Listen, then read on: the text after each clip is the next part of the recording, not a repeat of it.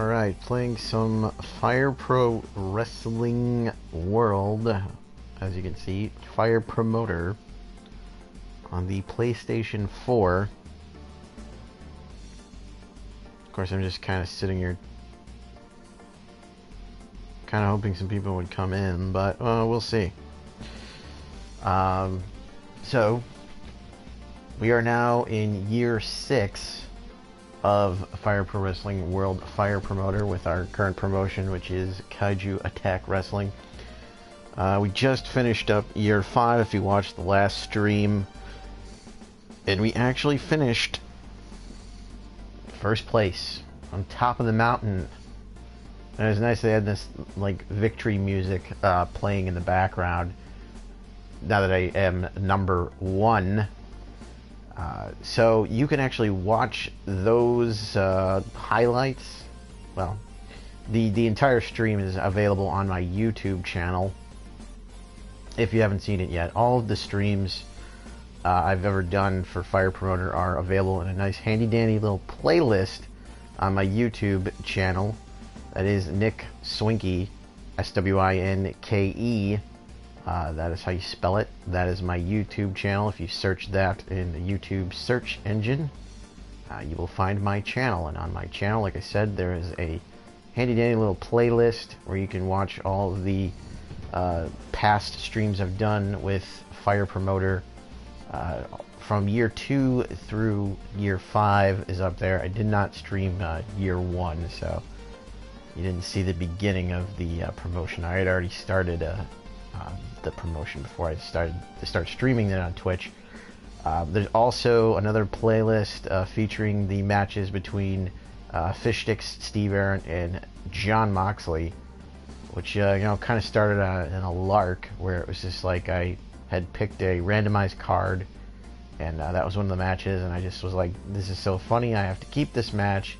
And it ended in a hilarious count-out victory for Steve over Moxley, so I'm like, I gotta do this match again. And the second match ends in another comical fashion with Steve actually submitting John Moxley with a testicular claw, which I did not know that was actually a submission in this game. So then, they had a third match, which ends with Mox KOing Steve and actually injures Steve, putting him on the shelf for 4 months. 4 months were up, and then we, at the last event, the December event, year 6, or year 5, we had a rematch between the two of them, and Moxley beat him rather quickly in about 6 minutes. This time, he didn't knock him out. He also did not injure him. So it's actually even at 2 wins apiece. So we're probably going to do a 5th match between Moxley and Steve Arrant. I don't know if we're going to do it on this show or if we're going to wait. But that entire saga is on my YouTube. I created the highlights, so it's just those matches. If you just want to watch those are in a playlist as well. So all of my videos are up there pertaining to this Fire Promoter on my YouTube channel, so if you missed any of them. If you happen to be watching this right now, or watching it back when I upload this to YouTube later. But so yeah, like we last left off, we wrapped up year 5, and I ended up finishing at number 1 in the rankings. If you go to records and help, I think you can see we are now number 1 promotion. See, previous rank, we are 1st, WWE 2nd, New Japan 3rd, AEW is 4th, ROH is 5th, Impact 6th, DFW is actually 7th, and NLW is 8th. We have 4 people in their promotion. That is sad. So you can see our last event in December, year 5. We had Callahan over to Jiri, Danger Mask, and I believe that's Nick Gage defeating CM Punk and Yasu Tanaka. Did a 90%. Tetsuya Naito beat Jack Shatter, only did a 67. Sabu beat Pariah, that did 98. Aaron Xavier beat Alan Brown, 73. 100% match rating for Eric Priest and Machine defeating Sam Kelly and PCO. Shotzi Blackheart beat Jesus Bryce, 89% there. Pac defeats Orange Cassidy, that did 97. And DDS and Fallah Bahh actually went to a draw and ended in a double countout, I believe. So 68 on that one. And then the main event was actually Moxley over Steve Aaron, and it only did a 69. So overall we did an 82, which isn't bad, but we had a lot of matches that were in the 60% range, which is not good. A little over 65, so we had a few good matches in there, though. We did end up selling it out, though, so that's good. So I think for our next show, I think Priest and Machine will defend the titles against Danger Mask and Nick Gage. And then we'll do, probably going to do Fallah Bahh and DDS again. And perhaps Moxley and Steve Aaron again. So we're going to do a lot of rematches. Pac actually beat Orange Cassidy to become the new champion. So he is the new Kaiju Tech Wrestling Heavyweight Champion. He beat Orange Cassidy to win that belt.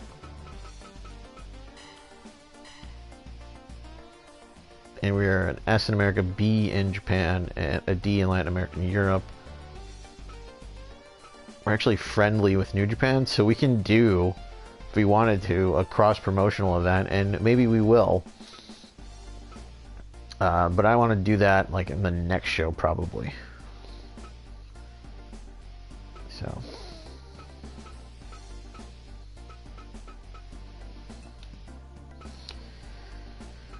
Let's see. As you can see, like I said, our 20th champion is now Pac. He defeated Orange Cassidy at our last event to win the title.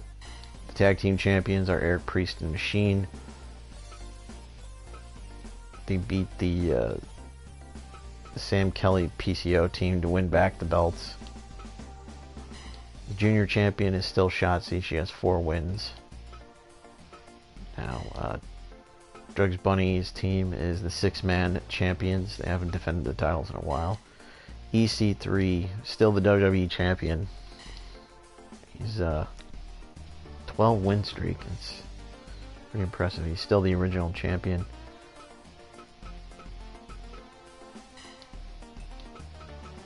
Not too many original champions left. This one is a really big surprise to me. The AEW Heavyweight Champion is Nyla Rose. She has 20 wins as champion. That is insane.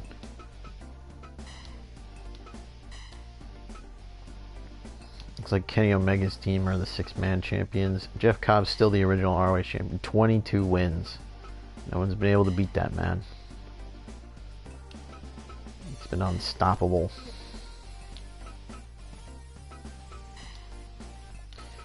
Looking through this here, Elgin is still the Impact champion. He's got 4 wins, which is 1 off from Moose, who was the first champ. Schwann's still the junior heavyweight champ. He's got 5 wins, which is almost tied his total wins the first time he was champ. See, a couple of my guys, Shatter and Bryce, were the champion at one point. Shatter had 1 win and Bryce had 3. So it's back when we were doing cross promotion with Impact. I think we were partners at one point. We have the MLW Junior Championship. Alan Brown defeated Austin Aries to win that belt, and then Aaron Xavier beat Alan Brown to win that title. He's got 1 win under his belt. The Ace Heavyweight Champion is still Drugs Bunny, who's on a 5-match win streak. You can see Shotzi has a 19 win and a 15 win streak on her record. You can see the Macho Ghost has also been the champion at one point, and as has CM Punk. It's a very interesting title lineage there.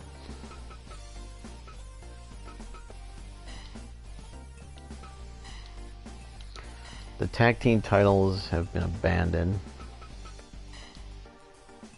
And the 6-man champs are still Shotzi's team. We have possession of those belts at Shotzi, Sam Kelly, and Tajiri. So at one point we might actually put those on the line. The DFW heavyweight champion is now Shotzi, as she beat Bryce to win that belt. So she's now got another title in her possession, as if she needs another one. So that's where we're at as far as titles go. So we have 9 titles in our possession. Our titles, and then the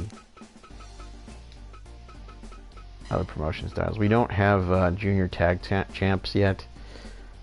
I might have enough juniors to kind of have a tag division, but I don't know if I really want to have a junior tag division. We have enough other belts from other promotions that we don't need. I don't think we need a junior tag division. So we need to send our scouts out. No preference. No preference. I'm going to send him out for a month. I'll just send him out for a month. I'm going to change this up, and I'm going to say no preference. There we go. I'm going to send him out for 2 months. Let's see if he finds something in 2 months. Showman's fine. America's fine. 1 month's fine. Okay. No preference. No preference. And we'll send him out for 2 months as well.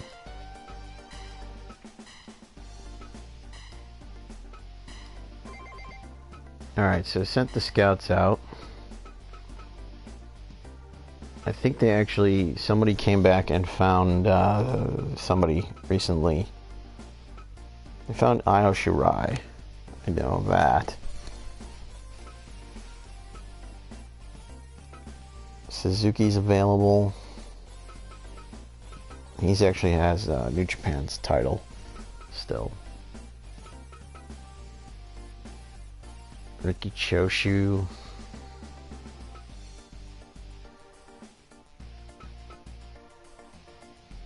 Liger's still up there. Okada's still on the board.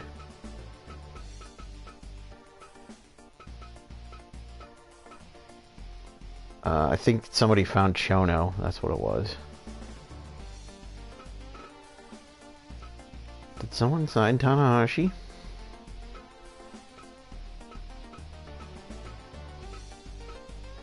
I'm looking through this and I don't see Tanahashi. I think someone signed Tanahashi. Nope, there he is. I just missed him. Okay. So, I don't know if there's anybody I'm going to try and sign right now.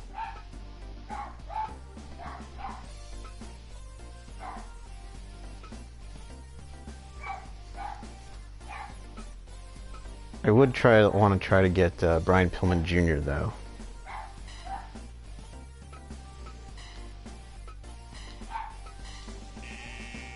And he says no. Of course. Let's see. Okay, so we need to fix this.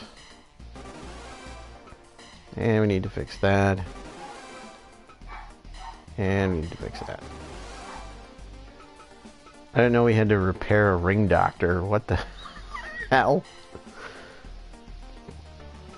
So we need to get more t-shirts, towels, photos, goods, and branded snacks. We sold out of all those, so that's good. We still have some more DVDs left, / Blu-rays. So.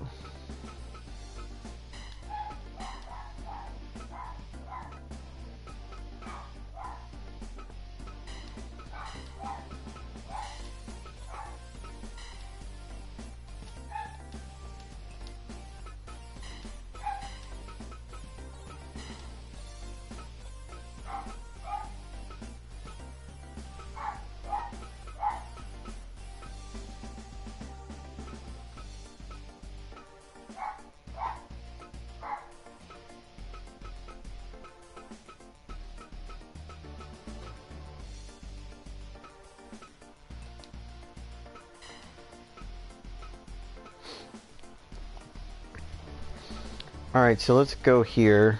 We're going to see if we can invite Follow Bob back.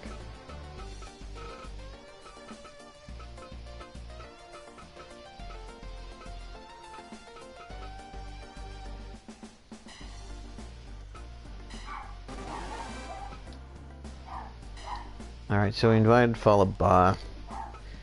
Don't think we really need to invite anybody else.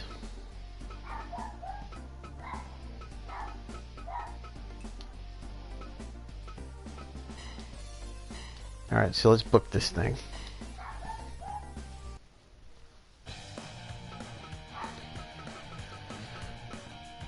Okay, so we want to put the Follow Bob's match towards the top of the card. So we want to make sure that he will show up.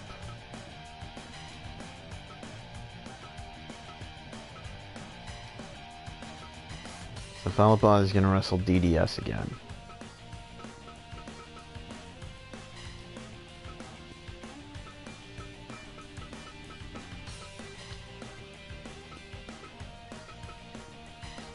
Then we'll put underneath that, we'll do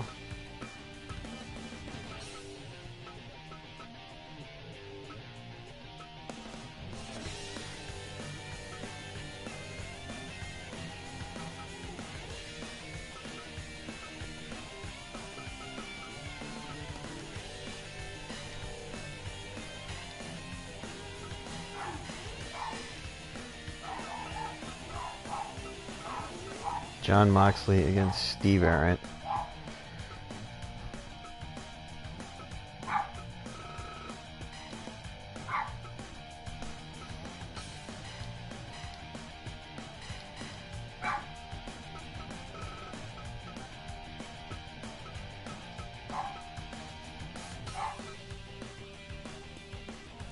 So we got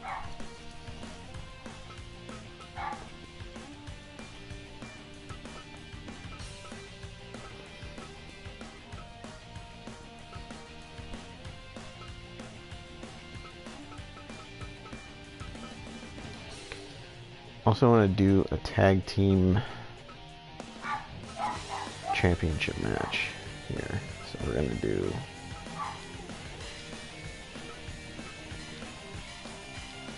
this match here.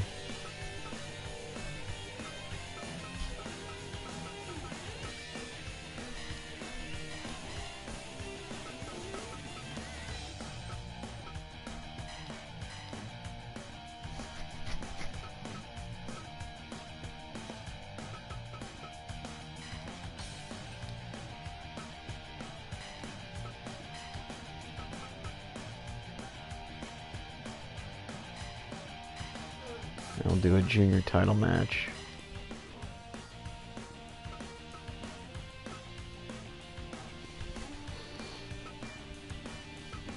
Let's see.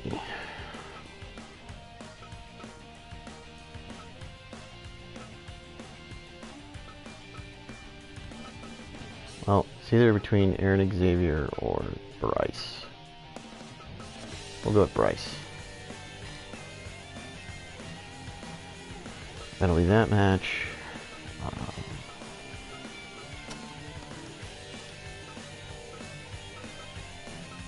think we'll do another tag team match for the main event.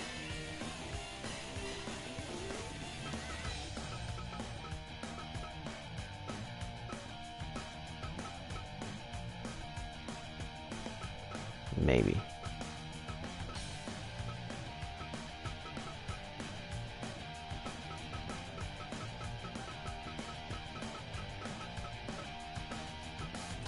Now, you know what? Let's do a title match.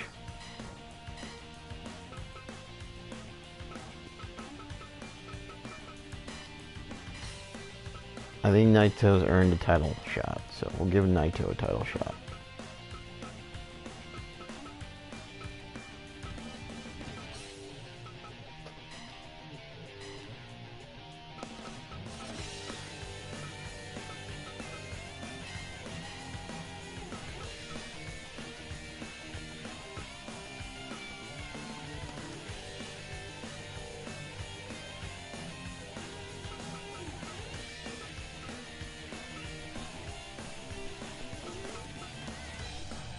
And then we'll do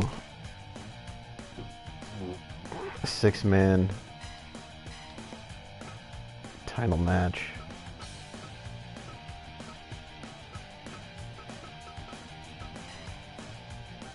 There's Drugs Bunny, Orange Cassidy. I'm gonna switch it to the sunglasses.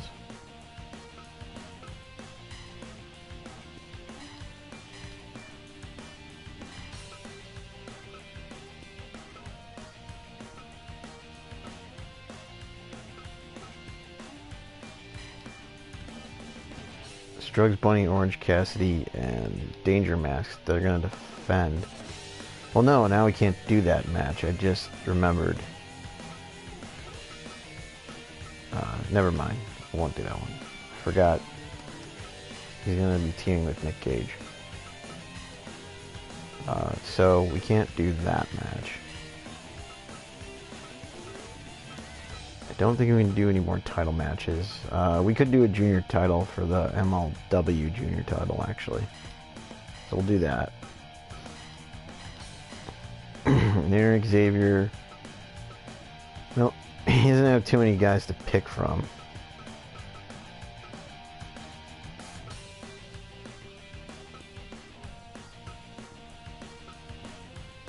We'll do Jack Shatter, I guess.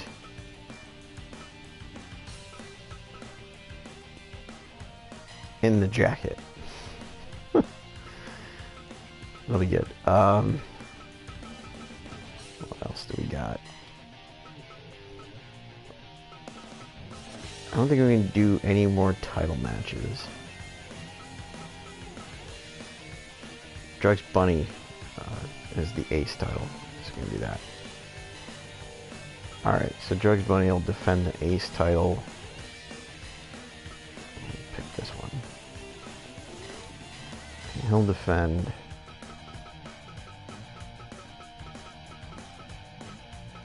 against a random opponent. Tanaka.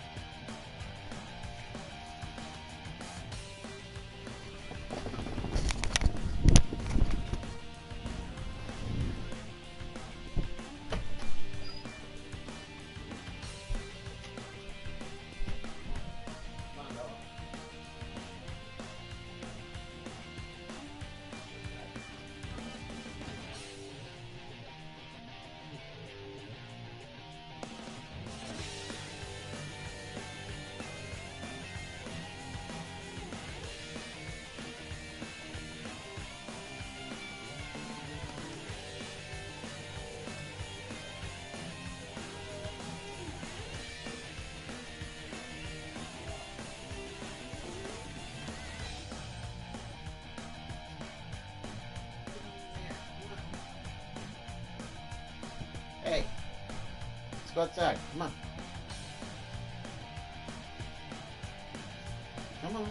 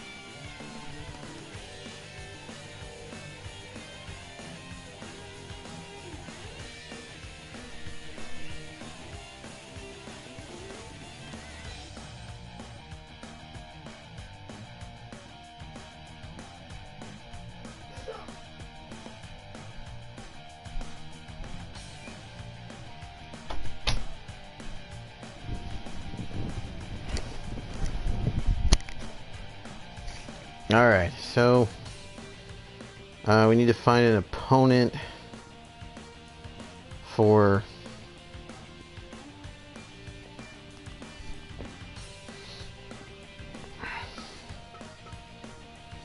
Drugs Bunny. So we could go with a heel and either Callahan or Tajiri or Tanaka or Punk.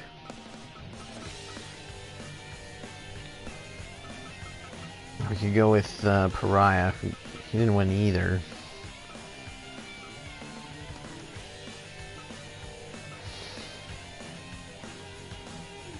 Let's go with Callahan. That'll work. And then we've got, what? 3 more matches left. We've got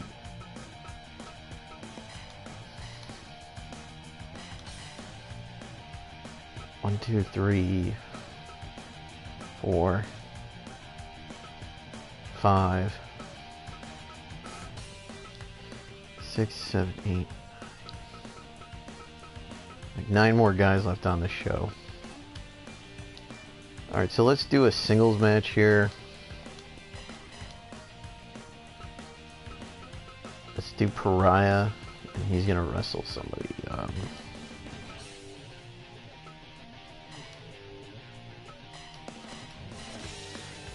Babyface side.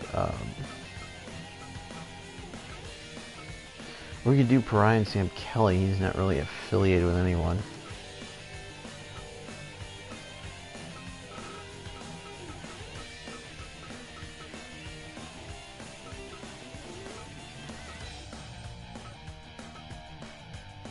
We already did him and Sabu.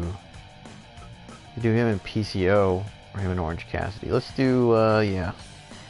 Well, actually, let's put him in the sunglasses.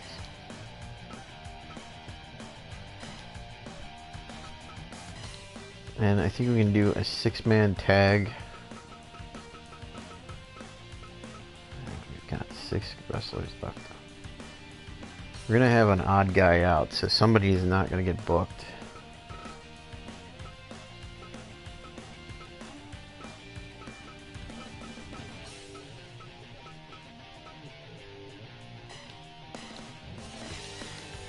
It's gonna be Tajiri, and he's gonna team with the other 2 heels.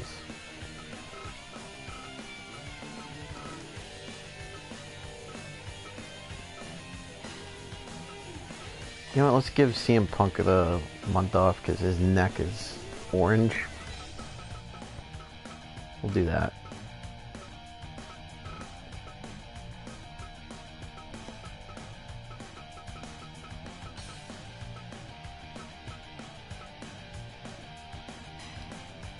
And we'll put them with Sam Kelly because he is not really aligned with anybody. Actually, no, let's change this. Let's put CM Punk on this team. He'll be fine. And then we'll put on this side Sam Kelly, and then we'll leave Alan Brown at the card because he is normal. So we'll give him a month off, I think.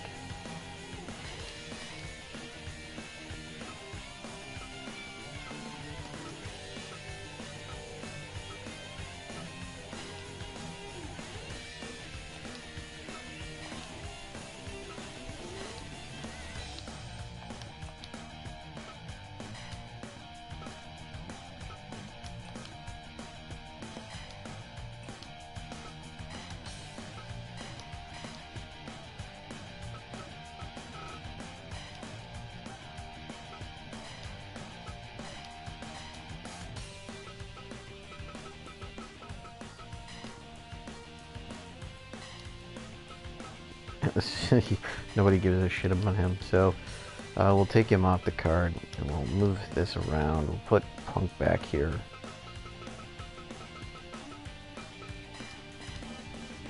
Because he's apparently going to draw some people, and then, not that we need it, but we'll put him there. We'll put Sam Kelly there, and I'll just leave the odd man out, which is Alan Brown off the card.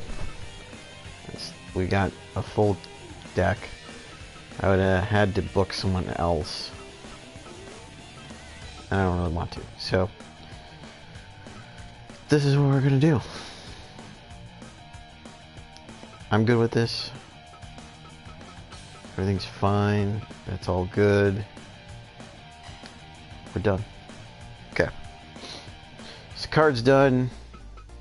We just need to go here and produce some new merch. 10,000 shirts. We're gonna go crazy here, and we'll do just 5,000 towels. I don't want to do that many towels. Do 5,000 photos.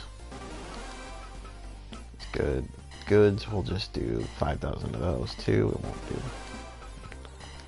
overboard there. We'll do 5,000 snacks there too. I don't want to go overboard with any of that. Okay, we're done there. We'll save. Overwrite that. Okay, it's saving, and okay. We're ready to do the show.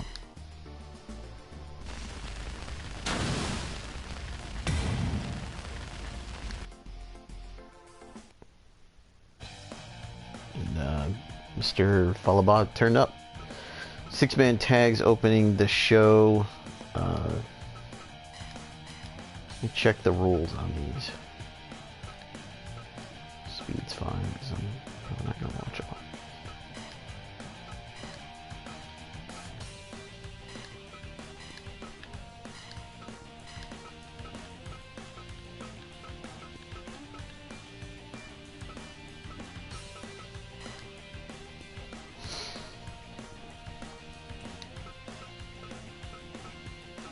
Alright, so we're going to skip this opening 6-man tag. It's Sabu and friends.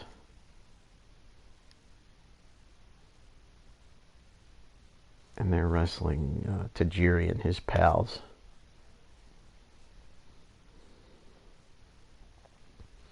Sabu PCO and Sam Kelly against Tajiri, Yasudinaka, and CM Punk.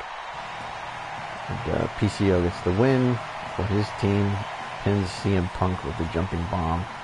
Double leg hook falls, 18-20, 79 overall. So.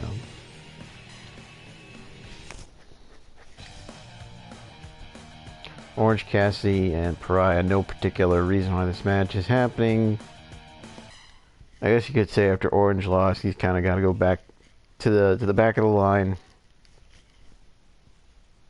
and try to earn another opportunity by picking up some wins. And he does. And he beats Pariah with the reverse figure 4, 17-59, 97%. These two put out a damn good match. Should have watched that one. Ace heavyweight titles on the line. Callahan against Drugs Bunny. We'll watch this one since this is for a championship. This is for the Ace heavyweight title. Not that it really matters too much because it's not our belt, but you know, we'll watch some of these, so it's not just me simulating through a bunch of stuff.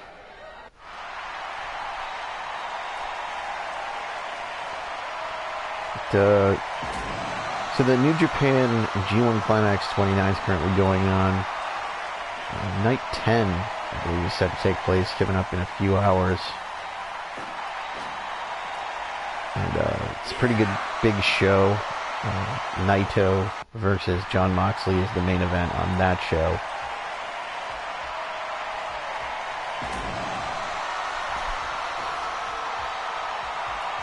And we are recording this on Saturday night before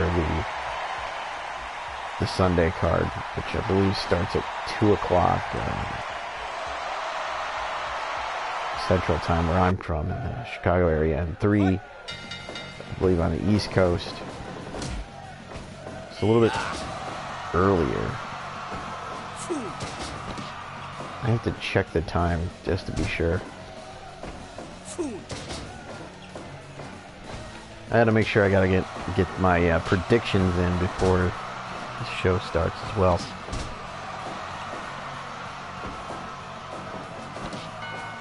Oh, Sami Callihan kicks Danger Man, sorry, Drugs Bunny right in the dick. Again to the dick. Again. It's like 3 times he's kicked him now in the junk. It's getting ridiculous. Referee Andy Long's just kind of letting things go, though.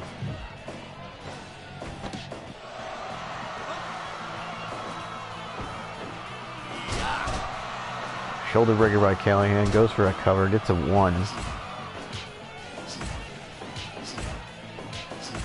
And Callahan has a match coming up on Impact Plus.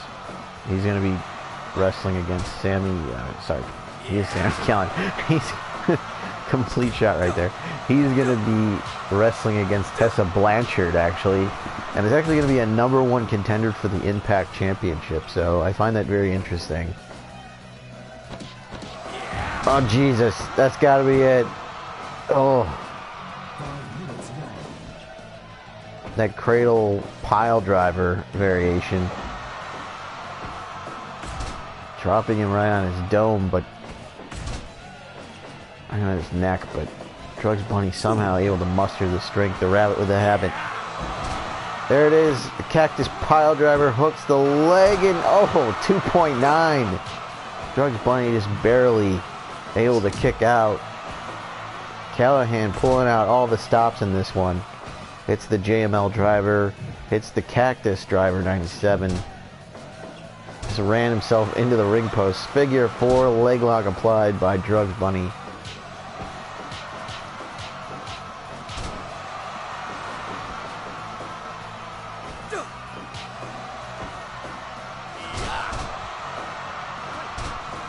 Everybody's in the ropes. I just decided to go for a cover for some reason. Kitchen sink, and now he's got the Boston Crab applied. Center of the ring, but Callahan escapes. Rumbo! Elbow drop to the small of the back. There's a combination of punches from the rabbit with a habit. Drugs Bunny goes for a suplex reversed, and suplex all the way out of the ring is Callahan, who picks up a baseball bat, his signature weapon. Andy Long, though, beginning to count. Oklahoma Stampede. A big right hand and a series of lefts. And another Oklahoma Stampede. Drugs Bunny goes behind, reversal by Callahan. There it is, the Coke Slam, and it's a critical. And it's all over. 10 minutes, 44 seconds. The Coke Slam from Drugs Bunny knocks out Sami Callahan. And Drugs Bunny retains the Ace Heavyweight title.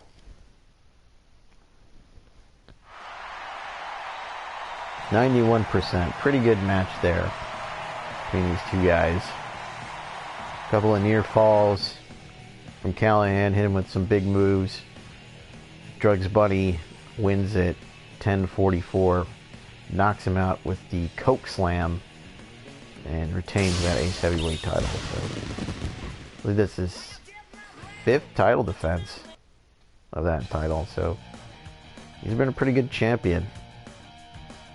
The MLW Junior Heavyweight title's on the line next. The new champion, Aaron Xavier, defending against a very familiar foe, a rival of his, Jack Shatter.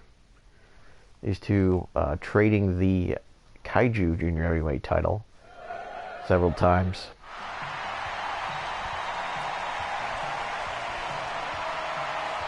And that sexy saxophone as that brings the man from the year 2099, Future Sight, Jack Shatter, to the ring, sporting a new jacket. I kind of updated Jack Shatter's look a bit. Here comes the evil genius, Aaron Xavier, who is the current MLW Junior Heavyweight Champion, just winning that title at our last event, or a couple events prior to that. Had a successful title defense at the last show, I believe, and now we'll put it on line here against his longtime rival in the junior division, Jack Shatter. Jack trying to put him to sleep with a sleeper right there in the early going. Slides between the legs does Aaron Xavier. Drop toe hold from Xavier.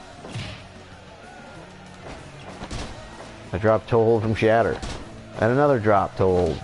Shatter, there's a hip toss. Hurricane Rana from Xavier. And now a test of strikes. Drop toe hold from Shatter. Shatter off the ropes, hits a one-legged drop kick. Warren for a spin kick, misses. Knee drop from Xavier. Soul butt from the Shatter, takes a back elbow. Has him in the figure four, center of the ring, but Shatter escapes. Series of strikes from Xavier. Slides through the legs, misses a boot. Drop toe hold Xavier, or Shatter, and now he's got the camel clutch in. Xavier out of it. There's a hip toss into the chin lock from Shatter. These guys working very quickly here. Arm drag and a cover, not even a one. Drop toe hold again from Shatter. Drops the knee. This is the chop. And here we go to the strike exchange. Xavier gets the better, goes to the top. Went for the elbow. I thought he was going for the double stomp. The signature finishing maneuver. Hooks a leg, gets a one. Shot to the gut. Picks him up. It's an elbow to the back. Shoots him off. A Shatter slides through the legs. Xavier through the legs. 10 minutes gone in this one. Elbow drop to the back. Both guys back to their feet now. Xavier now to the top. There's the double stomp. Drags him back towards the center, off the ropes, hits a running stomp. But Shatter back to his feet. Catches him with a DDT, tells him to suck it. Hits a running knee strike. And another double stomp. Xavier gets kicked in the back of the head. Back elbow reversal, got him in the octopus. Is he gonna tap? No, he does not. There's a DDT from Shatter. It's the grounded dragon screw. Oh, nice counter by Xavier. Got him in that leg lock. Knife edge chop from Shatter. Gets thrown to the outside. Flash to the ARC side. He's gonna fly. Tope con hilo. Almost. Got him in that Cobra twist on the outside of the ring. It's not going to do him any good on the outside. Can't submit him there. But he can DDT him on the floor. He's out of it. He could be counted out. No. Just breaks the count. Does Shatter, but his skull may be shattered after that DDT.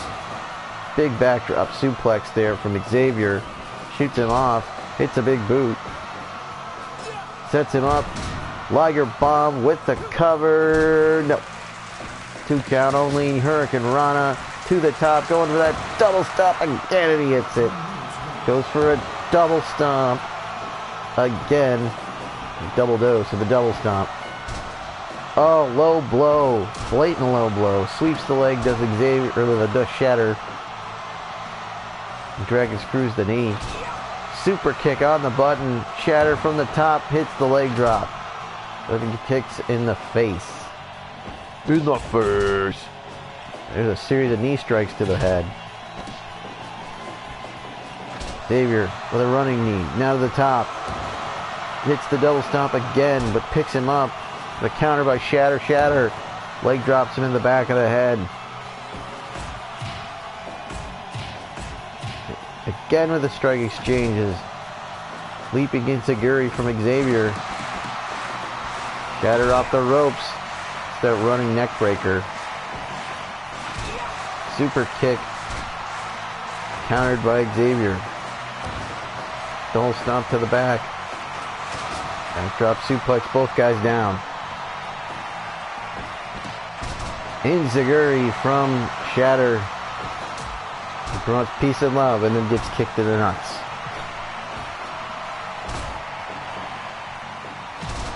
As Xavier says, fuck you, hippie, and kicks him in the nuts. Oh, counters the Rana into a powerbomb. Arm drag from Shatter. Drop toe hold from Xavier. He says that's it. He's going to the top again. Double stomp to the back. And another one. Picks him up. Oh, V-trigger knee. That could be all. No! Shatter. Resilient as ever. Kicking out at 2 on that. Oh no, he's got him with a submission and it's all over. Shatter gives it up. Xavier throws up the ARC hand sign and has another successful title defense. Fast-paced match here, 15:38, but these guys went at Mach 5. Modified Stretch Plum gets the win, 85% match rating. A successful defense of the MLW Junior Heavyweight title for Aaron Xavier. Next, the Kaiju Attack Junior Heavyweight titles on the line. Should have probably spaced these out. Shotzi Blackheart defends against Jesus Bryce. Now, she just beat Bryce for the DFW title, I believe. So now she has to put her title on the line against Bryce here. Not sure how this makes a lot of sense, but I think this is a third match between these two.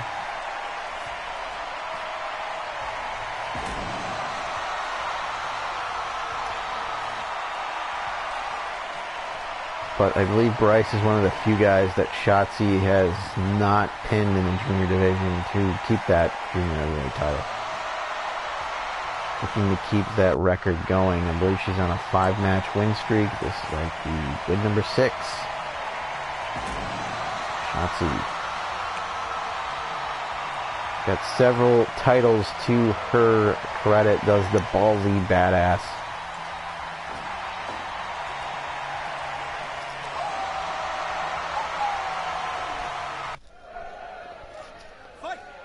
Probably one of the winningest champions. This one's probably going to be another fast-paced one. Oh, rake to the eyes from Bryce. There's a body slam from Shotzi. Chop from Bryce. Another rake to the eyes. Swinging neck breaker from Shotzi. Went for a drop kick, but she missed. Knife edge chop from Bryce, who controls the test of strength and hits the drop toe hold, or takes her down with the drop toe hold, then goes back to the eyes again. Slides through the legs, misses the kick. Does not miss that one. Super kick on the button, hits a stomp for good measure. Lamau stroke cradle, but Shotzi too close to the ropes, able to get the rope break.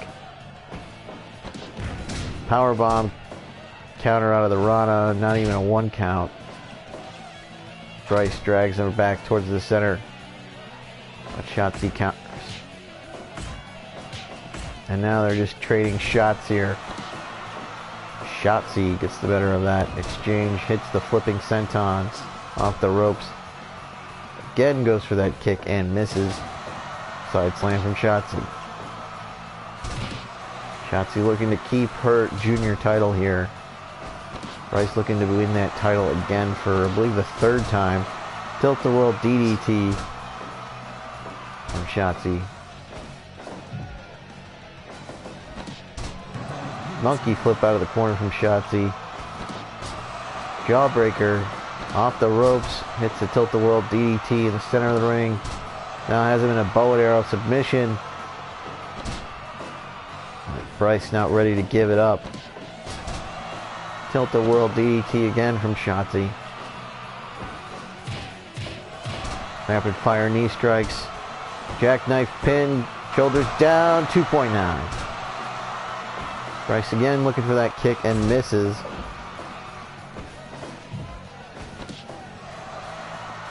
Grinding headlock there from Bryce. Bryce sent into the buckle. Another monkey flip out of the corner from Shotzi. Shotzi sent for the ride. Flying head scissors from Bryce. Jawbreaker, howl to the moon. And another DDT from Shotzi. Break of the eyes. There's an enziguri from Bryce. Jesus Bryce sent to the outside. And now with a bow and arrow submission on the floor. Shotzi's not going to get a submission on the outside of the ring. It's a code breaker. Oh, gets caught with a cutter. Nice reversal by Bryce. Bryce has a piece of that table. Misses. And sending the Bubble Buddy counters with a cutter. Both of them back to their feet now. Series of palm strikes to the top. There's the macho elbow, but he misses. Shotzi hits the senton. And another. Drags him back towards the center. Picks him up. Irish whip reversal. Slides through the legs, does Bryce. Another Irish whip reversal. It's a Japanese arm drag. And a DDT from Blackheart. Snap suplex, if you will, from Bryce. Bryce with the macho elbow. Oh, yeah. Oh, there it is. The flat earther. Drag towards the middle, cover, shoulders down. No, Shotzi showing off her resiliency, kicking out at 2.9. Macho elbow again, and a second time. Pair of elbows. This is the kick. Snap suplex. Praise to God above and hits the leaping complete shot. Jawbreaker from Shotzi, counters the little power bomb, shoulders down, she got him. Off of that Hurricane Rana reversal. Power bomb, jackknife pin, stacked him up, shoulders were down. Bryce had nowhere to go, center of the ring. All of his weight on the shoulders, and just couldn't kick out. Great back and forth action there between these two. 13:36, Shotzi pins him with a power bomb. 100% match rating, and another successful title defense from Shotzi Blackheart. I don't know what it is, but when Shotzi has to defend the title, she goes out there and she puts on a show, and she is seemingly unbeatable when the belt's on the line. So next we have the tag team titles on the line. Eric Priest and Machine, who are now 3-time Kaiju Attack Heavyweight Tag Team Champions, will put their belts on the line against the odd pairing of Nick Effin Gage and Danger Mask.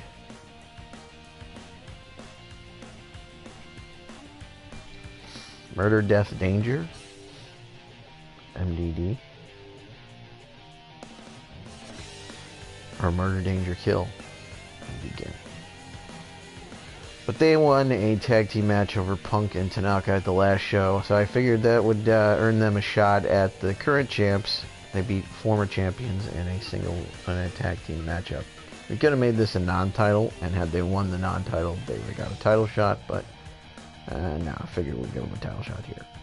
So that's coming up right now.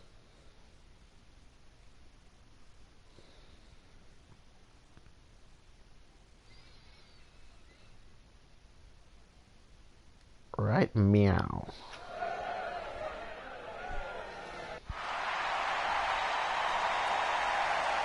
So here comes the man from Bunker Deep 13, I believe, is it? The Supreme Ruler, Danger Mask. Saw Danger Mask earlier today. He was in a pre-show battle royal for Black Label Pro, actually, of Indiana. So saw Danger Mask earlier today.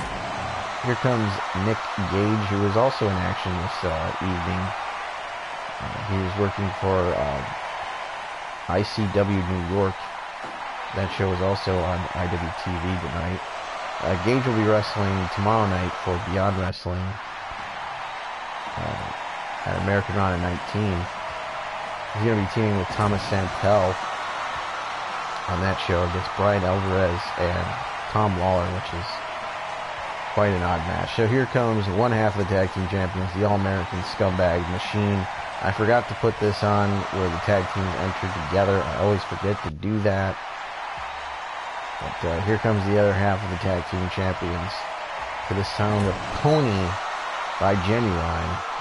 It's the underwear model Eric Priest. He has so many nicknames that we could be here all night and I could list them all, but one of my favorites is that he calls himself the Count of Monte Fisto.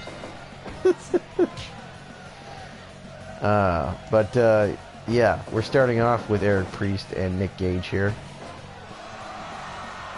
A couple of veterans in there.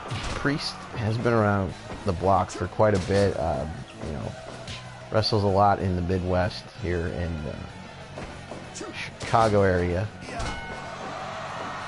Trained in the Steel Domain by Dan Dominion and Ace Steel. Trained together with the likes of Colt Cabana and CM Punk, so... You know, Priest unfortunately never rose to the heights of success that Punk and Cabana did, but... You know, he's kind of back wrestling now, and he's still as good as he ever was. Still good in the ring, still good on the mic. Machine, here's another guy who's been around for a long time as well in the Midwest Chicagoland scene. Also came up around the time of the CM Punks and Colt Cabanas and whatnot. Shared locker rooms with those guys. Beautiful German out of the gut wrench by Danger Mask. Not much known about this masked individual. Resides in a bunker. Likes to refer to himself as a supreme ruler. Despite all that, even though he's a bit of a super villain, he's more of a superhero these days. He's cheered on by the fans. There's a jawbreaker from Danger Mask.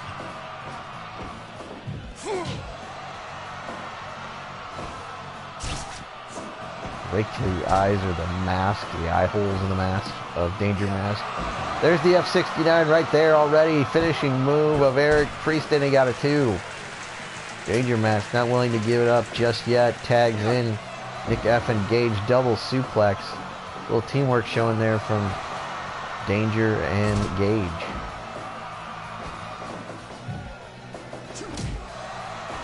Clothesline in the corner from Gage. Of course, Nick Gage, known as a deathmatch wrestling legend, a king of the deathmatch wrestling, former CZW champion, current GCW champion. And in this fire promoter universe, I guess if you want to call it, he is a former Kaiju Attack Wrestling heavyweight champion. Hooks the leg, does Machine, who is also a former Kaiju Attack heavyweight champion. Hard pressed to find too many guys that haven't held that belt. Wow, Machine doesn't normally come off the top there, but he goes for an elbow, risking it all right there, but he missed. That's how badly Machine and Priest want to keep these titles. They've turned into a very formidable tag team. Big DDT there from Gage on the big man. Oh, the mist to the face. Right into the eyes of Nick Gage. Machine spits that viscous liquid, if you will, into the face. Who knows what that is? Who knows how badly that'll burn your eyes, your retinas, repair your vision. Now Danger Mask trying to survive a 2-on-1. There's a spear. Big elbow drop to the cover, and it got a 2.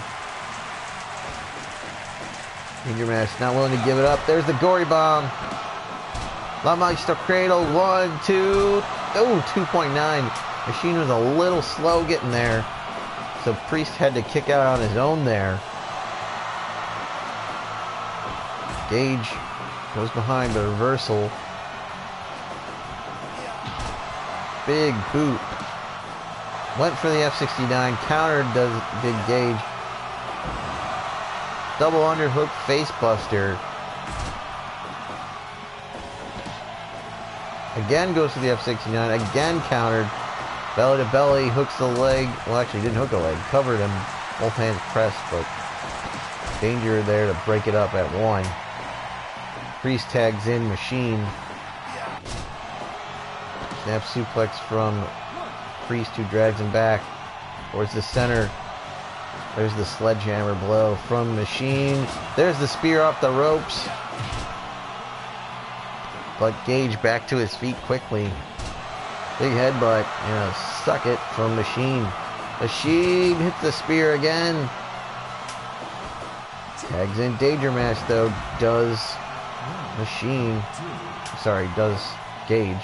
Machine's got a chair. There's a lower Manhattan and a drop kick from Danger Mask. Both guys down, both guys back to their feet. Tags in Priest. Double power bomb from Priest and Machine, who falls with a leg drop. And now Priest is just trying to choke the life out of Danger Mask there. Nothing fancy there. This is a good old-fashioned choke. Trying to kill the man. Fall away slam from Danger Mask. And another lower Manhattan as he tags in his partner. Tagman on the other side as well. Double underhook DDT from Machine. Machine sent for a ride, puts on the brakes. Gage hits a variation of Samoan drop, I believe. Pile driver right there from Machine. Plants Gage, but Gage with a low blow kicks him right in the ding-dong. Poke to the eyes from Machine and sends him to the outside. Gives him a double bird. Oh shit, oh shit. It's breaking down here. Gage is a legal ban. He's brawling on the outside with Priest, who isn't even the legal guy. Gage has a light tube. He's back in at 17. We got chairs in the ring. We got a light tube in the ring. There's a barbed wire bat on the outside. All hell is broken loose here. Well, that was going on. Danger Mask and Priest sorry, Danger Mask and Machine were balling in the ring while Priest and Gage were battling on the outside. Gage nearly counted out. May's back in at 17. Danger Mask and Priest back in there now. There's Priest throws Danger Mask to the floor. Machine, meanwhile, grabs a chair. There's a face wash in the corner from Gage. Danger Mask shooting star press. But too close to the ropes. There's the F69. Covered, both hands pressed, but Gage right there to save his partner. Kicks him in the nutsack. Tags in Machine. Went for the miss, but he missed. He missed the miss. There's the world's strongest slam from Machine. Gage says that's it, it's over. Kicks him low. There's that slam again from Machine, who hits the spear out of the corner. There's his finish. Covers him. Danger Mask saves him. Full Nelson slam. Oh no. Referee Andy Long went down. He collided with Gage, but Machine hits the spear. But there's nobody to count the pinfall. But it doesn't matter because Machine's going nuts. Got 3 chairs over there.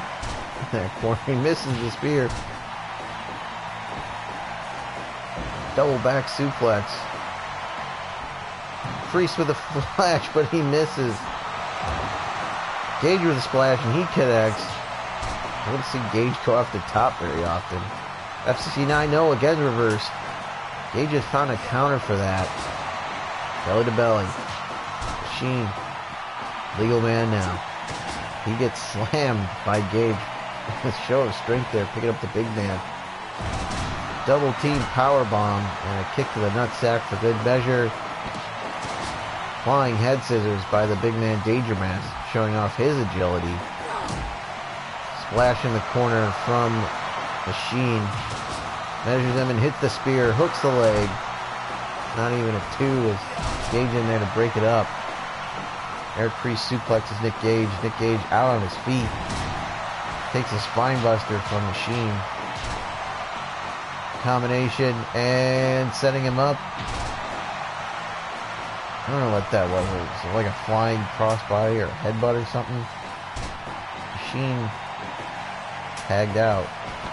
Gage in there now. Priest takes a moment to pose. Because of course he does. There's a headbutt. But a drop kick from Priest takes down Cage. Double. Blah, blah, blah. Sorry. Belly to belly, rather. Spine buster and a hook of the leg from... Oh! Very nearly 3 as he cut him off the pass. The Danger Mask. Gory bomb Machine. Double underhook face buster from Gage, and there's another one, this time on the chair. Suplex, no, reversed. Priest sent to the floor. Count is now on. Priest is the legal man. He's brawling on the outside. He hits a pile driver on Danger Mask. Oh no, there's a critical. And I think that's it. I did not see what the critical was, but Machine with a critical on Gage, who is the legal man. Despite the fact that Machine was not the legal man, he knocked out Gage.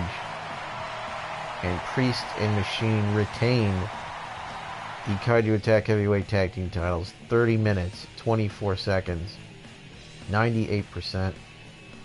So a little bit of a controversial finish, as Machine wasn't even the legal man. Priest was on the outside brawling with Danger Mask. Machine knocking out Gage, the referee Andy Long calling for the bell and awarding the victory to the champion. So a successful title defense. A damn good tag team match. Danger Mask and Gage making a pretty good tag team. So we had a couple of really good matches here.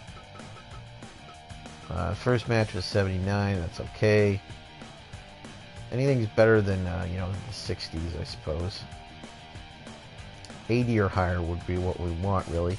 97, really good match there between Orange Cassidy and Pariah.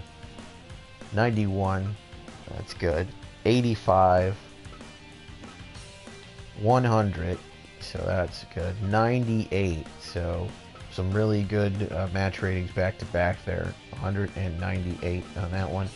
Jon Moxley, Steve Arnett. This is going to be the rubber match, match number 5. And we got 2 more matches after that, including the Kaiju Attack Heavyweight title on the line. So we got to watch this one. We've watched all of the matches in the Steve Arnett, Jon Moxley saga. This is the rubber match, if you will, as the series is tied 2-2. This is match number 5. Will this be the 5th and final deciding match? Will this be the end of this long rivalry between Mox, the Death Rider, Jon Moxley, and Fishsticks, Steve Arnett? Is this the final time that these two will meet? And the time that Steve Arnett has been off, Jon Moxley has been a changed man. He is refocused after coming up short in 2 matches to Steve, injuring him in the 3rd match and picking up a win. He's fired off several victories since then in singles matches, including beating Steve at the last show in decisive fashion. He's looking to make it 2 in a row. Oh no! Got him right there in the testicular claw. Call back to their 2nd match, how that ended. Big European uppercut from Steve. Who to me looks a little bit more determined than last time out. This is only his 2nd match back from injury after being on the shelf for 4 months. But it feels to me like he might be in a better place this time around, as he had a rough go of it last time. He got in some offense, but not too much. As I said, the match ended, I said it earlier, the match ended in about 6 minutes. What a clothesline. A lariat, if you will. Turned Moxley inside out. They do something about those punches, though. Those are pretty weak jabs. If you want to call them that, or forearms. It's like, that's how you throw a forearm, man. It's a headbutt, does Mox. He's got him in a cloverleaf. Is he gonna tap? No. Oh. Oh, we're getting fucking like a little flip-flop and fly right there. Bionic elbow, if you will. That sets up the sushi roll. Or the Fat Man Press, whatever you want to call it. Also known as the steamroller. Followed by, like, hey, that's my move, brother. Mox from behind, shoots him off. Hits a beautiful running bulldog. 5 minutes gone in this one. We'll see, can Steve last longer than 6.5. Goes for a quick cover, gets a 1. Gonna take more than that, Stevie. Hits a back elbow. Drops down again. Hits that press. That sushi roll, as it's called.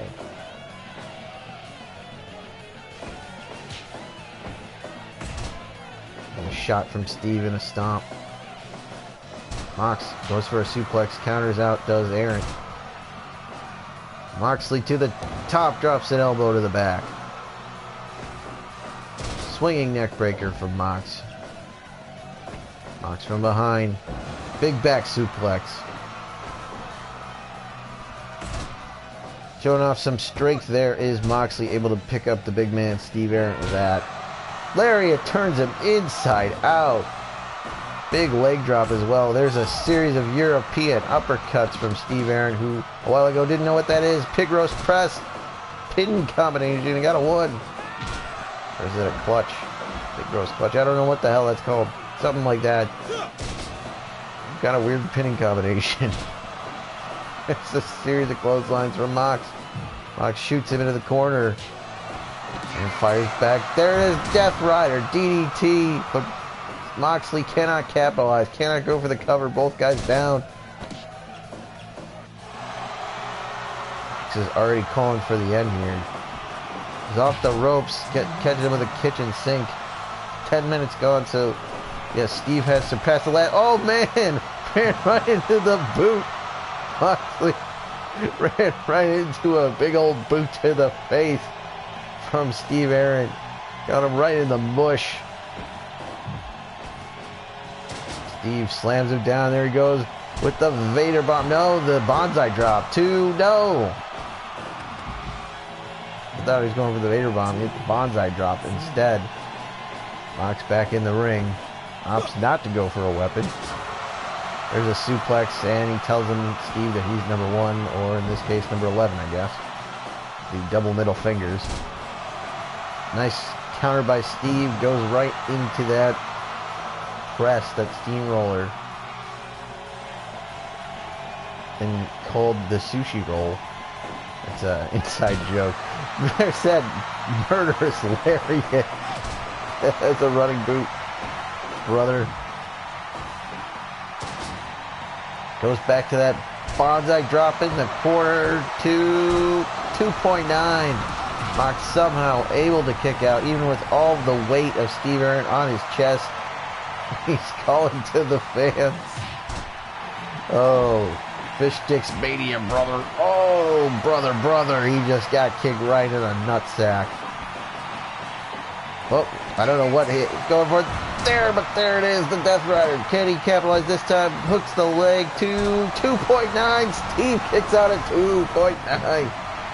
Andy Long says he just got the shoulder up. There's the punches from Mox. Is Steve going to give it up? No. There's a Dirty Deeds. Drags him back towards the center, picks him up. But Steve with a shot off the ropes. Gets caught with a knee and then a low blow from Mox. Yeah, there you go. Whatever. Now I'm Russian, eh? I don't know what's going on anymore. All hell's broken loose. Oh, I'm losing my mind here. I think I'm losing my mind this time. There's the bionic elbow. He tried to get the crowd going, but walks right into the Death Rider, and is that it? And it is 17:31. Jon Moxley puts an exclamation point on this one and puts a period, I guess, at the end of the sentence, and maybe finally closes the book on his rivalry with Steve Aaron with this one. 17:31, Death Rider DDT. Jon Moxley defeats Fish Stick Steve Aaron for the third and possibly final time in this series. 90%, much better than their last match.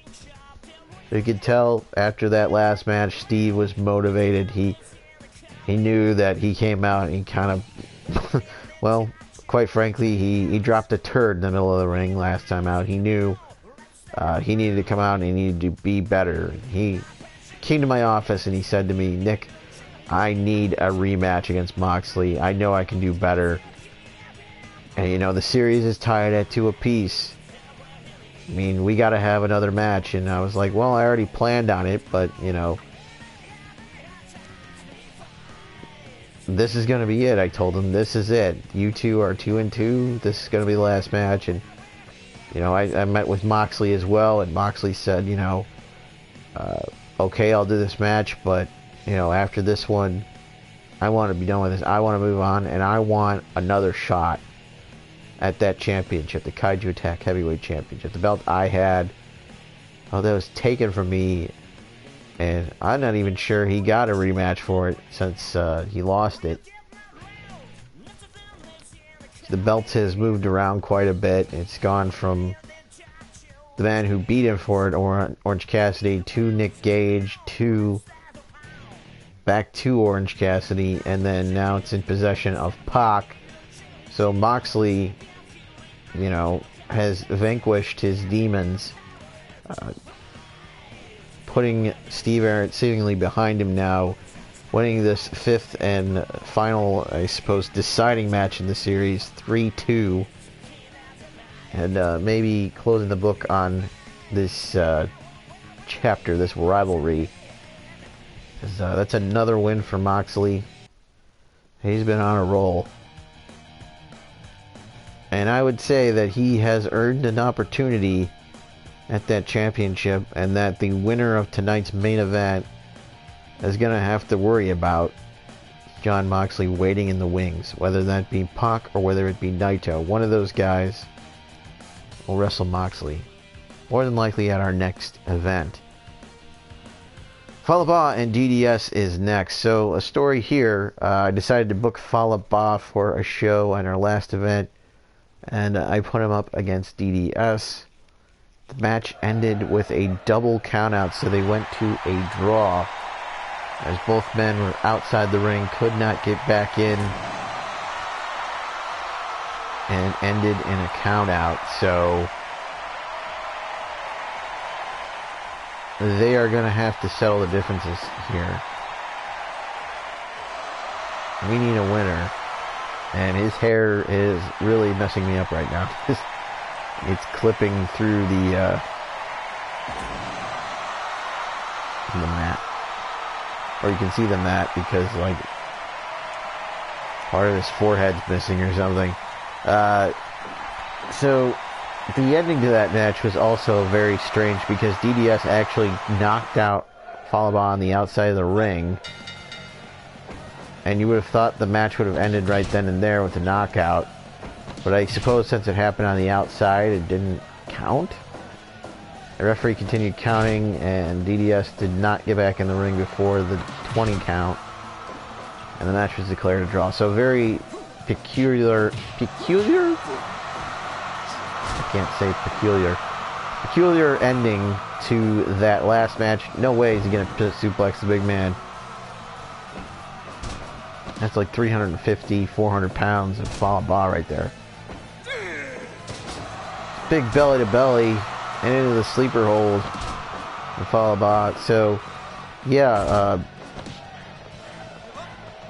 it's kind of shades of SummerSlam of 1993 when Lex Luger actually beat Yokozuna by countout because he knocked him out with a forearm on the outside of the ring, but could not get the big man back in the ring.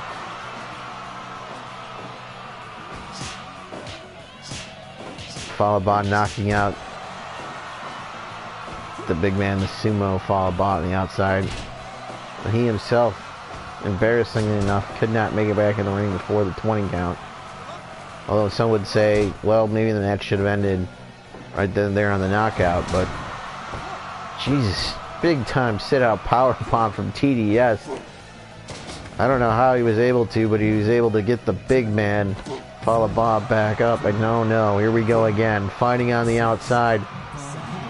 Is this thing going to end in another count out? Let's hope not.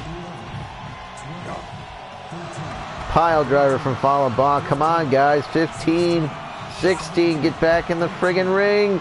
18, 19. Oh. Oh, they're fucking with me right now, aren't they? They were trying to get... Oh, he's got the chair. Is Andy Long going to disqualify? No. Delicious driver, but his leg is in the ropes. The match almost ended in the count out. Both of them just getting back in at 19. Poor Andy Long counting him out. Big pile driver from Falaba. And that lariat turns him inside out. Again tries to go for the disqualification. Throws the chair at him. Andy Long not willing to DQ him. Big sit-out power bomb from TDS. Did he get him? No. 2.9. Falaba able to kick out. Has him in the tree of Joey Lawrence. Whoa. Repeatedly punching him in the knee. Exploder from DDS. Double hand press and a 2.9. There it is. Delicious driver. Center of the ring. Nowhere to go. Ropes can't save him. Hooking a leg. 2.9. Falaba kicking out of DDS's finish. Big vertical suplex from Falaba. Overhand chop from Falaba. Takes an head, but does Falaba. Knee to the chest. Shot to the back. Big leg drop. 10 minutes gone in this one. Sit out power bomb. Shoulders down, and he got him. DDS putting away the big man. Falaba in 10-18. There's a decisive victory right there for DDS. Former Kaiju Attack Heavyweight Champion. And at this point, who hasn't held that title, but still. Jumping bomb, 10-18, double leg hook fall. DDS defeats Falaba, 82%. We almost had a repeat of the last match.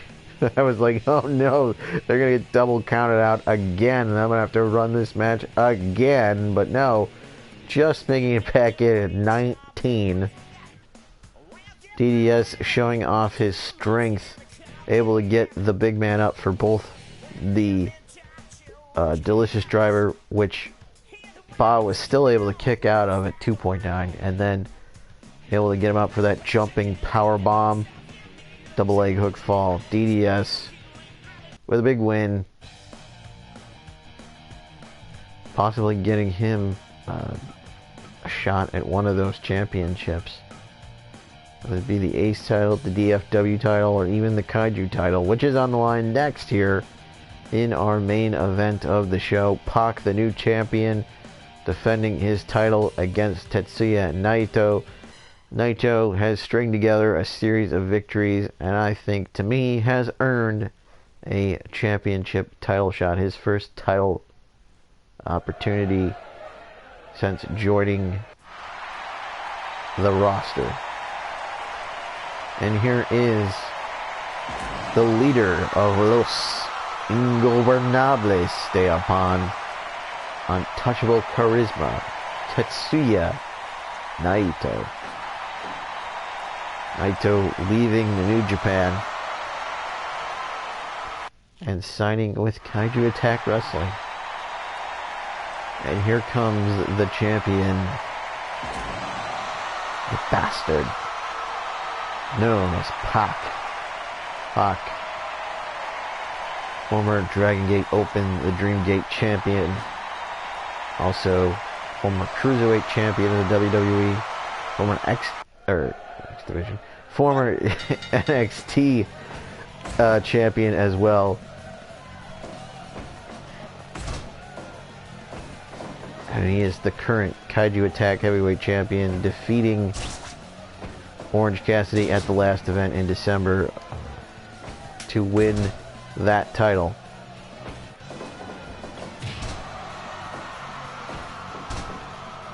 As I said, Naito, since coming in, had a really, bit of a rough go, start things out, but he has stringed together a series of victories in our last several shows, and to me has earned an opportunity at this title. There's a test of strength, and Pac, showing off his muscles, wins the test of strength. Pac, despite being a smaller wrestler on the shorter side, is put together like a brick shithouse. He is pretty built.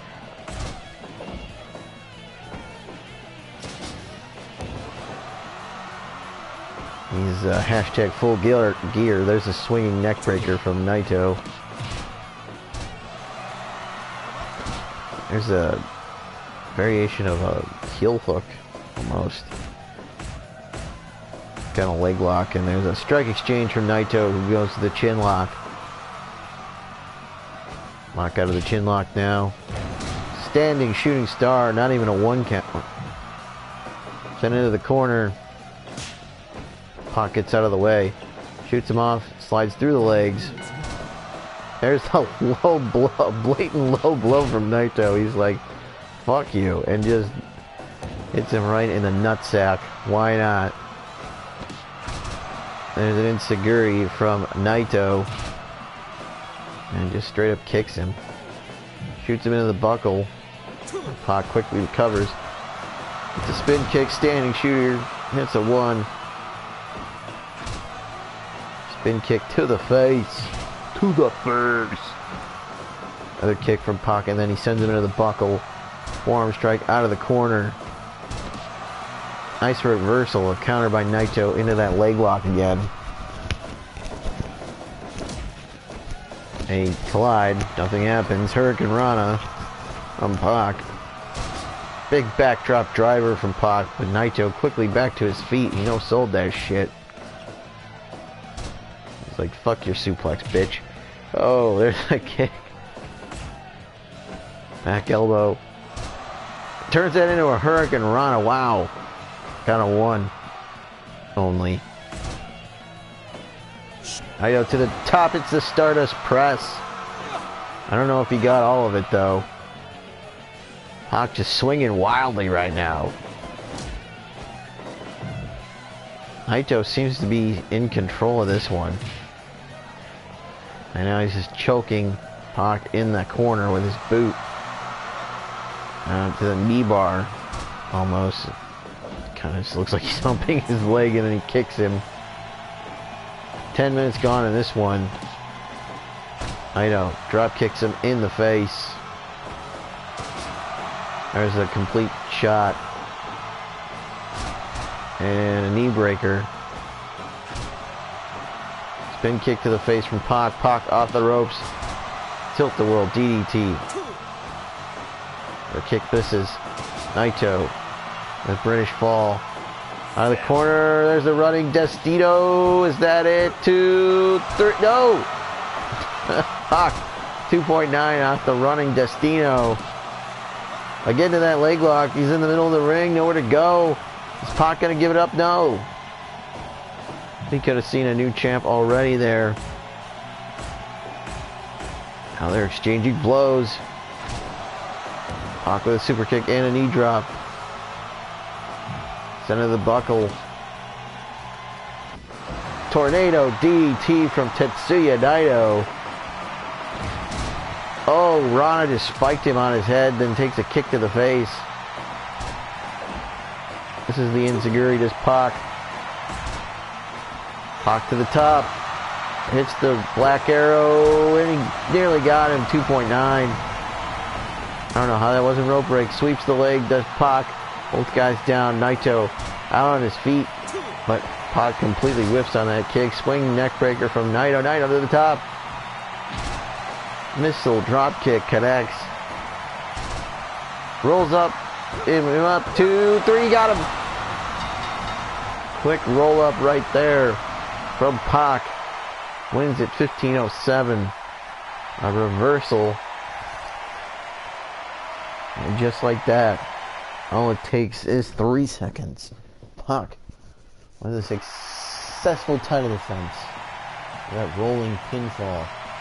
91%. So Pac retains the Kaiju Attack Heavyweight title.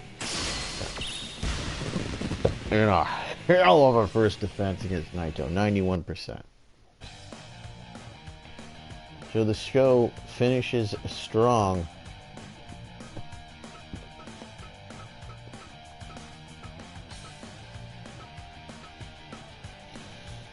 Most of the matches over 80%. Polybond DDS was only an 82, but that's okay. Gamer and Shatter did an 85, which is better. And then the 6-man tag was only a 79, but I'm not surprised. But everything else in the 90% range. Moxley and Steve did a 90, so I'm glad about that. Drugs Bunny and Callahan was a 91. The main event was a 91. Between Pac and Naito.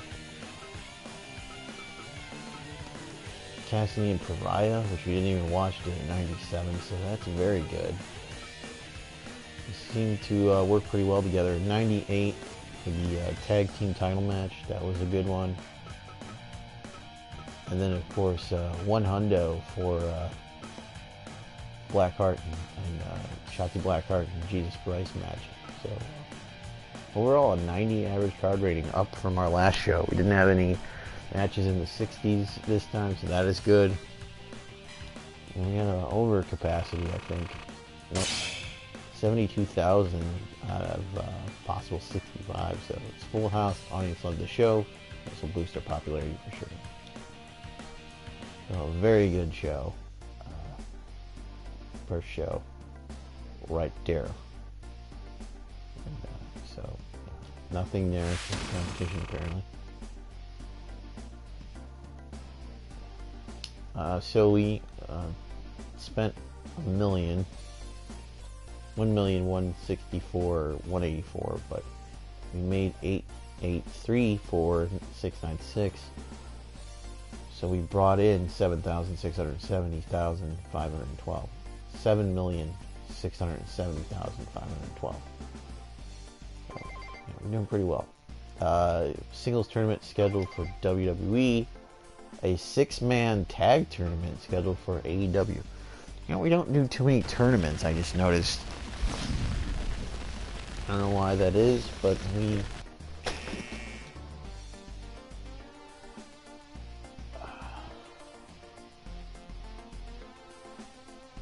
Star wrestler Impact of Tommy fame retired to the dismay of fans.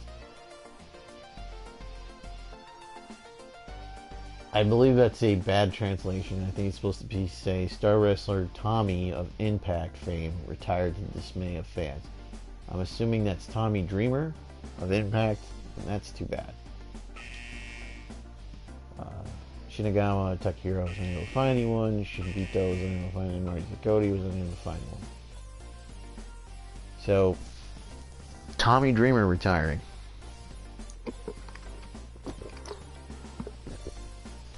Well, if you think about it, Tommy Dreamer been around for a long time, so I can't say I'm too surprised that he retired. So our scouts we sent out did not find anything, or rather anyone to sign. We sold out all of our merch, so that's good. The training centers are good. There's a couple of normal pieces of equipment, but that's fine. Unless it's like in worn condition, I think that's really the only reason we need to ever repair it. There's no reason to keep repairing stuff that doesn't need to be repaired. Normal's fine, good is what you want, but normal, you know, that'll be fine. Unless it gets into yellow. I think it'll even go down to like poor, maybe. But these are all of our sponsors. Still need a broadcast contract. We lost our last one because I'm a dummy. It's like, oh, you gotta do a show every month, and then they asked if I wanted to do a vacation, and I decided to take the vacation. I didn't think it was gonna affect anything, but yeah, it did.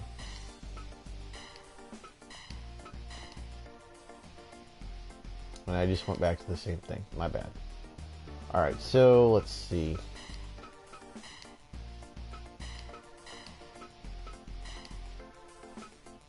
Let's send these guys out again.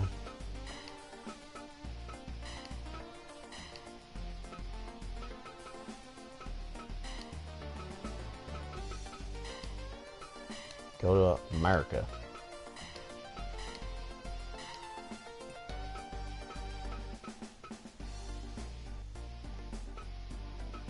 Also go to America.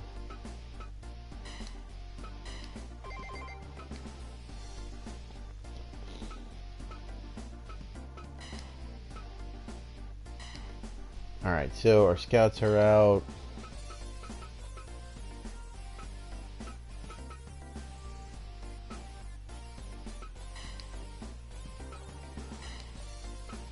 Concerned about wrestling style. Concerned about wrestling style.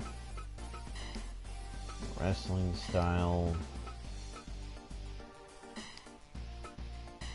Again with the wrestling style. Again with the wrestling style. I don't want these guys anyway.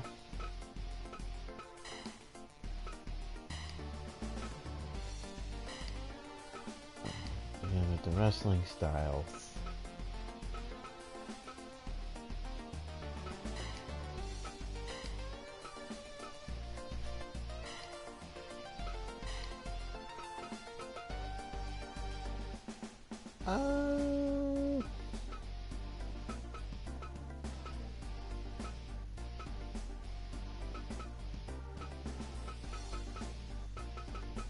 Let's see.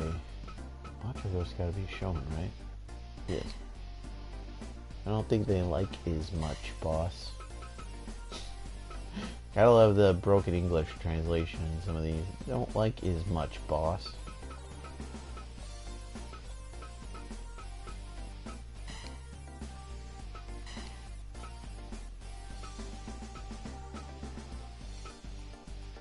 Dalton Castle. We tried Pillman before and he said no. Gangrel's available. Marty. Ricky Steamboat.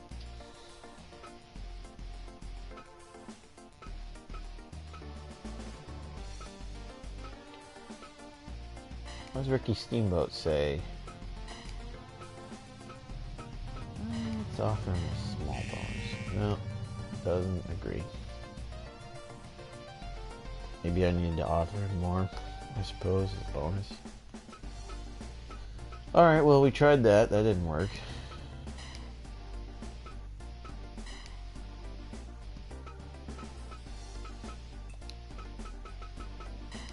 Let's do a...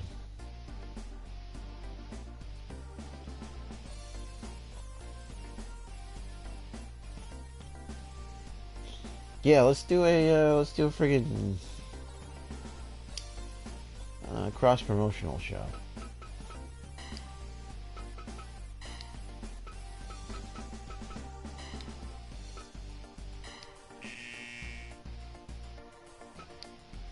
What? Bull crap.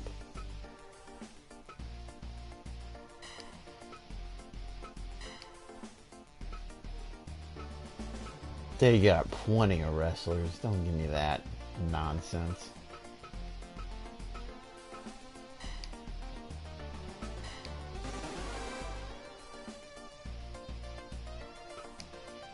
So we've decided to broker a contract. We're now partners with New Japan for 12 months. New Japan Pro Wrestling. So they got a show, as I mentioned before, coming up 3 o'clock Eastern.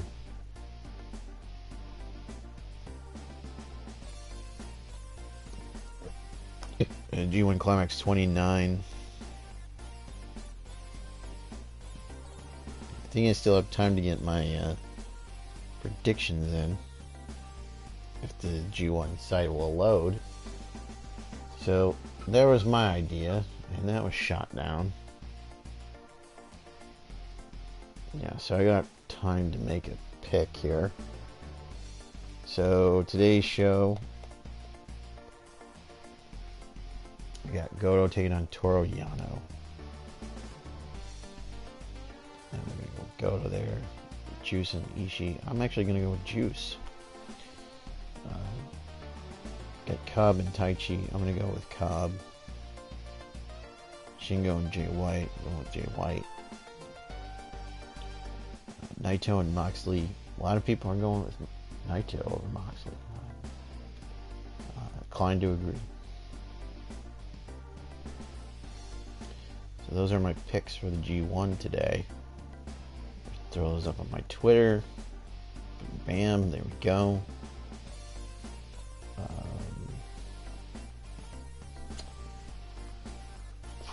Alright, so as far as this show goes, Naito had his title shot. He came up short. I think it's time to give Mox a rematch for that title that he never got the rematch for. I think it's going to be Pac and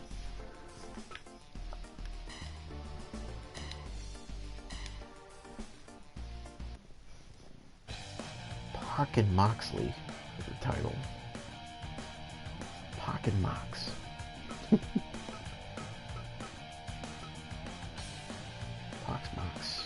Pox Mox? Mox Pox.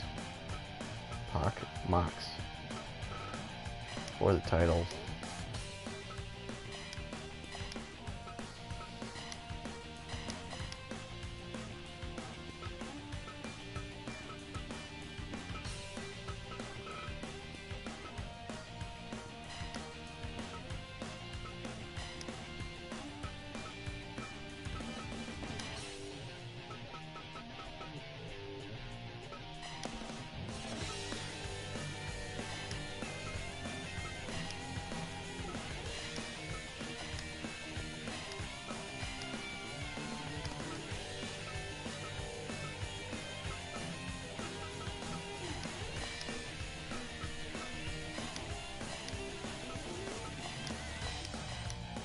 Okay, so Shotzi has defeated just about everyone.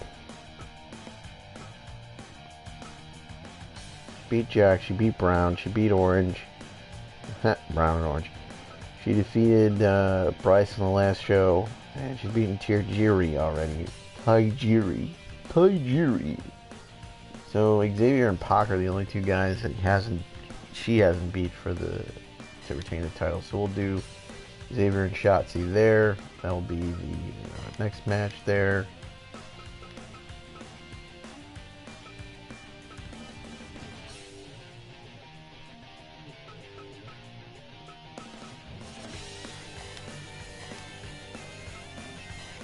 Can do the 6-man title now. So we'll put Orange Cassidy in there. And his partners. Of course, George Bunny. George Bunny's look. Danger Mask will be their partner.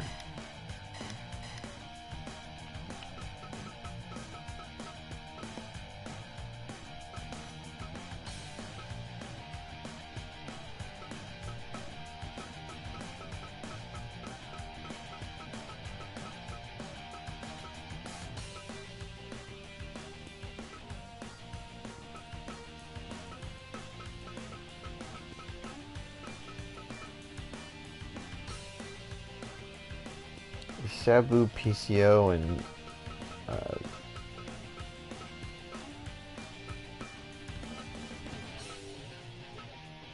Sam Kelly at the last show, I believe.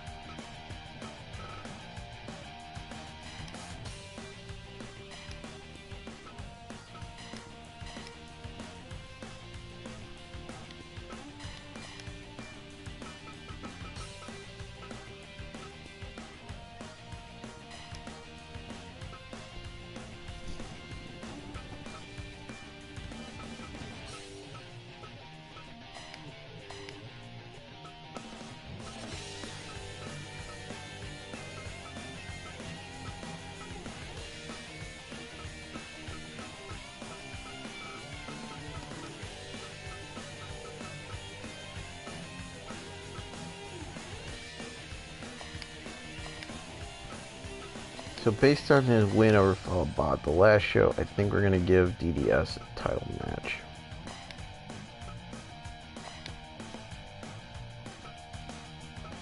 Well, actually, no, we can't do that. My bad.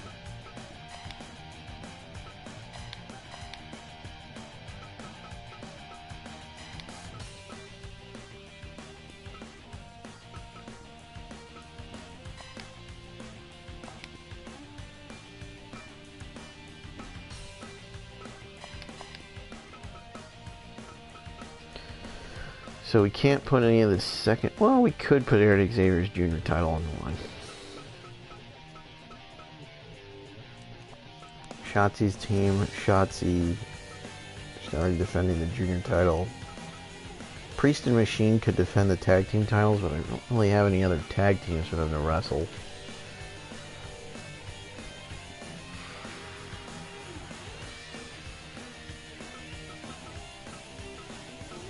Unless they do a match against Bryce and Pariah. I feel like we've done that match a lot.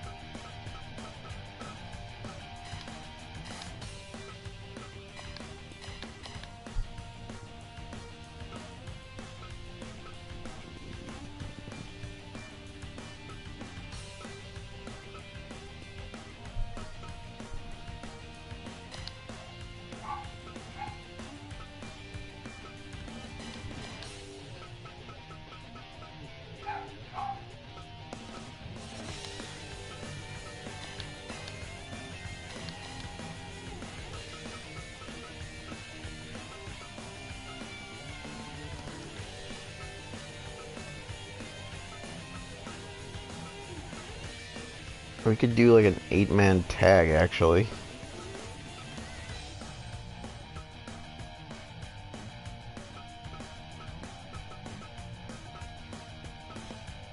But we leave Naito off the card, so they're... Yikes. We could do a 6-man and then another one-on-one. Although I think Gage should probably take the night off, so we could do a 6-man.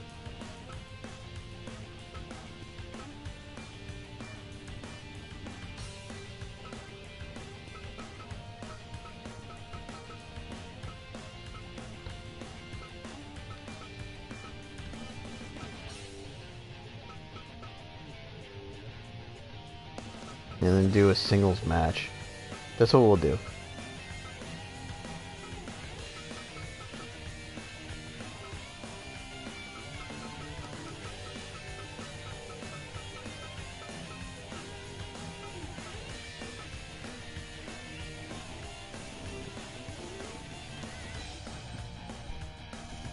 Well, no, because then that won't make any sense. We'll need someone for Naito to wrestle. I think Naito's already wrestled Punk.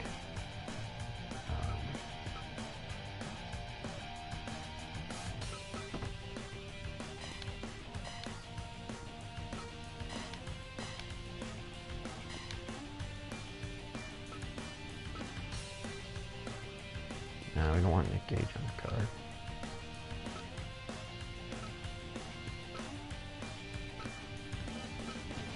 Come on, somebody doesn't have a match. Tajiri. Okay, fine. Do that. And then I think we can do a 6-man. What we got left. Well, no, I think we have to do a tag. Yeah, we have to do a tag match.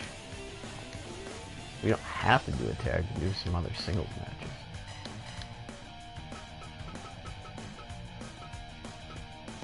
Yeah, let's do that. We got Jack Shatter, we got DDS, Steve Arnott, we got 3 baby faces left, and 3 heels. So we can do 3 more matches, or we can do a 6-man where it's Callahan, Tanaka, and Punk against Gage, Steve, Jack Shatter, and DDS.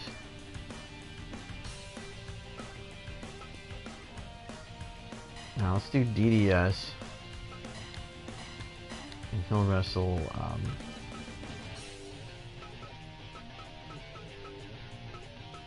don't know, one of these heels. Callahan. Okay.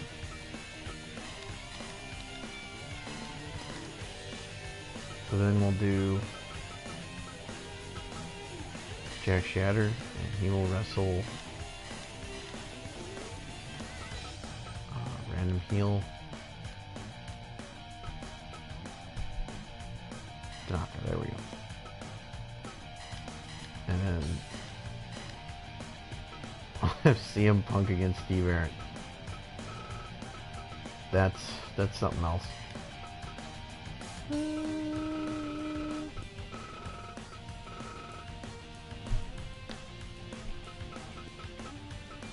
think he's gonna change it up.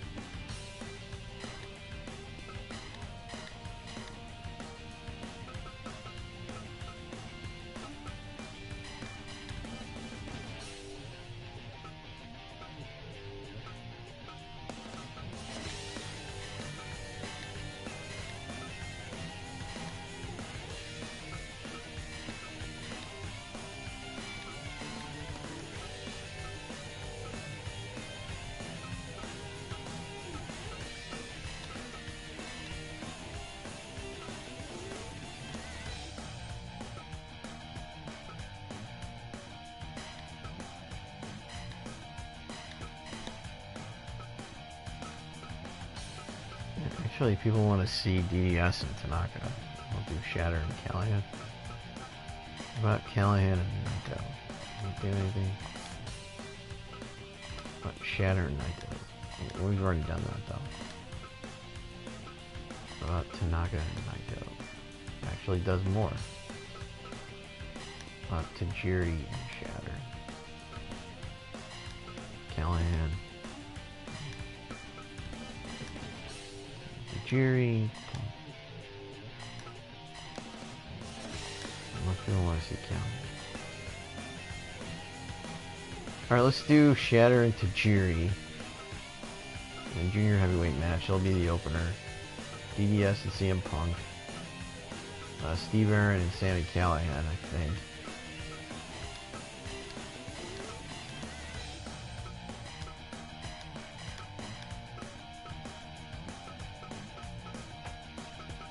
Naito and Tanaka.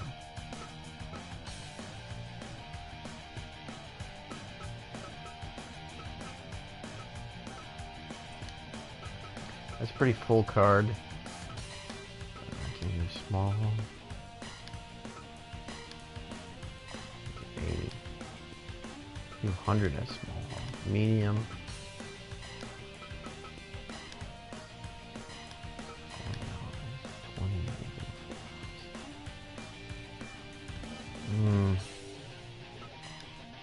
Rather do the small haul and charge $100. You're not gonna make too much, but you have to have this.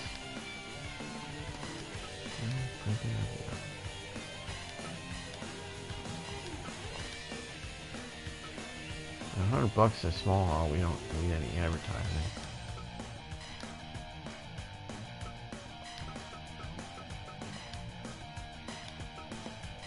$10, $20, $50. I don't want to charge any less than 60.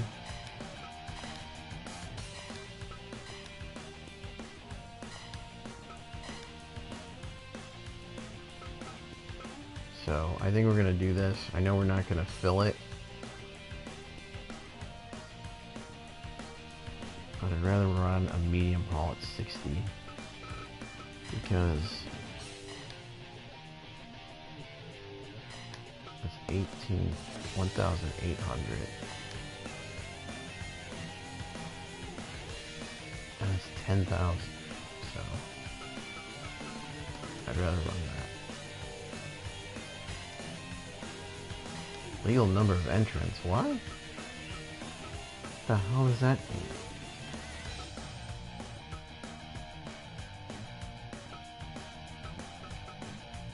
Oh.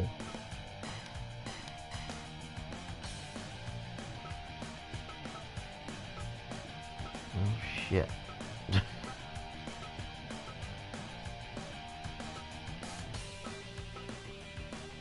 Wait, where's Aaron Xavier?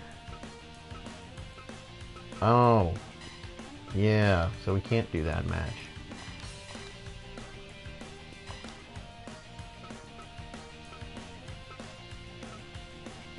That means that Alan Brown's gonna get left off the card again.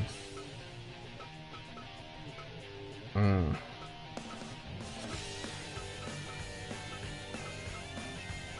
we do something like this.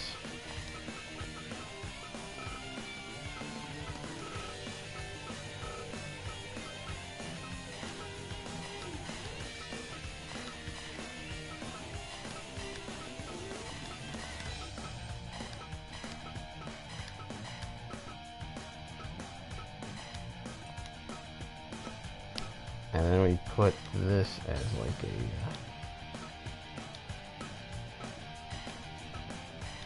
mixed match.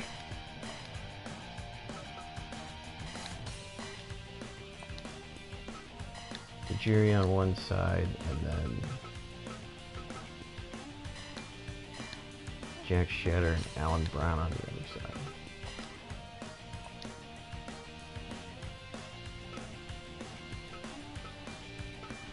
It's not perfect, but I think it'll work.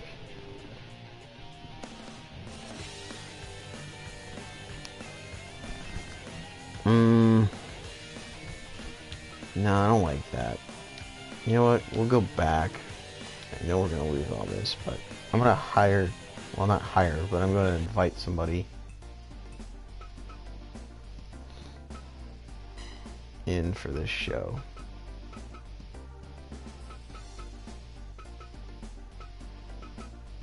Who's big in Europe?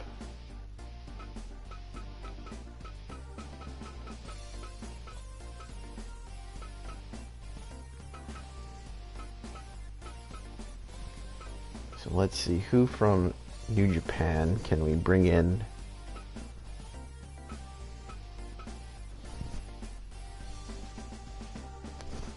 Well, Will Ospreay's an A in Europe, so that would be good.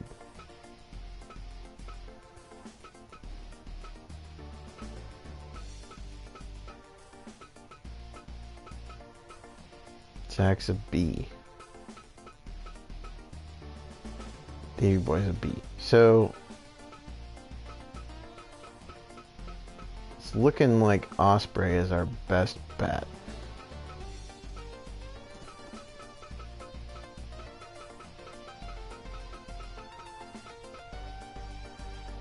Yeah. I think that's who we're gonna go with. I'm gonna invite Ospreay.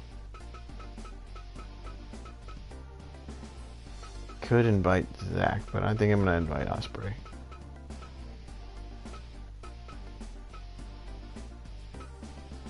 Yeah, let's invite Ospreay. Where's he at? Okay.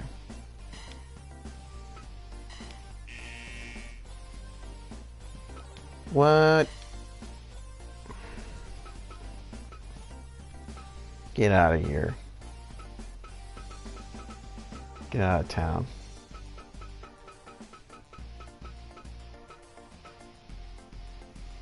Auntie Skrull.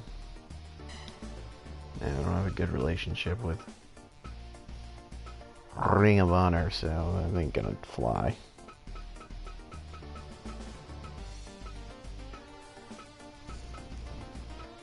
ML Dub, no. DFW.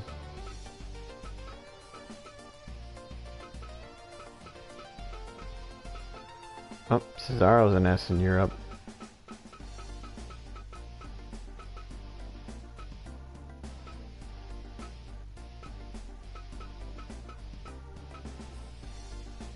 Rusev is an S in Europe.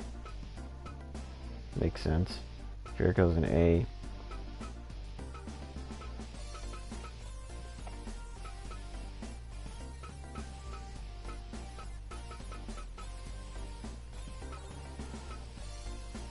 Tanahashi, Muto, Choshu, they're all A's. Liger's an A there. Matrugos is an A.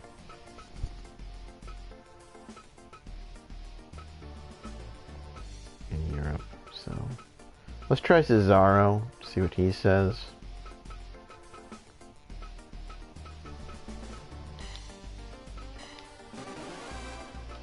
Alright, we got Cesaro. Good.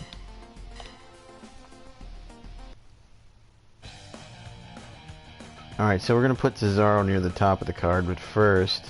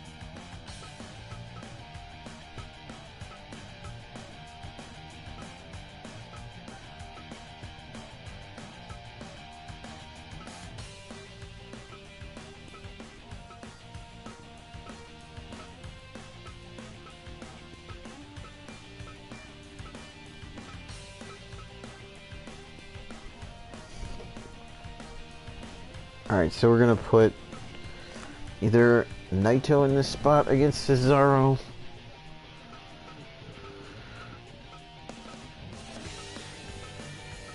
or Orange Cassidy.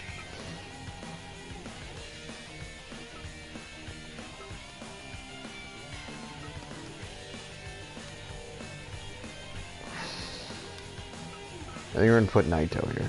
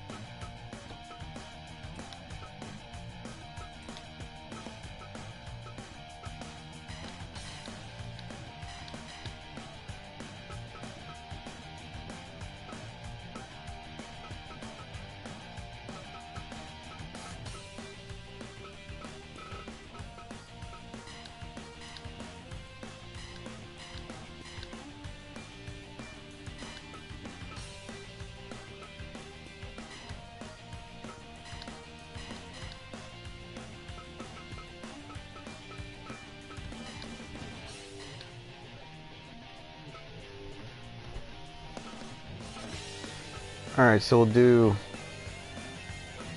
randomize those matches. Alan Brown, CM Punk, Jack Shatter, Tanaka, Tajiri, DDS, and Steve Arrett and Callahan. Those are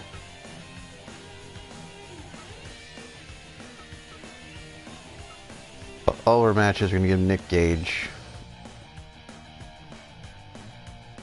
the month off.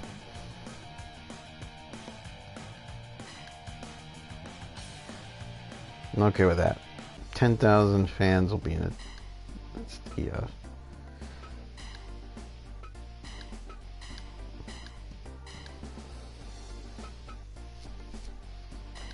let's do 5,000 t-shirts. Let's do 3,000 towels. Let's do 5,000 photos. Let's do 5,000 Blu-rays. Let's do 3,000 goods. And let's do 3,000 snacks. I think that's good. That's good. I know we're probably going to lose some money. Not going to fill the place, but that's okay. I'd rather do a bigger venue just to get more fans in the door. And maybe create a bigger buzz in Europe. So 8,458 out of 10,000. That's not a sellout, but it's not bad. And everybody showed up, so...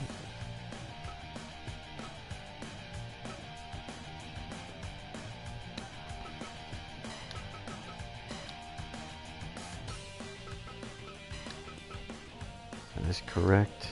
The is correct. Okay, so everything is set properly. I think all match beads are set correctly. This is still not set right.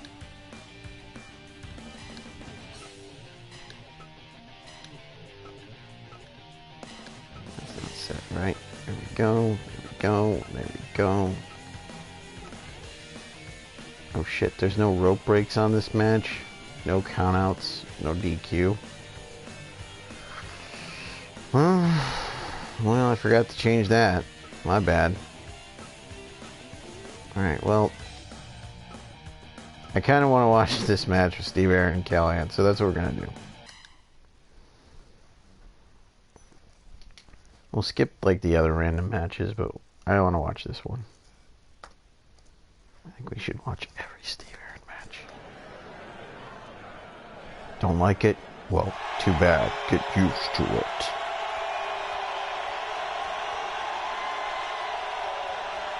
It's 2 o'clock. So really, the tournament matches aren't going to start until like 3.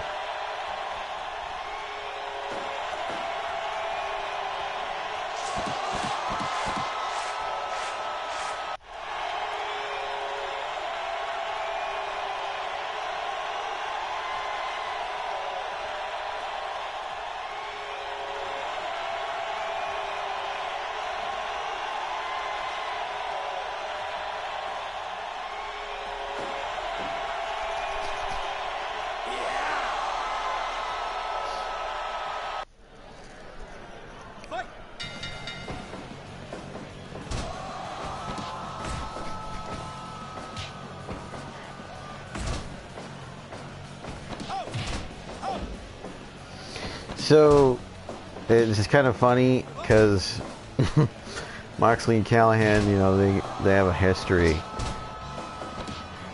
And, you know, Steve just got out of this feud with Moxley, and now here he is wrestling Callahan. John Moxley's friend. There's a little flip-flop and fly right there, down there.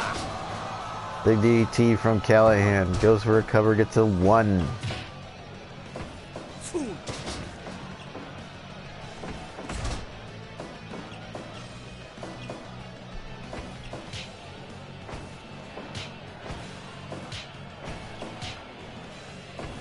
Trading punches.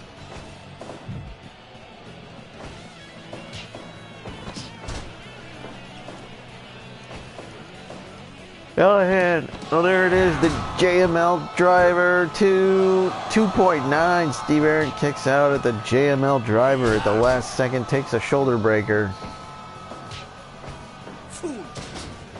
Gets slammed.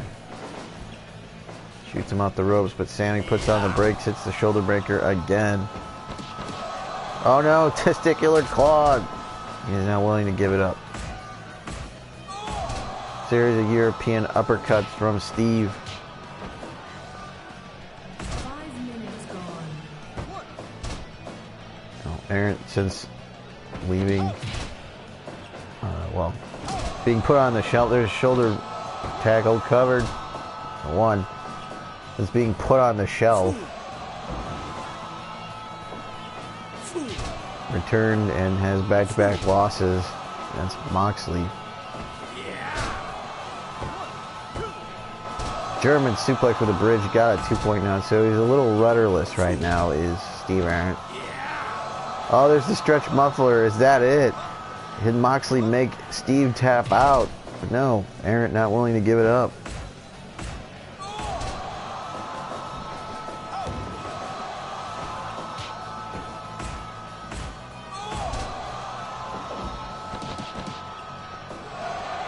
Pinning combination, got a 1. Lariat turns Callahan inside out.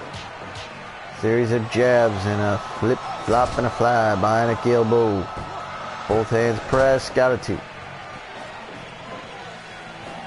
Callahan just goes for a cover. Got a 2.9 out of it. Somehow out of that. Suplexed him all the way out of the ring. Callahan, suicide dive. And now he's got that baseball bat. But he missed. Sends him into the apron. It's a forearm. Fisherman suplex from Steve. Both men back in. Count of 14. Big boot. Feigns injury to his nuts on that. Deadlift German.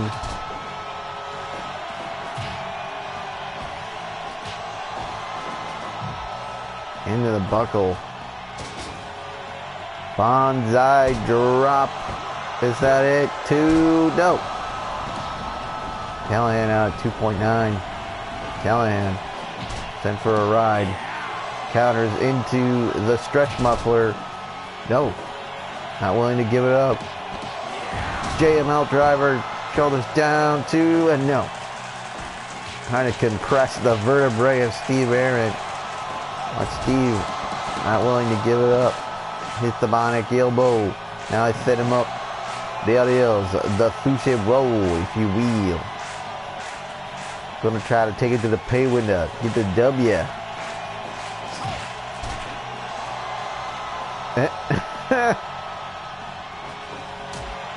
Oh, got kicked right in the balls. There's a running boot from Callahan. It's a lariat. And another running lariat. There it is, Cactus Driver, 97, drags him back towards the center, hooks the leg, and it is over. Sami Callahan with a victory over Steve Arndt, 14-14, a time on that one. A valiant effort from Fish Stick Steve Arndt, but again, the losing streak continues. Callahan over Arndt, Cactus Driver 97, 14-14 again, as I said, 93%. Quite the match, and I believe that was the opener. It was. It was a totally random match, and they put on a very good show to put on a very good match to start the show. Now we have another random match, DDS and Tajiri. DDS defeating Falabot at the last show. 2 of them went to a draw at the last event in December. Beat Falabot on our January show. Pick up a win and gets another win here over Tajiri, 81%, with the Delicious Driver, 13-20. Looked like pinfall. So DDS racking up some wins and possibly getting back in contention for that Kaiju Attack Heavyweight title. Alan Brown and CM Punk is next. Again, nothing really to tell here. This is just kind of a random match. As I totally hit random, and this is what came up. Fans did not like this one. CM Punk knocks out Alan Brown. 847, just a 67%. Most likely because it was such a short match and that Punk knocked him out in a short amount of time. Jack Shatter and Tanaka is next. Again, nothing here really, just another match. And let's see what it does. You know, better. 74. Tanaka submits Shatter with the reverse Achilles hold. 9 minutes 50. So Punk and Tanaka victorious in their singles matches. They're former tag team champions.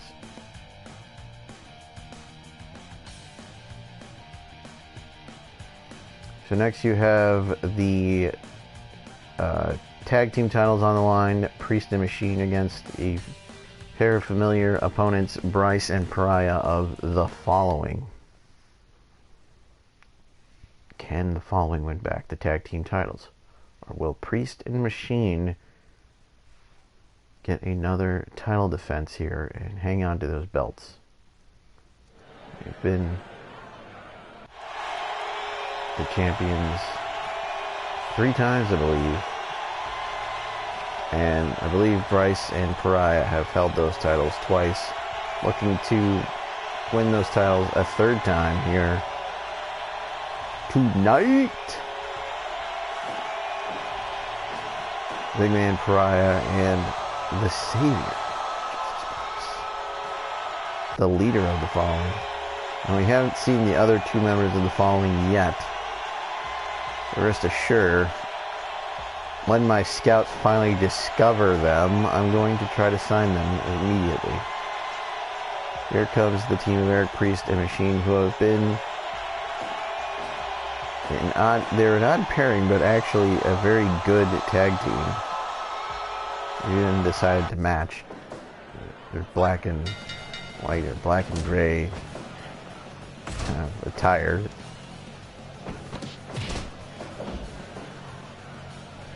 I've dubbed them the Sex Machines. That's my tag team name for them.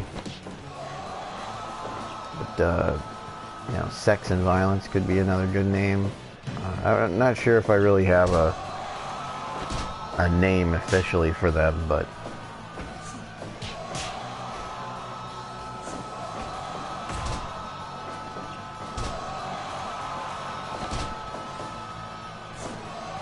Sex Machine, I kind of like that. Or well-oiled machine.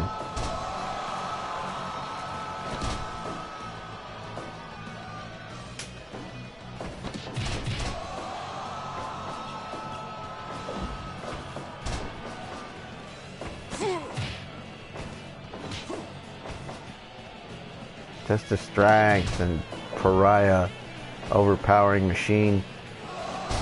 Pariah with a pile driver.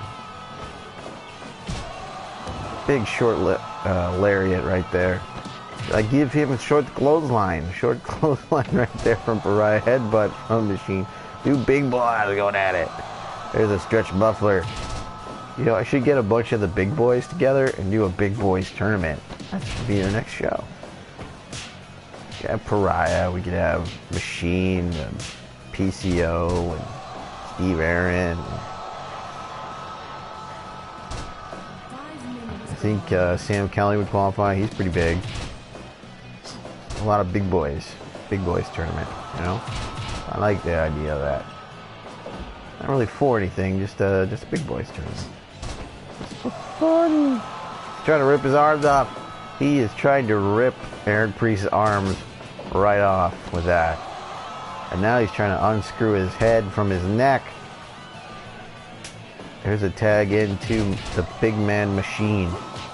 Again, These two going to be part of a possible Big Boys tournament I'm planning on doing. There's a stretch muffler.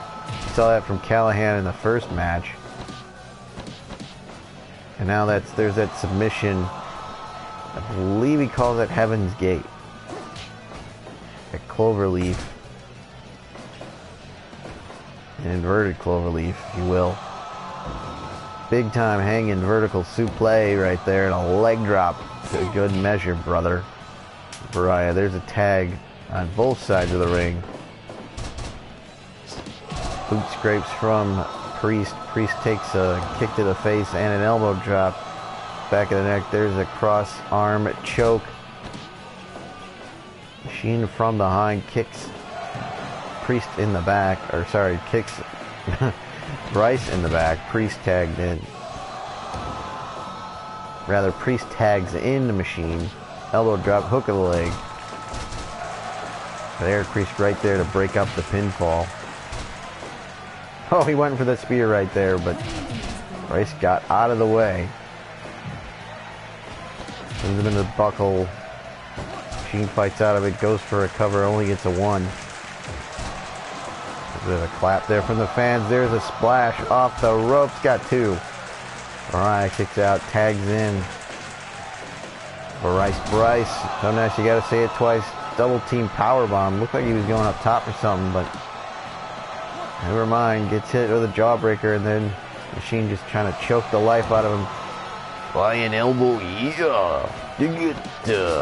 Hurricane Rana to the top, and another macho elbow, yeah. And another one. Tags in Pariah, and a tag is made to the underwear model, Eric Priest, who has now just decided he's going to choke Bryce, who isn't even the legal man. It's actually Pariah who just booted him right in the solar plexus. Big boot off the ropes from Priest.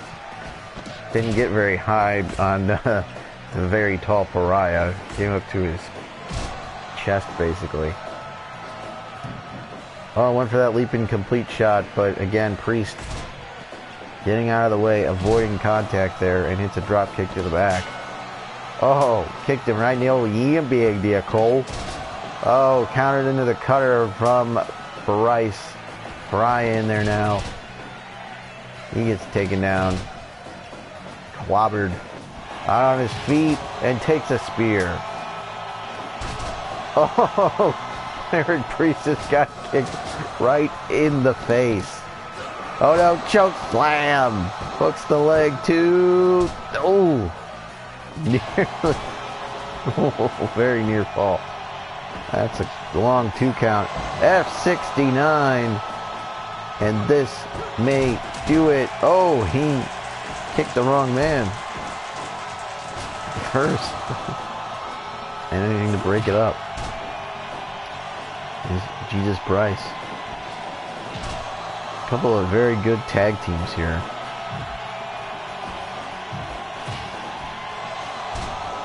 There's that move in the corner, just driving his junk right into Pariah's face. I guess there's no other way to say it. There's the F69, but Pariah pops right back up.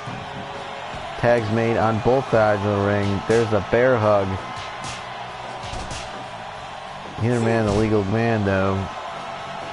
Remember, Bryce and Machine are. There's the pedigree. It's game over, but no.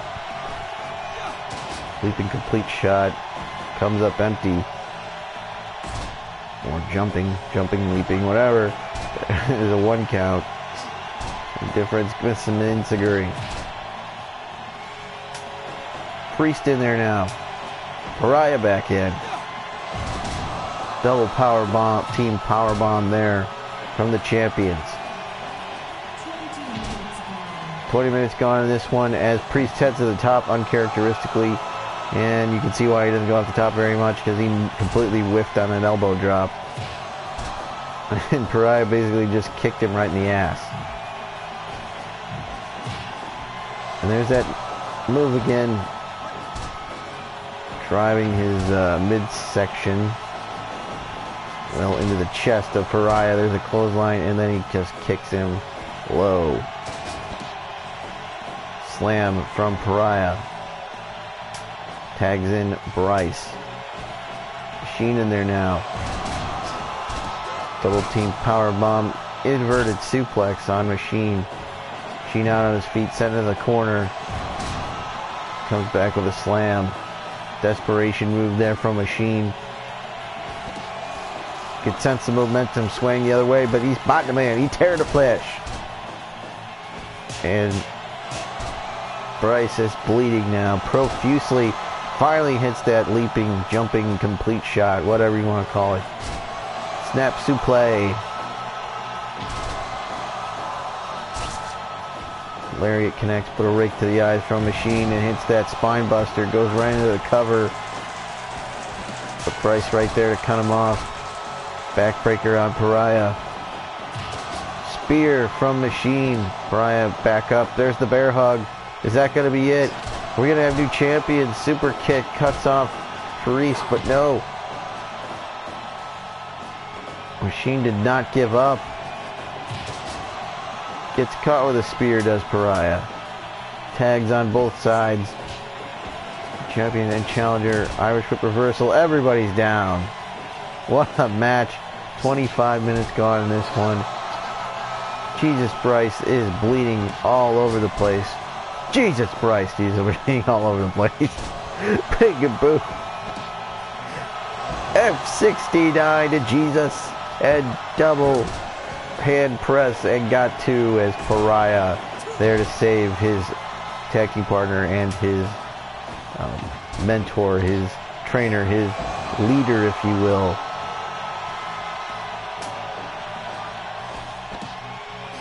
Another F69. She doesn't suck it. It's a leg drop. Misses a spear.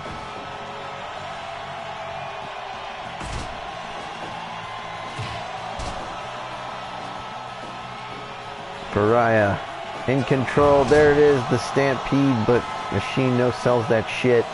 Pile driver dumped him on his head. Hits a leg drop, brother. But Machine again absorbing a lot of punishment here. We've seen him take all kinds of abuse and still keep coming back for more.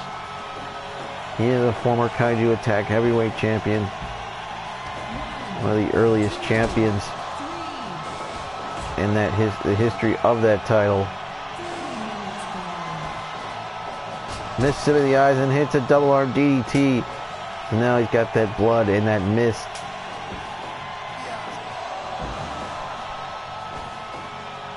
Bryce is just a total mess right now. Pariah, no, gets caught. The F69 out of nowhere, both guys down. Priest back to his feet, hits a boot. All of these men have been the champion at one point. If I'm not mistaken, Bryce might have held the title, maybe not, but that's an F69, and that could be all. No. Bryce breaks it up. Power bomb whip.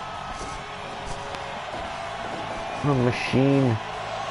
Look at that gorilla press slam.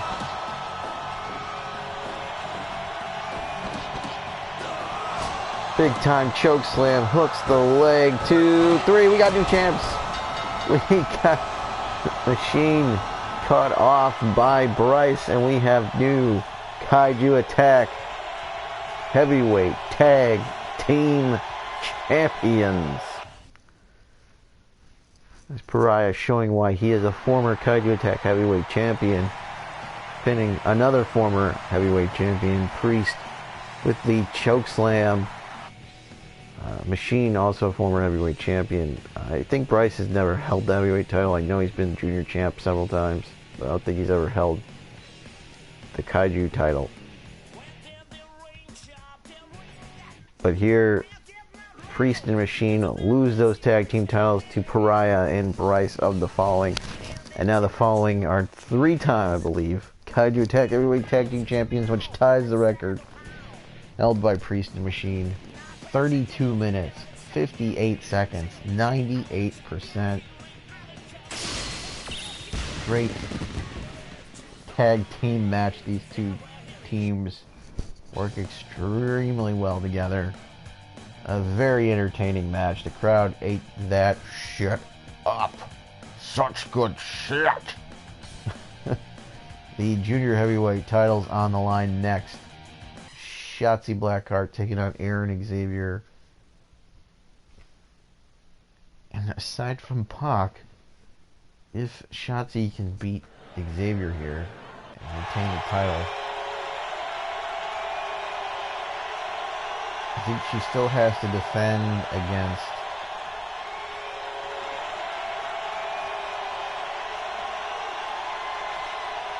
Rice.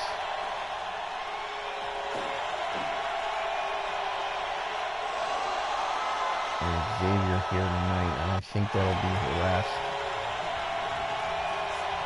challenger aside from Pac, who's the heavyweight champion.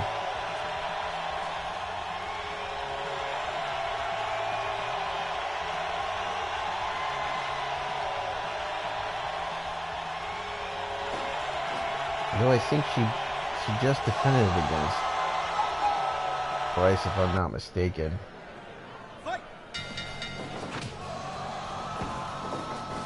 Yeah, I could have sworn that he had a title shot last event.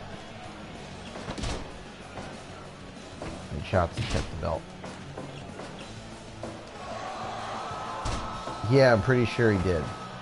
So after this, if Shotzi gets past Xavier here, she'll have defended the title against every junior heavyweight in the promotion with the exception of Pac.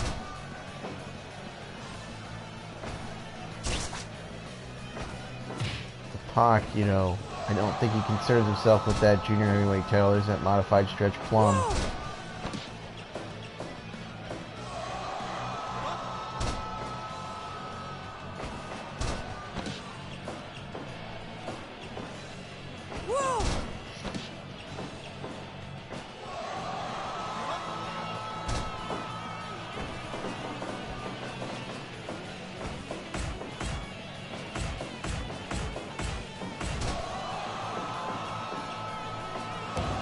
Standing moonsault, cover, and a 1.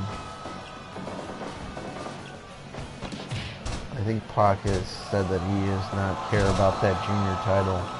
He's got the only title right now that matters to him, and that's the Tiger Attack Heavyweight title. Assuming he does get past his challenger here tonight. Hurricane Rana, shoulders down, and a 1. Break of the eyes from Xavier. Drives the knee in the midsection. German suplex with the bridge and a 2. Deep arm drag and a cover, not even a 1. Low blow on the ballsy badass Shotzi Blackheart. She's got big balls, apparently. There's the side slam, standing moonsault with the cover and a 2. And the 1 and the 2. The 2 count. Chinlock drives the knee right into the back. Breaks the eye, center into the buckle. Reversal by Shotzi, hits the big senton off the top, and another one for good measure. Drags him back towards the center. Hits a cutter. Xavier quickly back to his feet. Try to come charging with thought better of it, gets caught with a Rana, not even a 1 count. There's a forearms and another set, and a drop kick from Xavier. Rakes her in the eyes. Hip toss by Shotzi. Shotzi back to the top, and criticals him with the senton off the top, and it's over. 8:52. Xavier gets KO'd. Didn't see that one coming. And just like that, this one is over. 70%. It's okay. But Shotzi with a big win. Another successful title defense. As I'm pretty sure she has now run through everyone in the junior heavyweight division. And if Pac can get past Moxley,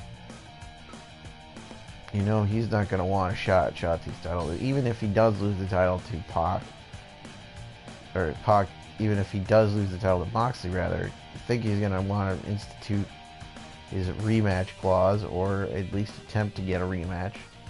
I don't think we're going to hand out rematches in this promotion left and right, all willy-nilly. All willy-nilly. And, you know, he might have to earn it, like Moxley had to earn his title shot. But again, I don't know if Pac really wants to challenge Shotzi for that title. He might have to bring in a new junior heavyweight to challenge Shotzi. Invite someone in. But then again, I don't want to put it on someone that's not signed. But I don't know if there's anyone that can beat her. Defeated everyone.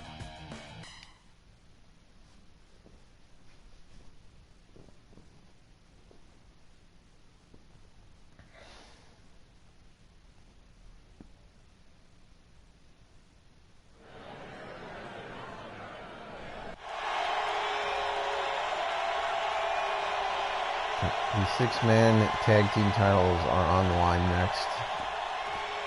Don't defend these titles too often, but here we are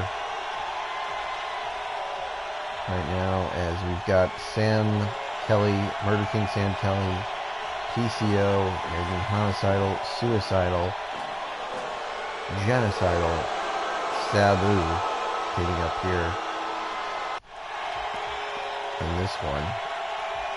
And they're going to be taking on the tag team champions, the six-man tag team champions. The fan favorite team of Danger Mask, Orange Cassidy, and Drugs Bunny. Danger. Orange Drugs.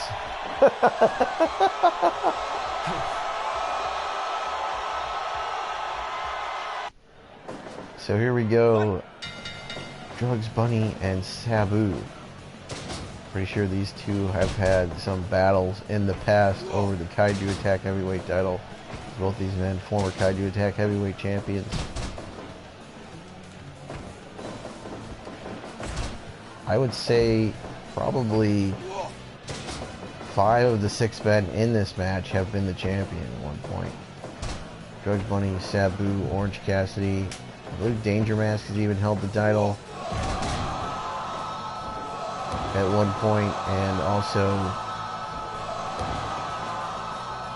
PCO has been the champion. Oh man. Sam Kelly, the only guy in this match that has never held that Kaiju Tech Heavyweight title. I believe that's true. I'm 99% sure that Danger Mask has been champion before. Back in the day, what a suplex. Again, another counter. Or Manhattan.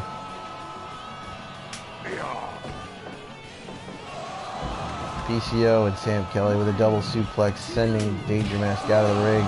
He grabbed a chair, but Danger Mask just slaps him right in the back.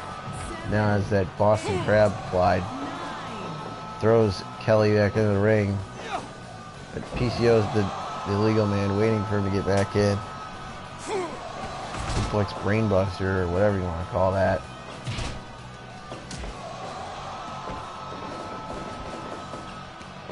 It's supposed to be like a suplex, you know, like a kneecap brainbuster, but it's about as close as I can get to it in this game, because it's not a move in the actual move set. Like if I had this on Steam, I could probably get the modded move list. That would probably be one of the moves. 2, 3, 4. Like the curb stomp's not in this game by default either, which kind of sucks.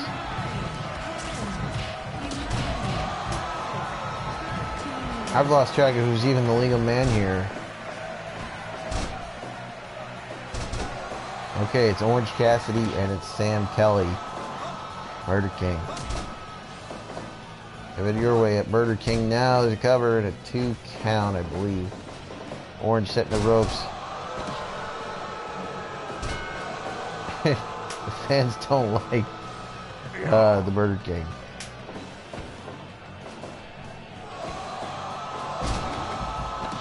Jesus, what a suplex. Orange Cassidy sent all the way out of the ring. Danger Mask and PCO are your legal men. Shooting star press, and he's in the ropes.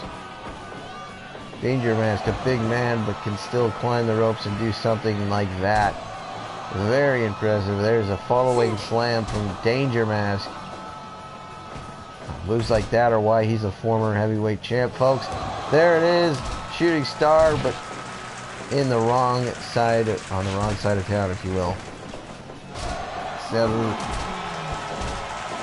and Kelly there to break it up. There was the Northern Lights suplex. Looks like we have a board, broken piece of wood, a sledgehammer, and a chair all sitting there in the corner of the ring over there. And some weapons in the ring. There's a nice twisting brainbuster from Orange Cassidy. Drugs with the boot.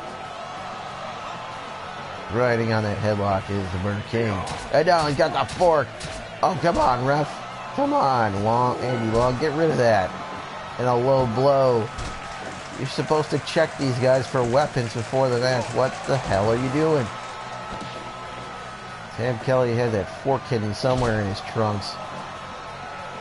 Stabbing Drugs Bunny in the forehead with that thing.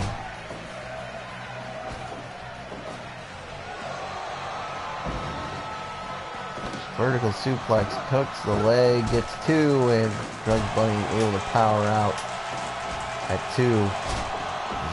It didn't look like Danger was going to get there in time. Hangman next breaker followed up by an elbow from Drugs. PCO misses. Danger Mask and Orange Cassidy with a double team. Back suplex. Clothesline combination. Flying head scissors from Danger Mask. This is the discus lariat. This is again. They just run into each other, and Sabu with a DDT. Went for that discus lariat again in this jawbreaker. Trying to get the crowd into this one. Flying head scissors from Danger Mask. Again goes to that discus lariat. Hurricane Rana shoulders down. Not even a one. This is the low drop kick. Does Sabu. Danger Mask tags in Drugs. Drugs Bunny has him up and hits the suplex. Off the ropes and drops the elbow. Got the gut from Sabu. Sabu with the guillotine leg drop. And then just kicks him right in the testicles. Flying clothesline. And a running basement drop kick. And now another drop kick, this time to the back of the neck.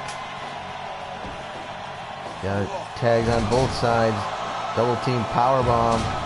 And his Oklahoma Stampede. Shooting star press.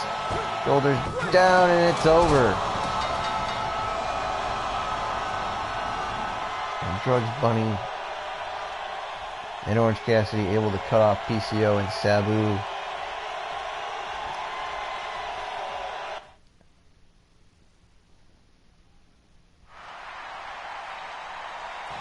And 18 minutes, 23 seconds. Danger Mask, Orange Cassidy, and Drugs Bunny retain the Kaiju Attack 6-man tag team titles, defeating Sabu, PCO, and Sam Kelly. Danger Mask with the Shooting Star Press on Sam Kelly for the pin and the win. 80%.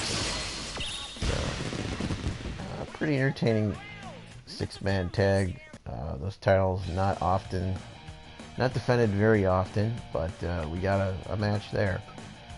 Cesaro is next as he's making his debut, taking on Tetsuya Naito. International flavor here. Since we're in Europe, good idea to have the Swiss Superman on hand for this show. And in this match, is he being brought in at the free agent wire. Cesaro leaving the WWE, agreeing to work this show.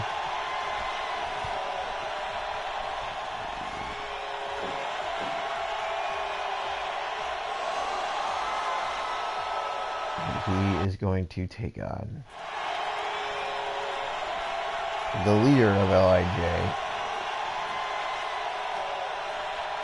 Tetsuya Naito, a man who left New Japan Pro Wrestling, left his post as leader of LIJ, leaving Evil Sanada, Hiromu, and Shingo, and don't forget Bushi, all alone. Not really alone, but leaving the rest of them to kind of run things.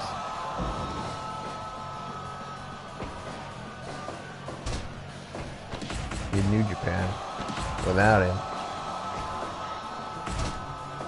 Said deciding to test the waters. The agency brought him in to work a few shows, and then he got signed by us. He's been here for probably the last 7 months or so, and has racked up some wins in the recent few months, earning a title opportunity against Pac at the last show, but coming up short.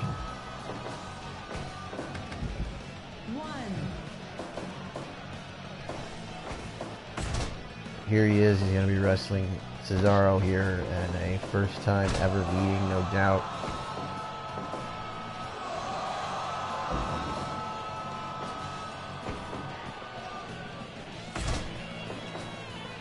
Naito trying to prove himself here against Cesaro. Cesaro maybe trying to earn a spot on the roster. Agreeing to work this show. Beautiful flying European uppercut there from Cesaro. I don't know if there's anybody that does the European uppercut better than Cesaro. And Naito's humping his leg. That's what it looks like. Swinging neck breaker from Naito. Drop kicks him. Inside cradle, small package, whatever you want to call it. Gets a 1. Follow slam with a pin. But he's in the ropes as Naito gets the snap suplex.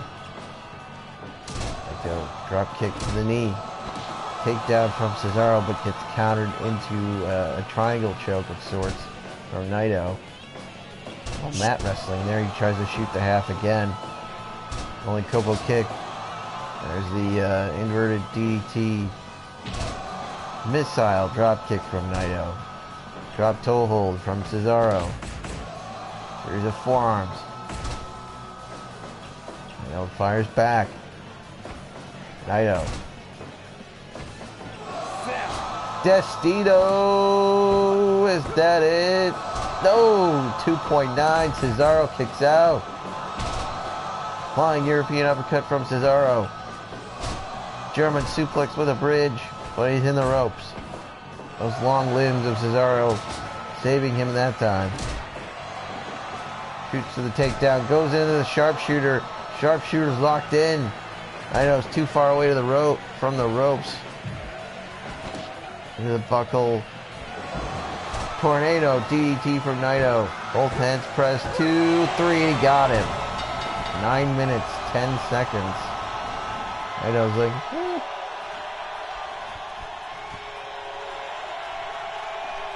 So Naito defeats Cesaro. 78%, 9 minutes 10 with a tornado DDT, both hands press, pin.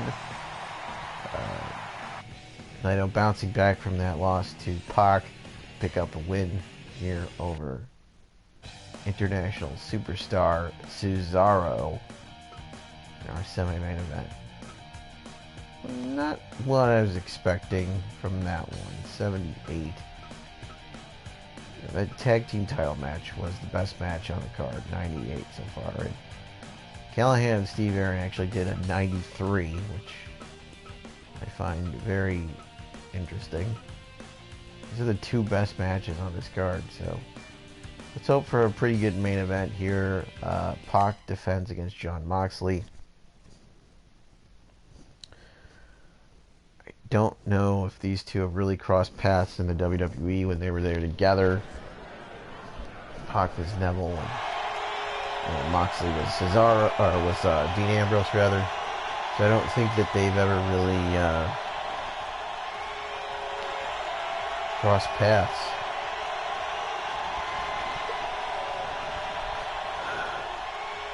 You know what? Let's kind of look that up while we're waiting for the introductions here.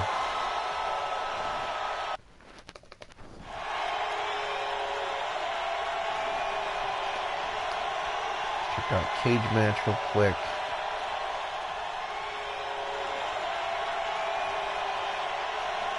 Oh, where's Pac? Jones the Bastard Pac, who is our Kaiju Attack heavyweight champion. Fight.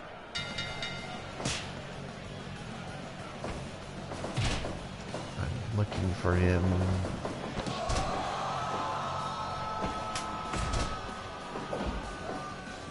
Where the hell is he? Okay, there we go.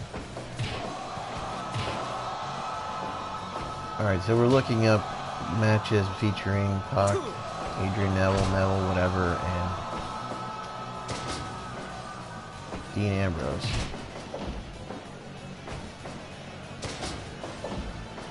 Alright, so we've got a few matches here.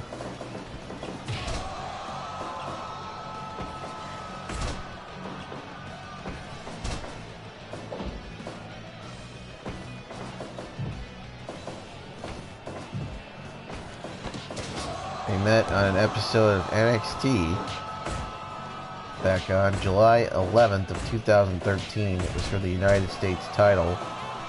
Adrian Neville defeated Dean Ambrose by disqualification in 7 minutes and 14 seconds. It's NXT episode number 60. That was a Full Sail. They met again, episode 61. Again, that was July 11th, so this is part of the TV taping in 2013. It was a 6-man tag. Dean Ambrose, Roman Reigns, and Seth Rollins defeated Adrian Neville, Corey Graves, and Xavier Woods, 1550. They were actually a tag team on an episode of SmackDown, episode number 856, on January 12th, 2016. It was Ambrose and Neville. He defeated Kevin Owens and Sheamus by DQ, 12 minutes, 11 seconds. They also participated in the 2016 Royal Rumble together on January 24th, 2016. So it doesn't look like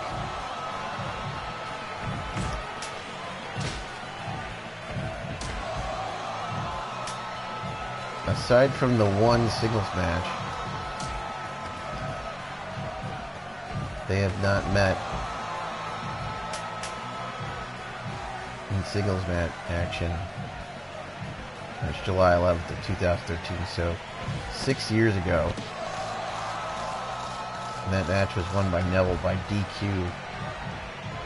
US title in an episode of NXT. They then met in a 6-man. They were then actually partners 3 years later. So they got a win over Owens and Sheamus by DQ. But right here, Moxley has bloodied the forehead of Pac by biting him and then raining down punches, and now you can see the blood pouring from that open wound of Pac, who hits it enziguri to Moxley. I forgot to change the rules in this match. That was my mistake. The 2-finger salute from Mox, knee to the midsection.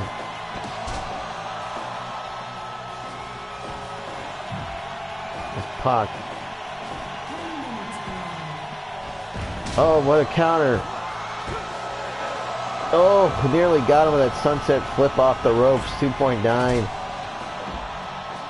Pac showing off some resiliency here. Oh, out the back door. This is the kick, but gets hit with that dirty deed. Leaping lariat and kicks him right in the nutsack. Jaw toe hold off the ropes. Tilt-a-whirl DDT. You can see the blood of Pac staining that canvas. And the Cradle Pharmaceuticals logo, which Cradle Pharmaceuticals, what a nice passage.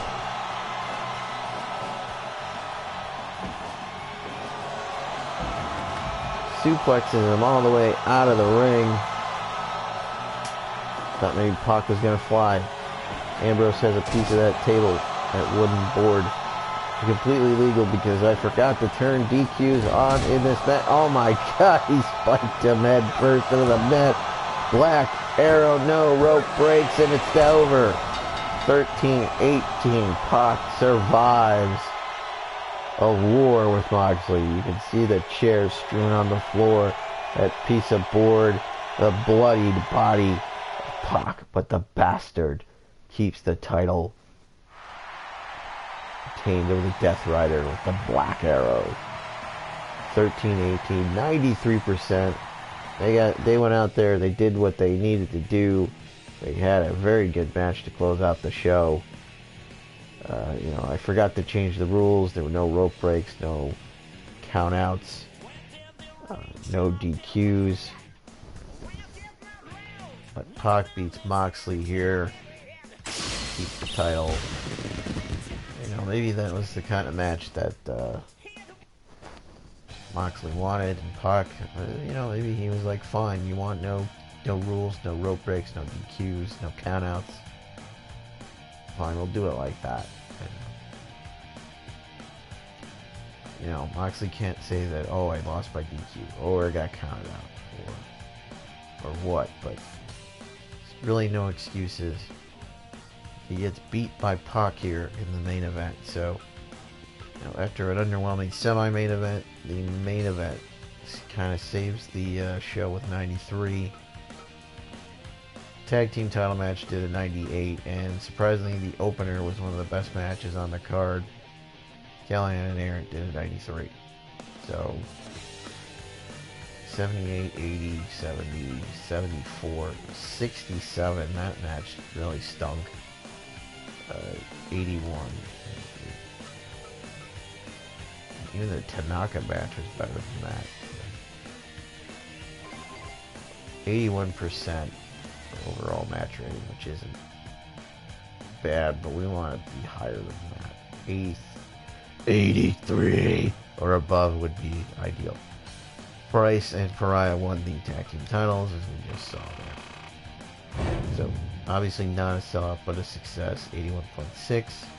We pulled it off tonight, but the empty bleachers stood out. We may want to consider a smaller venue. So Braun Strowman is the new WWE Heavyweight Champion, finally knocking off EC3. Nyla, Scorpio, and Chucky are the six-man champions of AEW. Masato and Matt are the DFW Tag Team Champions.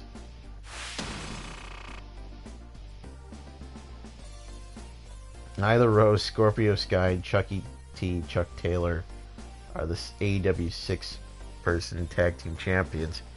Because Nyla Rose, she needs another title. So we made money.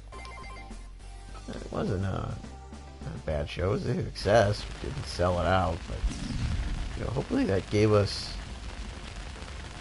a little more popularity. Hey boss, the network wants to broadcast our product. Let's sign. Fame and stardom, here we come. 2 is the wrong 2.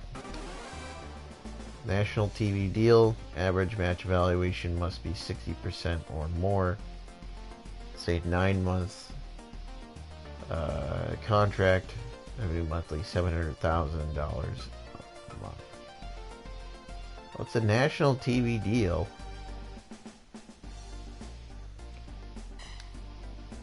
Our events will be shown to be national. Let's give folks what they want to see. Average match value must be 60. So that's the only condition. That's fine. I think we can do that. I don't think we'll get an average match valuation of under 60. I think that'd be kind of hard to do. Takahiro, Vito, Velez, Sakota, question. Didn't find anyone. Your promotion was featured in a European magazine. Hope it boosts our popularity. I do too. I do too. Yes, we're not a C in Europe. That's good. I don't know if it was the combination of the show and maybe the magazine thing hitting. But we're now a C in Europe, so what I want to see is us moving up in terms of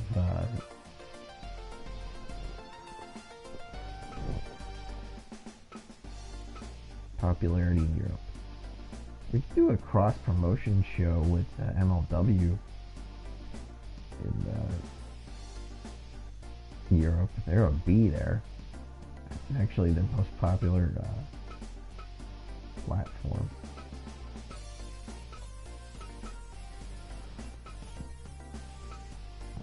AEW's a B there too. A B in Japan. Or a B in Japan, a B in Latin America, a C in Europe, and an S in America. America.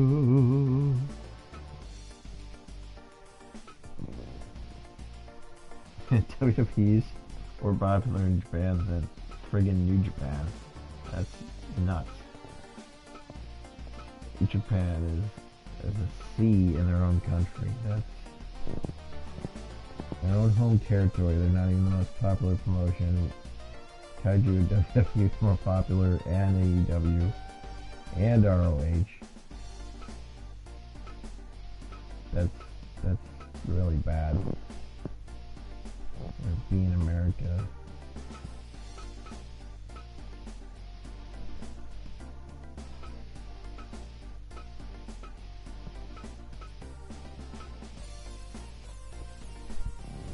In Latin America, just so WWE would be there. We need to branch out there next. B and R, B, W, C, PFW. There's nobody super popular in Latin America, so. Europe, we've finally moved up to a C there, so that's good.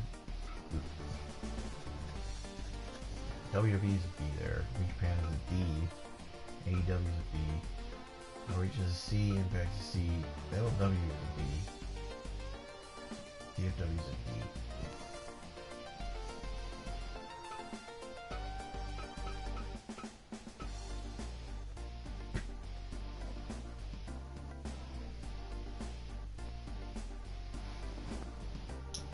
Alright, so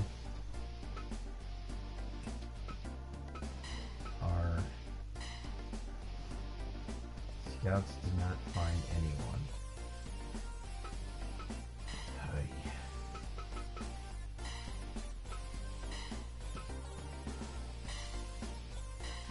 You know what? Find me Showman. Go to America.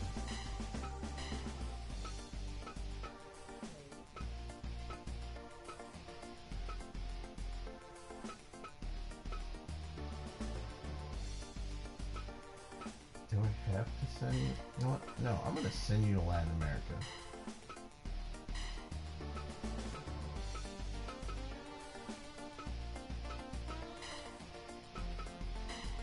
Actually, you know what? I'm going to send...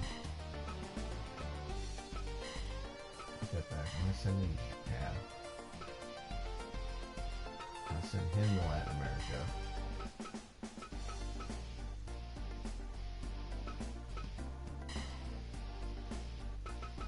I don't care what you do. Go Latin America.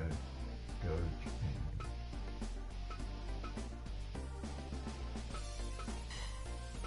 Go to Europe. So Europe, America, Latin America, Japan, and Latin America. Send everybody out for a month. Just trying to sign a junior heavyweight.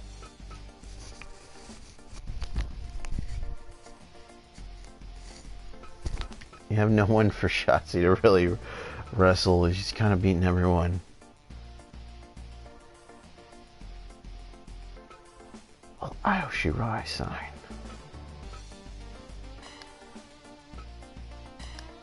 They're concerned about the style.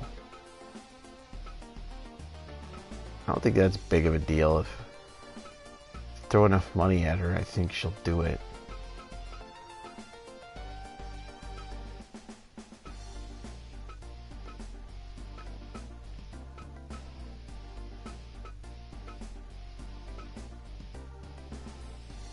Ultimo Dragon.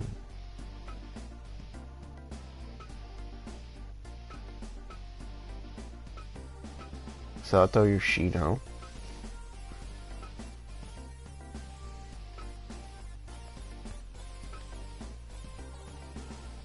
The Great Sasuke. He's really cheap. $809 is his salary. Let's see. Tomoki Kimishima. Big Tom here. He is elite wrestler. Tomoki Kimishima.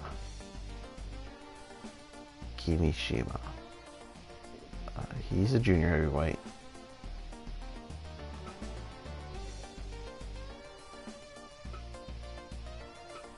You know, he's a possibility. Aoshi Rise, another one. Alexa Bliss.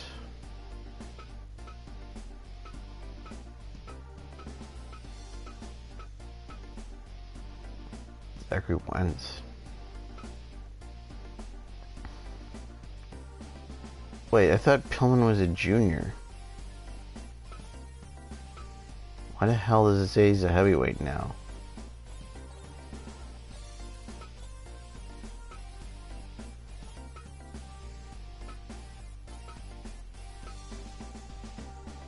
What the hell?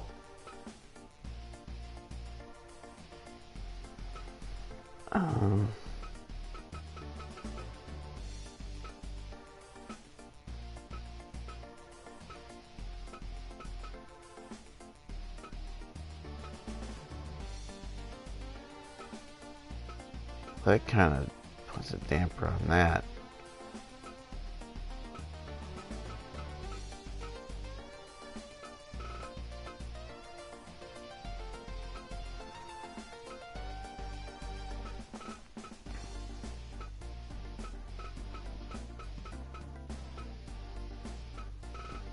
What about Trigger Trey McGill?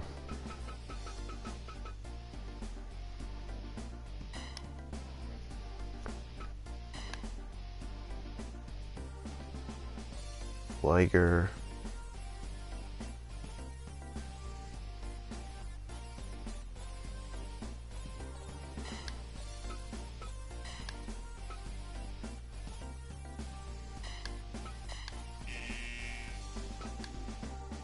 So Liger doesn't want to sign. Okay.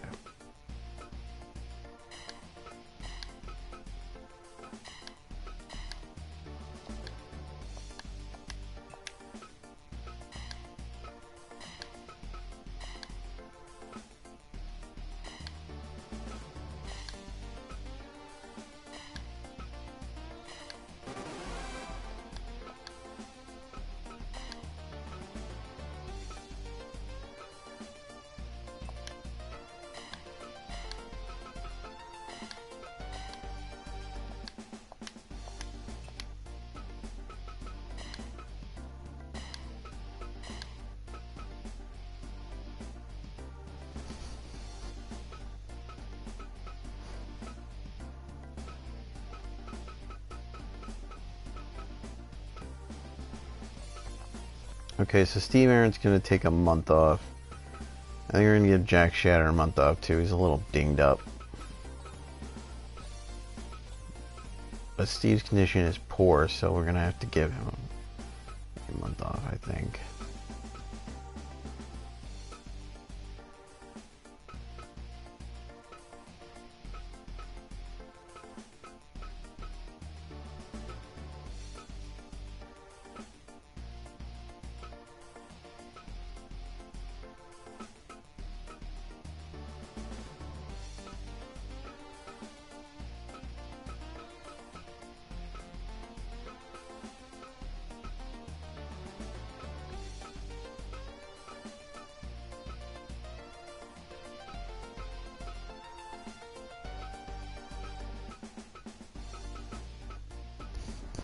How are we at on time? It's 142, 141 rather.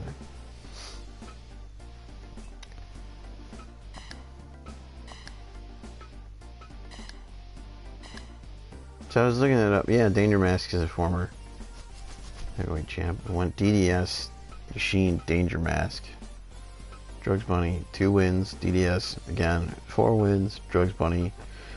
Tanaka with 8 wins. Sabu with 1 win. Pariah. Drugs Bunny with 1 win. Pariah. Brian Cage with 1 win. Drugs Bunny with 1 win. Sabu with 3. Moxley with a win. Or, with no wins, rather. Moxley. PCO. Orange Cassidy with 1 win. Nick Gage with 1 win. Orange Cassidy again. And then Pac now with 2 wins. So... Drugs Bunny's held the title 4 times rather.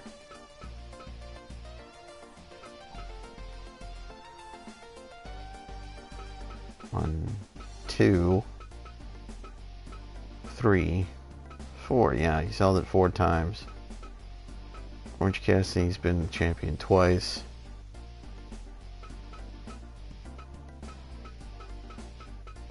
Sabu's held the belt twice.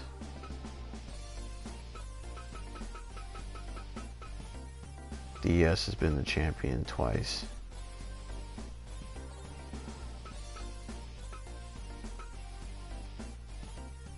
Tanaka's had it. Pariah's had it. Twice, actually. I didn't realize he won it twice. And then Brian Cage, actually, from Impact, held it. He had to get it back from him. And then Moxley, PCO. Nick Gage, and the current champion Pac. So many times toast.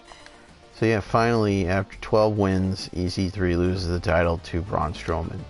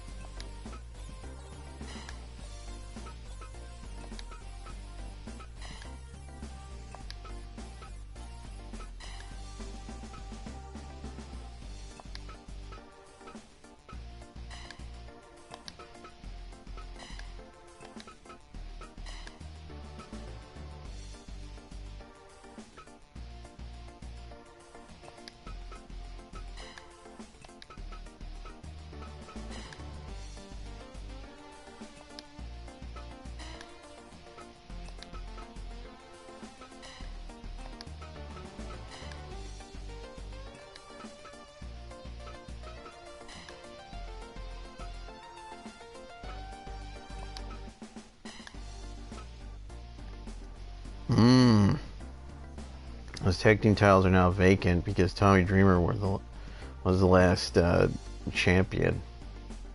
His team.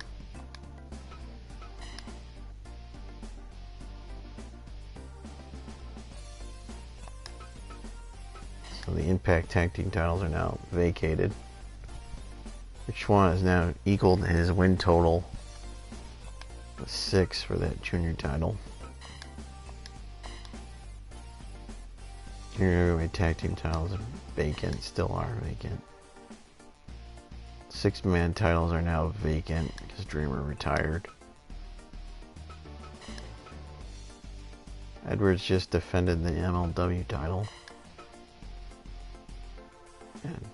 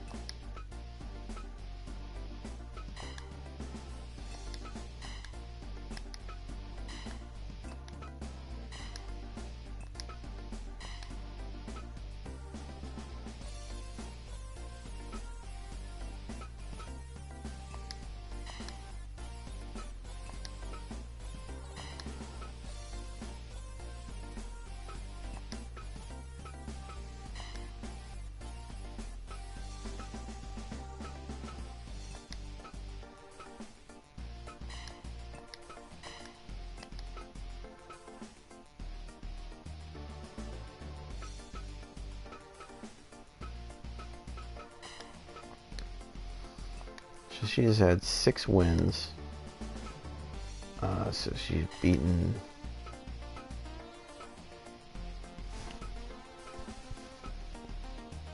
Jack Shatter, Alan Brown, Orange Cassidy, Aaron Xavier, Tajiri,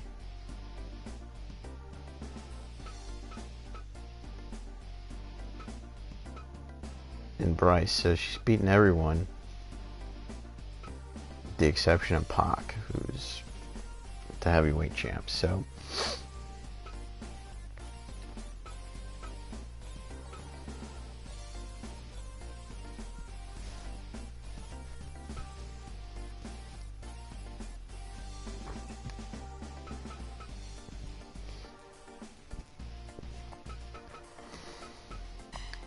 how'd we do on merchandise, actually?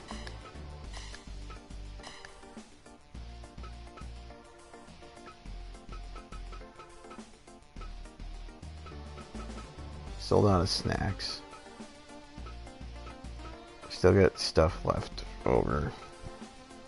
We'll just hold on to that and we'll just buy more snacks, that's all.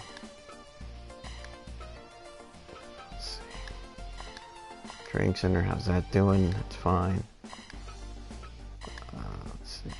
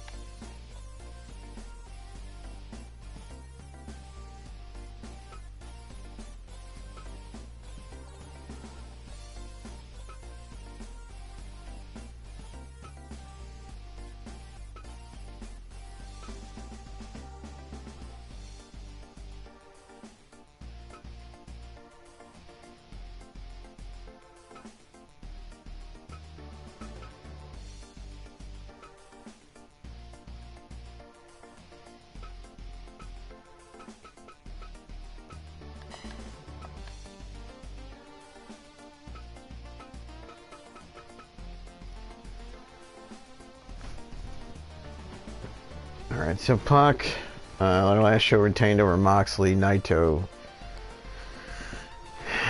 beat Cesaro. Drugs Bunny's team retained the 6-man belts. Shotzi retained the junior title.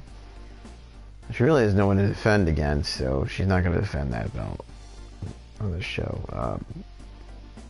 Bryce and Pariah won back the tag team titles. Tanaka defeated Shatter. Punk beat Alan Brown. DDS beat Tajiri. And Callahan beat Steve Aaron. So I think I'm going to give DDS a shot against Pac.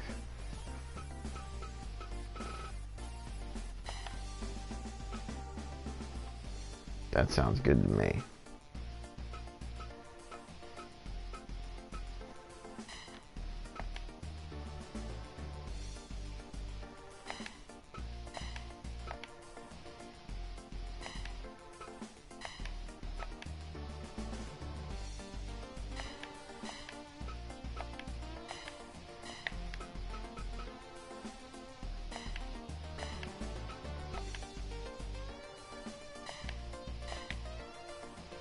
Oh, there's a tournament.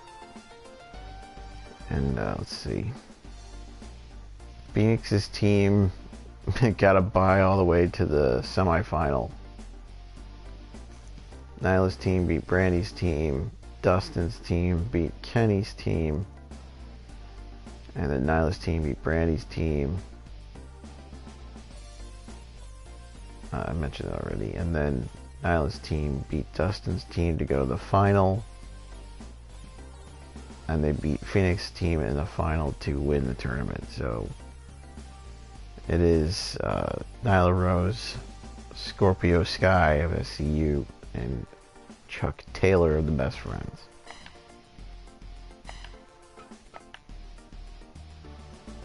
Hikuleo and Lance Archer went to a draw.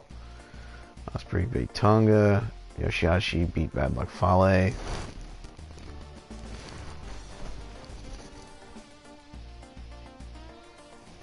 Mikey Nichols beat Jado. Ishii beat Yujiro Takahashi. Tangaloa beat Sho. 100% match rating. Wow. Goto beat Ishimori. Robbie Eagles beat Rocky Romero. Chase Owens defeated Toru Yano. Jay White defeats Yo. And in the main event, Tiger Mask and Shingo Takagi beat Yuya Amura and Ryusuke Taguchi.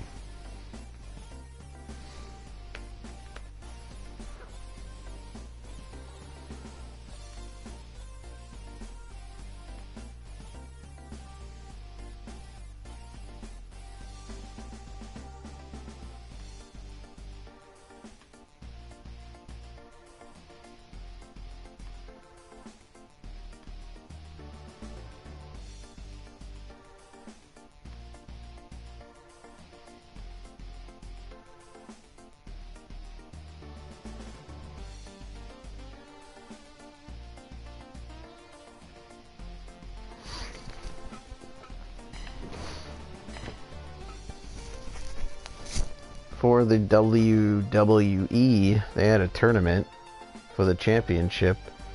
EC3 defeated Baron Corbin to move on to the semifinals. Ricochet beat Scott Dawson. EC3 defeated Ricochet to go to the finals. Meanwhile, on the other end, Braun Strowman defeats The Miz. McIntyre beats Mysterio in the first round. Strowman defeats McIntyre to move to the finals, and EC3 is defeated by Braun Strowman in the finals, where Braun Strowman becomes the new WWE Heavyweight Champion. So, there you have it. EC3, Baron Corbin, Scott Dawson, Ricochet, The Miz, Braun Strowman, Drew McIntyre, Rey Mysterio. It's actually not a bad tournament. The exception of Scott Dawson kind of being randomly inserted in there. But EC3 going to the final, losing in the finals to Strowman. 62% though. The overall rating. So Strowman wins the WWE Championship. And we already went over our last show. I think we went through everybody's cards, yeah.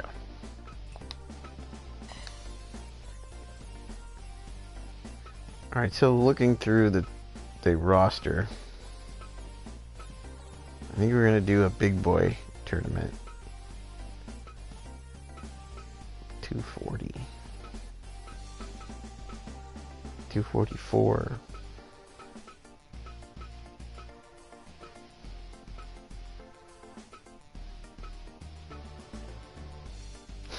$350, yeah.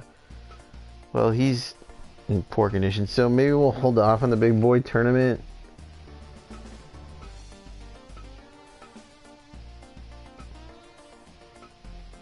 Because I want Steve to be part of that, and Machine's going to be in there.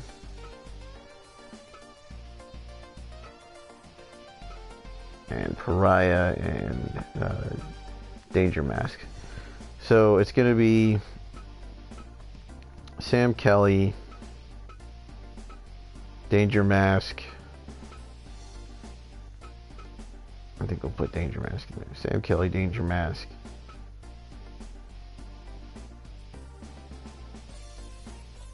PCO. Steve Arndt. Machine.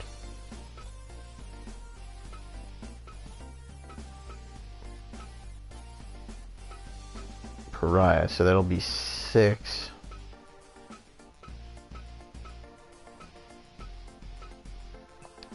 We need 2 more to have like an 8-man tournament.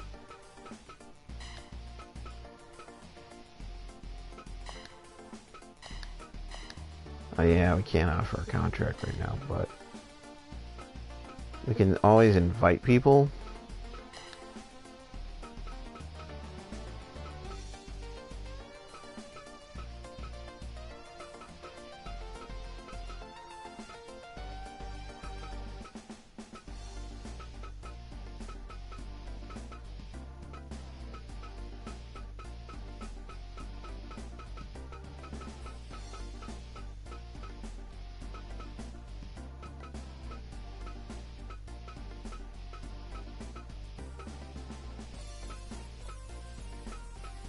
The Ultimate Warriors 275. 266 or Killer Cross. Rusev's 304? Really? I don't think Rusev's that big.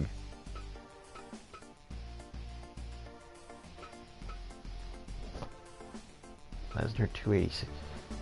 There's no way that friggin' Rusev is 304.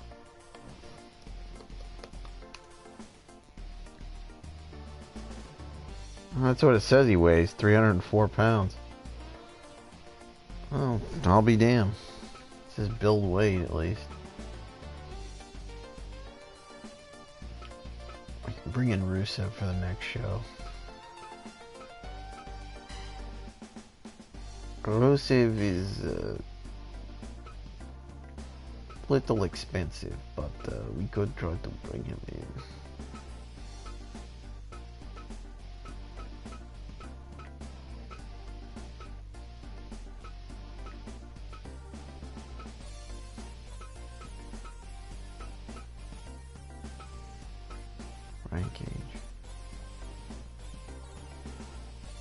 Falabah's in poor health, so I'd like to have him on.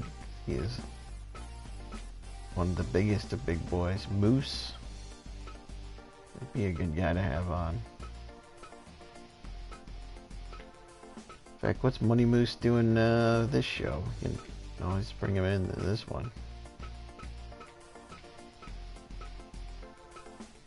Brody King would be a good one to have on, but it's ROH, so I don't think do it. Wow, they signed Kodo Hanamichi. I didn't even see that.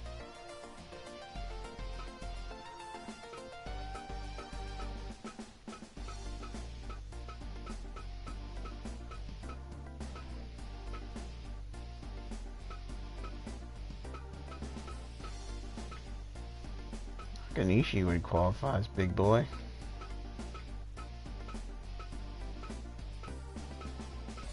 What else we got?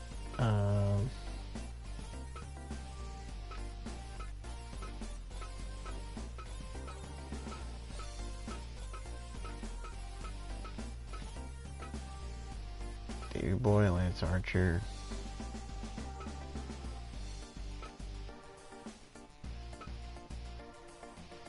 Of course, one of the biggest of big boys, Bad Luck Fale. That could work. I like the idea of that.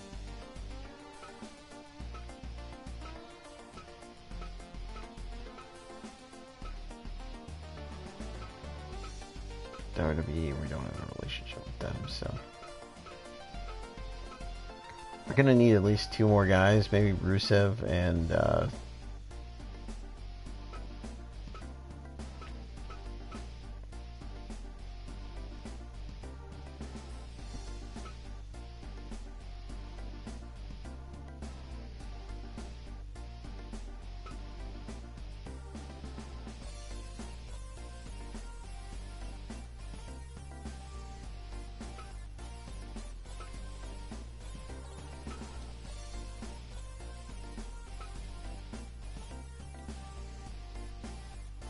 Rusev and Fale. I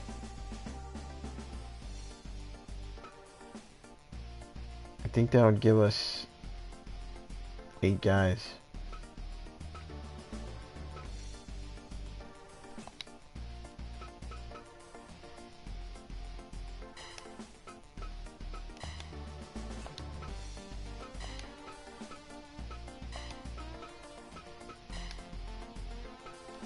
Because we'd have Sam Kelly, Danger Mask, PCO, Steve Arrett, Machine,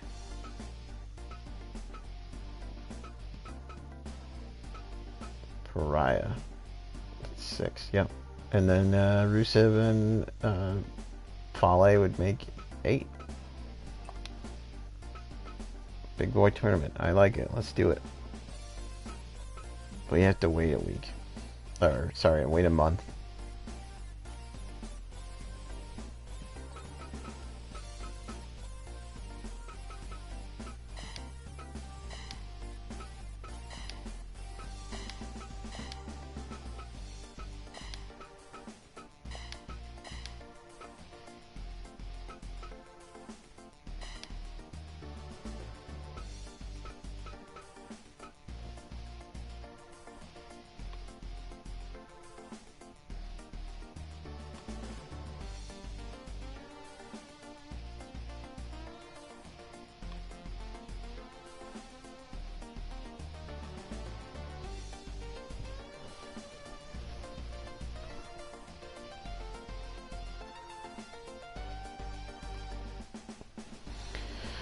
So,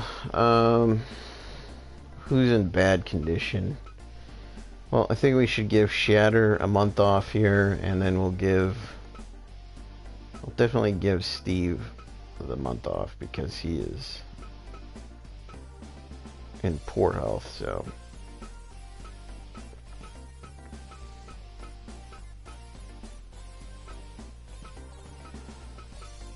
So we'll just have 2 less guys in the card, that's fine. We don't need to invite anybody. Let's just book an event. Let's do a standard event, that's fine.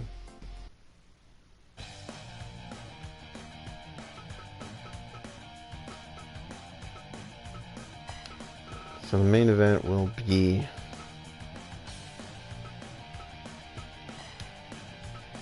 heavyweight title. Pac is going to defend the title. I think I've determined it's going to be DDS.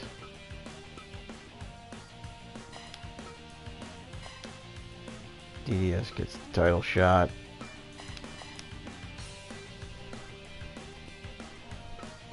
Let's see. Tag team titles, I don't know about that. Shotzi's not going to defend the junior title.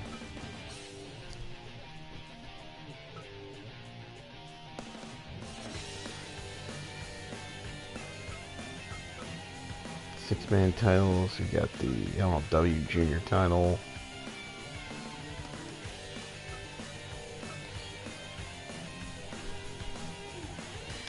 Well, let's see if Shotzi can collect another title. She's got 3 already.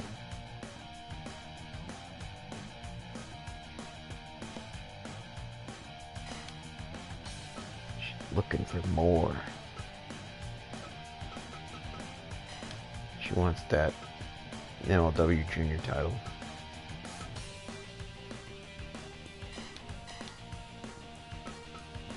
Let's see.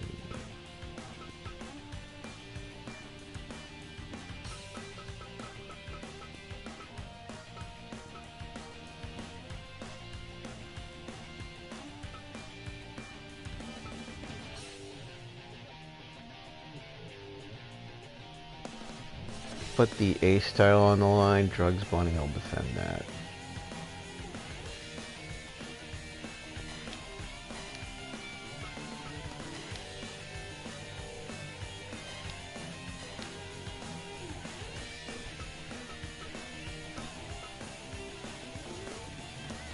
Be a good opponent for him.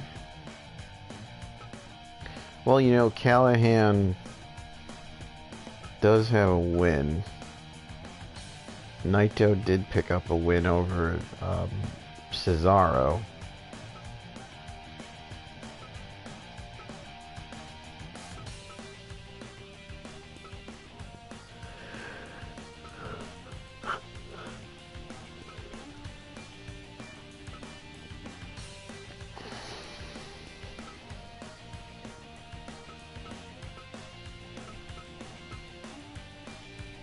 CM Punk also got a win.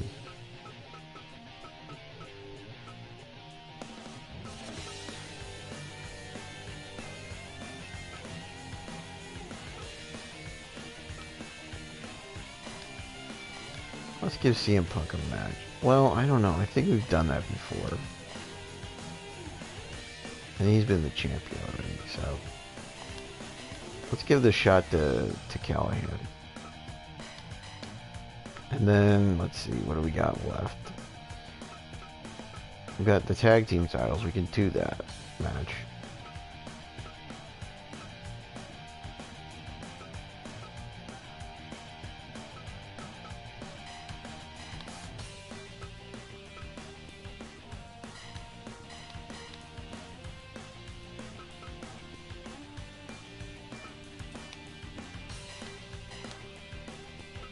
Could do a rematch, or we could do a babyface team.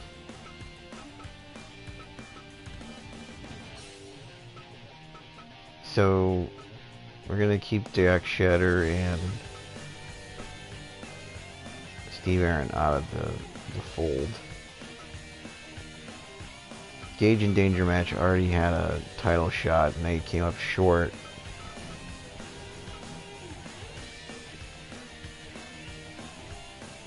I think Precio and Sam Kelly have also had one. That leaves, what? Sabu, Alan Brown,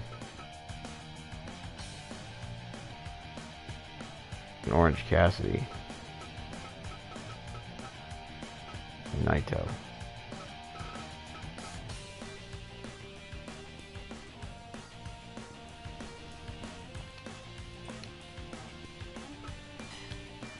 I don't know if there's anybody worthy. Let's random the card. Rest of the card.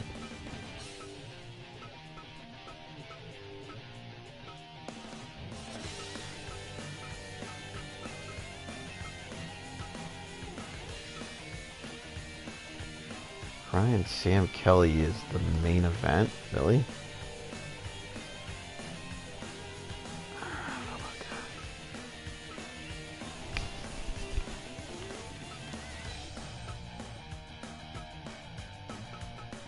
Shane, Danger Man, Sabu, and Moxley.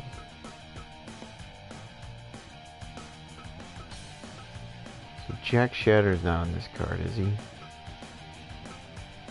No. Jack Shatter and Steve Arndt are left off the card, I think.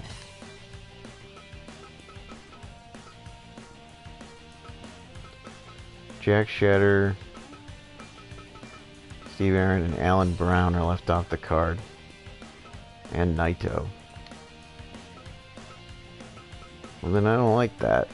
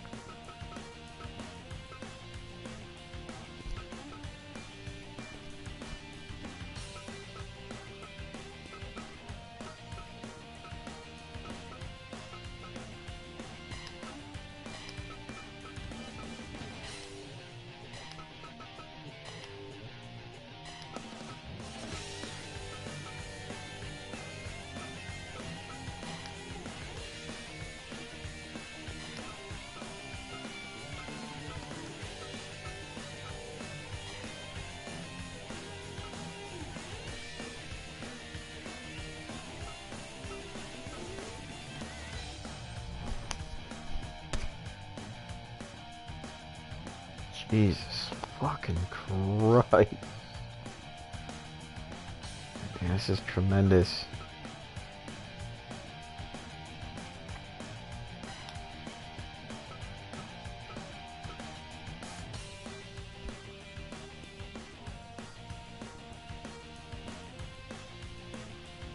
Oh, I'm still streaming.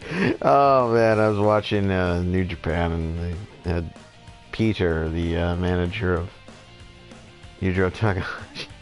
Can't believe it on the stream. Oh well. Yeah, I'm still trying to figure this out properly here. I'm having a tough time coming up with a card that works.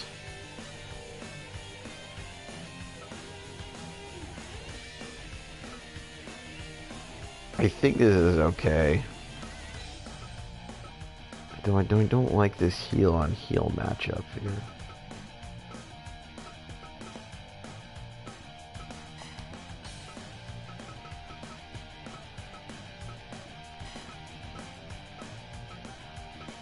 I don't like that one either.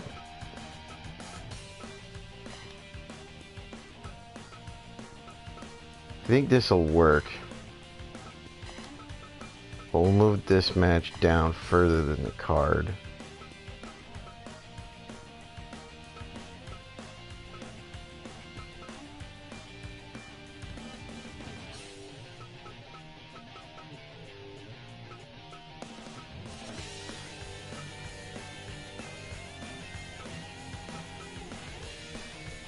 I don't think we've done Nick Gage and Naito. What would that do? That would actually lose fans. They want to see Pariah and Naito, so I guess we'll do that. Like Tajiri and Sabu, I feel like we've done that.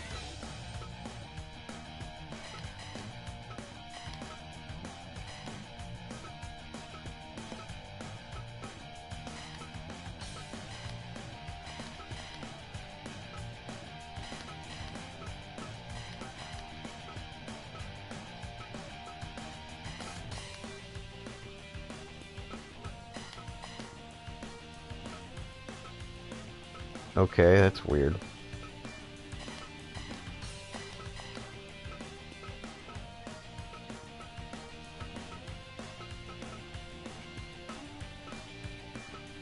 I think that'll work.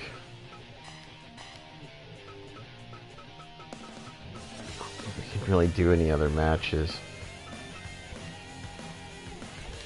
We could do a tag team title match, but I don't know who's gonna defend. Like who Bryce and Machine are gonna defend against, because I don't really have a set of opponents for them to face.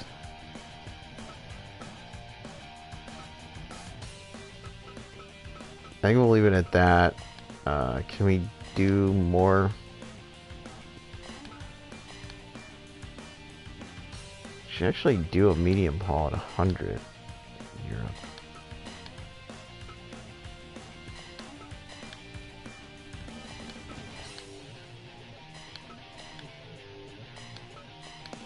$60. Let's do 80. Do 100. We should still have a full house, so yeah, I like that card. I think that's what we're gonna do. Let me check real quick. Many people. 10,000.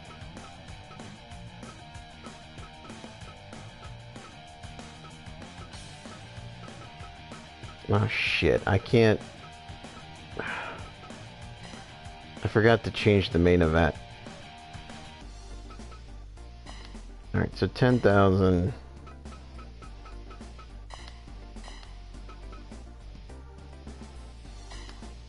Let's produce 5,000 snacks.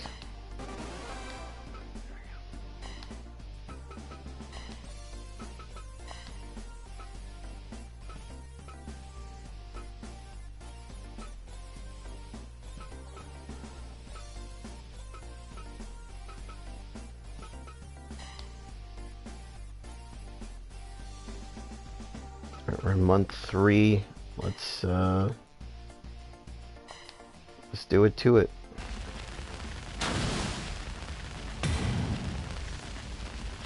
Everybody is on our card, so our card's signed, so we don't have to worry about any of that. Let's skip through this.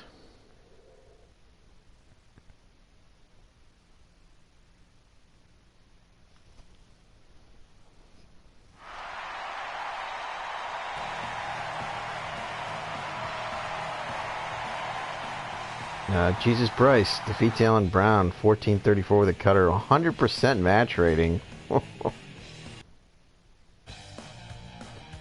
about that for the opener?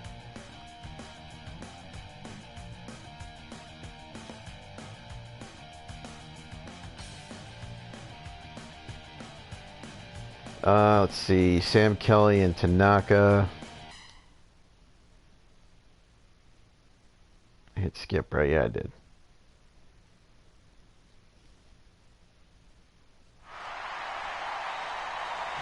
Tanaka wins, or Sam Kelly versus Achilles hold 80%. This guy's got a couple of wins now. I think I'm going to have to give him a title shot at some point. Even though I don't like him. PCO and John Moxley. Again, not for anything, just kind of a match.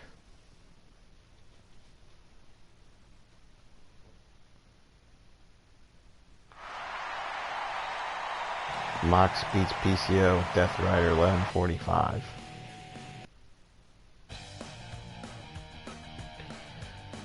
Sheen and Nick Gage, nothing going on there.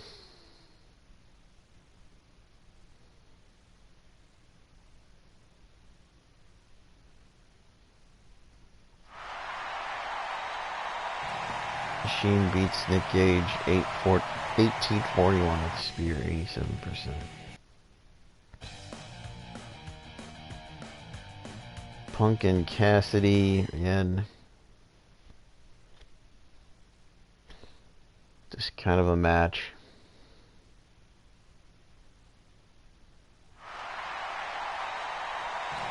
Cassidy beats Punk with a Destroyer, 1226, 82%.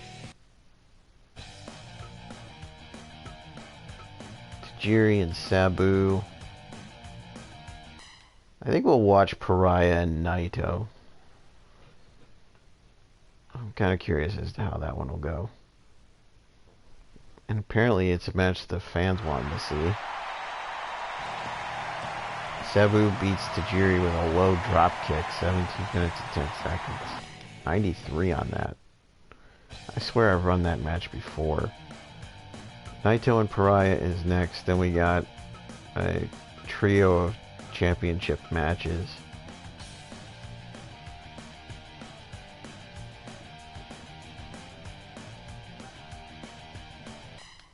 So let's do Naito and Pariah. See how that one goes.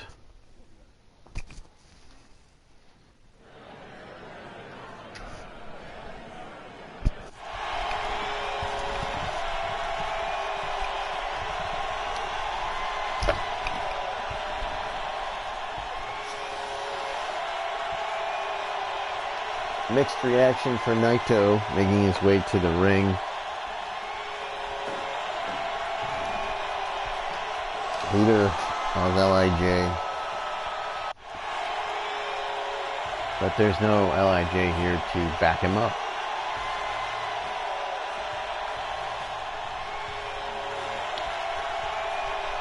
One half of the tag team champions and member of the following Pariah in this singles matchup here.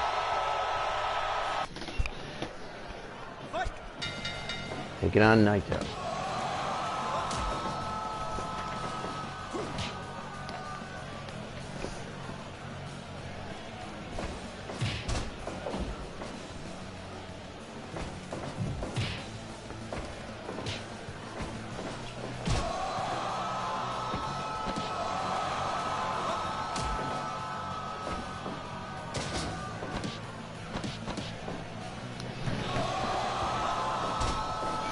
We've got him in that clover leaf.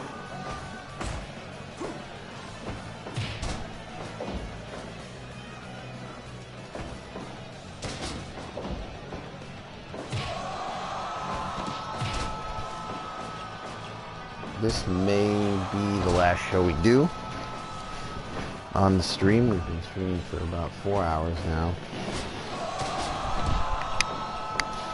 This may be the last show we do on the stream. Keep playing it.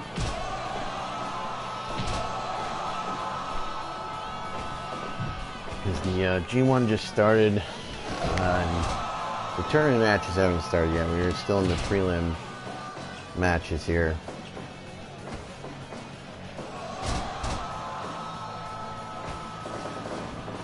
But yeah, I think it's going to be the last card we're going to do here. So we're only going to do 3 shows.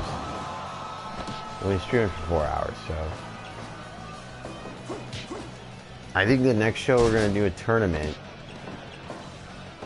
I want to try to do a joint show with New Japan, but I also want to do that big boy tournament. I'm going to do that on the next show, I believe. When Steve Arnett's back from his month off. And I'll try to bring in Bad Luck Fale and then Rusev if they'll agree to do it. For next month's big boy tournament. Roll up pin and got a 1. Scoop and a slam from Pariah gets 1.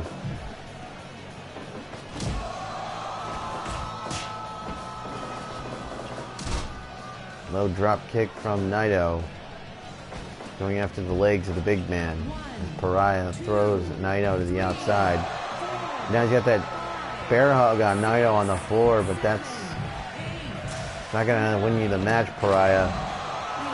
Insiguri on the floor. Both men back in the ring at 14. Stampede, center of the ring.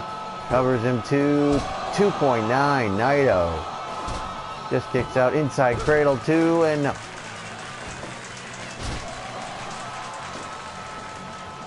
To the chin lock. That was Naito.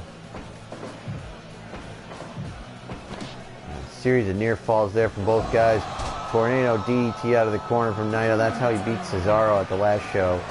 German suplex with a bridge, center of the ring, and 2.9. Pariah just got out of it. Pariah showing why he's a 2-time heavyweight champ. There's a choke slam, drags him back towards the center, hooks the leg. Is that it? No! Naito, 2.9 kick out. Naito, German, with the bridge, 2.9 again. Big boot from Pariah. This match has really picked up in intensity here, folks. Clothesline from Pariah. Big time power bomb. And a boot to the chest. Pariah off the ropes, drops the leg, brother. Complete shot from Naito, points to his head. Drop kick to the knee. Sends him into the buckle. Has him up. Frankensteiner from the top from Naito. Both hands pressed and he got him. 12:55. Naito didn't even use the Destino there. Beats him with a Frankensteiner from the top. Puts the big man away in an exciting contest. First time ever fourth meeting. Top rope Hurricane Rana, Frankensteiner, whatever you want to call it. When Scott Steiner's around, we call it a Frankensteiner. 12:55, Naito gets the win. Both hands pressed, pin on Pariah, 87%. Pretty good match. So real quick, we got the opener did 100. 80 there, 85 there, 87 there, 82, 93 Sabu and Tajiri, surprisingly. Naito and Pariah did 87. So we got 3 title matches remaining on this show. The Ace Heavyweight, the MLW Junior Heavyweight, and the Kaiju Attack. So the Ace Heavyweight is on the line here next, as We've got Drugs Bunny defending the title. Sorry, I'm yawning. Against the Callahan Death Machine, the Draw, Sammy Callahan.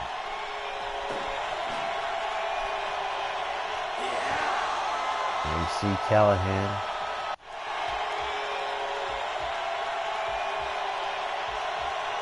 And here is the Ace Heavyweight Champion, Drugs Bunny.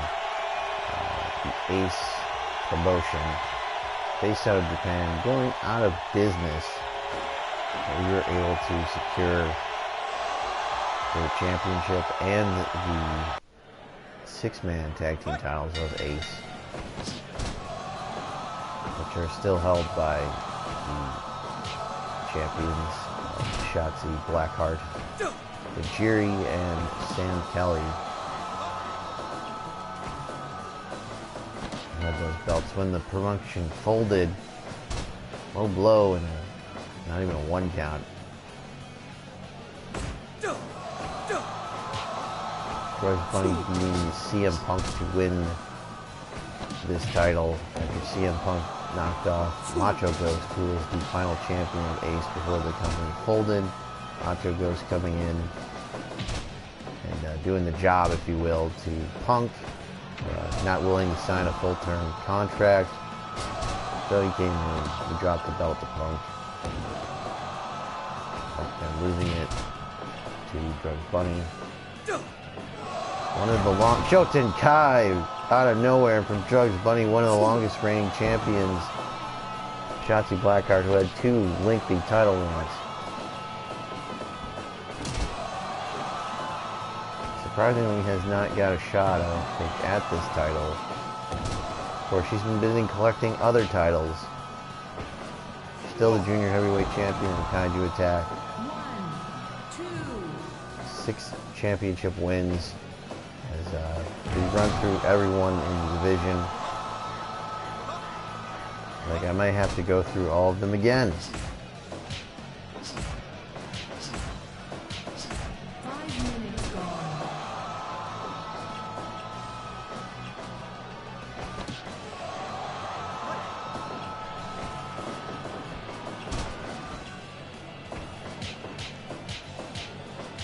She actually has the DFW title in her possession and is looking to add that MLW Junior Heavyweight title to her possession. Maybe she'll go back after this Ace title she's held twice.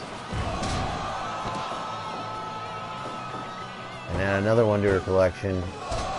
She's seen Nyla Rose collecting like every single title. And AEW, there's the Coke Slam. Is that it? Is it over?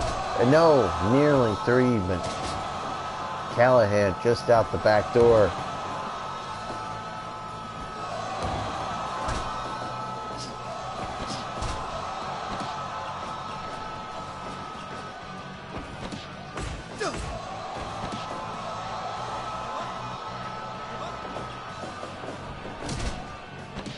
Callahan runs into Drugs Bunny, who drops an elbow.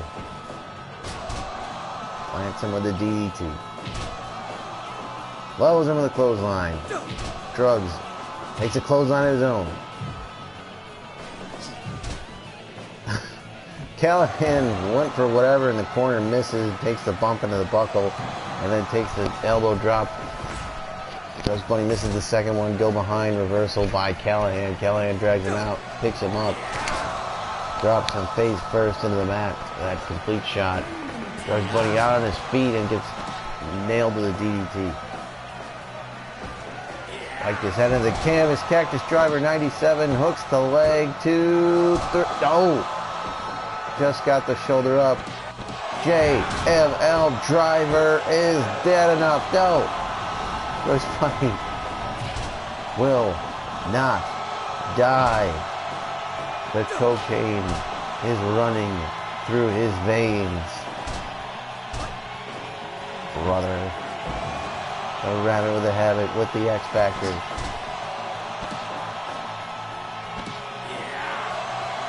There it is, the stretch muffler. Will he submit?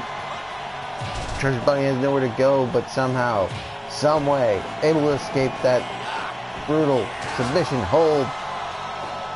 Callahan plants him face first. Beats him off. Back body drop. Back to that stretch muffler. Is this gonna be enough? Will he get him to tap this time? No. Church Bunny again.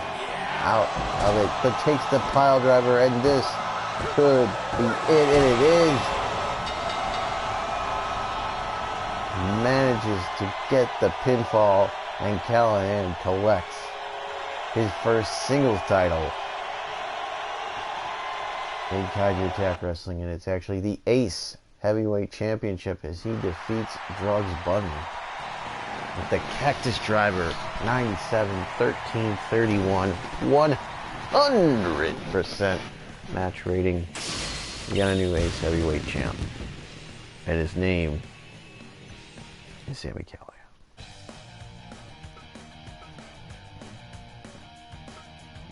So, Shotzi Blackheart looking to add that junior heavyweight title to MLW junior heavyweight title to her lengthy list of championship accolades. As she is currently the junior heavyweight champion of Kaiju, looking to be the MLW junior heavyweight champion. She actually defended the title against Aaron Xavier at the last show, knocked him clean out, sent on off the top. Looking to repeat that on this show and add another title for a trophy case. Which already includes, again, as I mentioned, the Kaiju Attack Junior Heavyweight title, the DFW Heavyweight Championship, the Ace Junior, the Ace 6-man tag team titles, and this would be the fourth title if she could get it.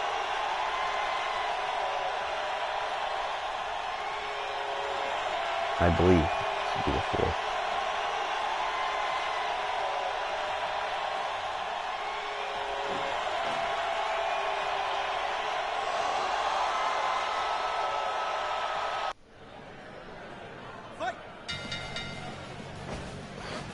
She has to go to the Evil Genius to get it. There's a body slam. And a rake to the eyes from Aaron Xavier. Right from the get-go. A test of strength. And a drop toe hold from Xavier. Arm drag takes her down. Kick to the knee. Drop toe hold from Xavier. Again back to the knee. Drop toe hold from Shotzi. Knee to the gut. And another. Xavier drops the knee. Again, another knee. Well, he loves to use those knees, those stomps, those kicks. He's got that camel clutch in, but Shotzi escapes. Now back to that camel clutch again. Stinging chop. She goes for a cutter, but misses. It's the arm drag. Goes for another cutter, and again misses.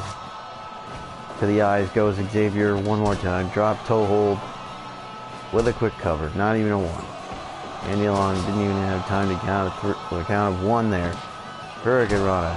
There's a knee. Back suplex from Xavier. Xavier maybe was going off the ropes there, but no, counter. Drop toe hold. Xavier shoots her off. It's the shoulder tackle. Into the figure four, center of the ring. Nowhere for Shotzi to go. But Shotzi will not tap out. There's a drop toe hold. There's a Rana from Xavier, and now he's back to the chin lock. 5 minutes gone in this one already. Arm drag from Shotzi. Back suplex from Xavier. The end of the chin lock. Trying to wear her down. Xavier shoots her off the ropes, gets caught with a clothesline. Running knee to the face. Back to that figure four again. Again, perfect placement in the center of the ring. Both of them sinking drop kicks there. Scoop it a slam. Standing moonsault, not even a one. And now we go to the exchange of blows, and Down goes Shotzi to the top. Double stomp from Xavier. Kicks the knee out of her knee. Get your leg out of your leg. A Romero special from Shotzi. Knee strikes from Xavier to the top. Waits on her to get up, hits the flying knee. Right to the back. Another series of knees. Running knee strike again. Xavier loves to employ those knee strikes, and there's another one.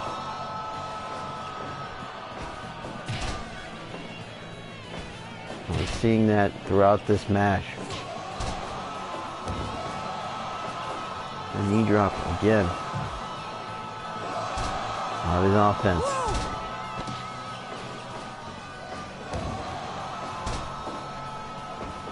Moonsault got not even a one. Half crab from Shotzi now. Back suplex from Xavier. Xavier double stomp from the top. Drags her back towards the center. Goes for another double stomp. Now a running knee. But Shotzi back to her feet, but then gets thrown all the way out of the ring. Pescado from Xavier. Xavier's got a chair. They're on the outside. Into the barricade, and now Shotzi sent into the barricade. Clubs her in the back of the head, picks up a chair, rolls back in. Xavier risking disqualification there. Swinging neckbreaker on that chair. Standing moonsault from Shotzi gets one. He's from Xavier. And a running knee. And a back suplex. They're both down. Both back up. And another back suplex from Xavier. Swinging neckbreaker from Shotzi. Shotzi to the chin lock. Jawbreaker. Drop kick. Side slam. Shotzi with a flurry of offense now. Oh, but Xavier trying to shut down her momentum with that low blow.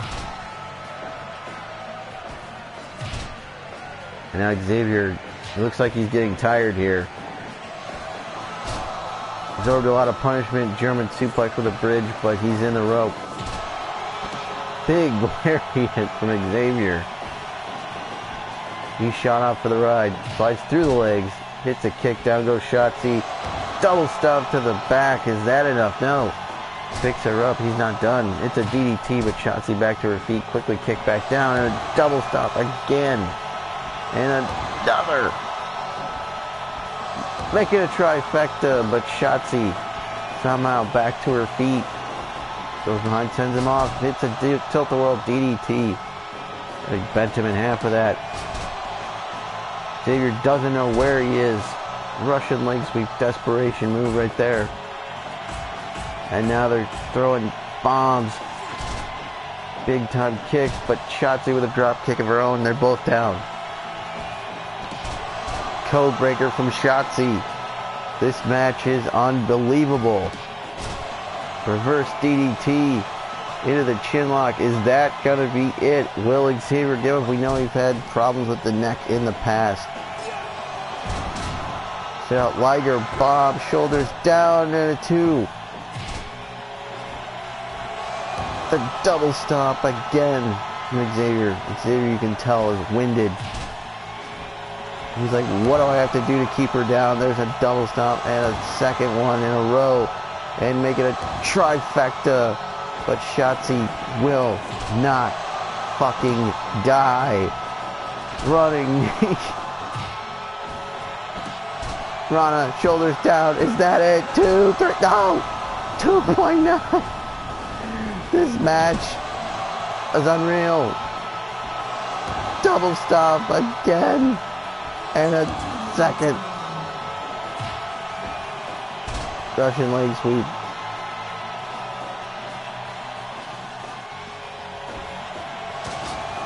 Side slam. Xavier says that's it. The throat slash and hits another double stomp, this time to the spine. And it went for the second one, he missed. But that DDT, he got all of that. Spiked her on her head. And that's it. Modified stretch plum, and Shotzi, with a rare submission loss, could not take home that junior title. 21-34. Xavier wins a war of attrition. Modified stretch pull, 99%. I don't know how they didn't give that 100. Fast-paced, back and forth, furious action. They unloaded the complete arsenal against one another. Shotzi tried all that she could to wrest that championship away from Xavier. But Xavier this time refusing to quit, refusing to stay down. This time avoiding the knockout and forcing Shotzi to tap out, a rare tap out loss for Shotzi.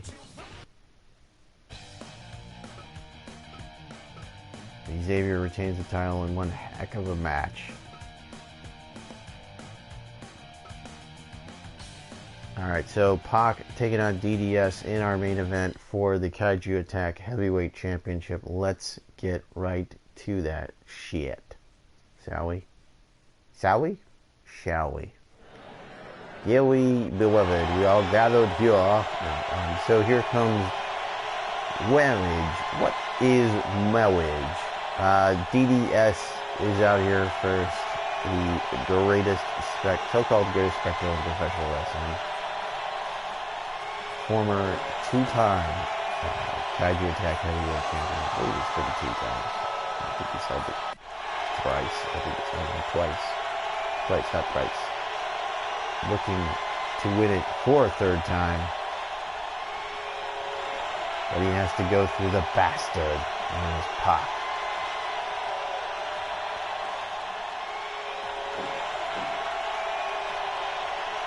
He had a bloody title defense against Jon Moxley. He was bloody and battered, but in the end he came away with the victory. He's also defended that title against Naito.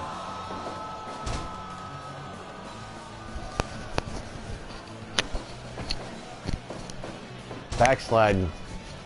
I don't think it's going to be that quick. Moxley trying to get a quick win over DDS and get out of here.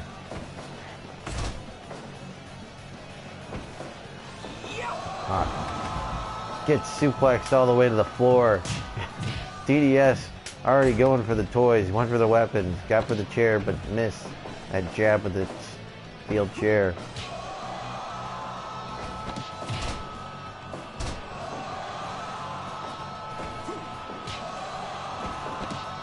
Oh, went for the delicious driver, but Pac out the back door and hits the enziguri. Side slam from DDS. And now just raining down punches. And there's a suplex from DDS.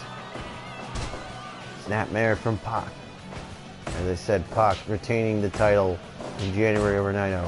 Then in a bloody match against Moxley in February.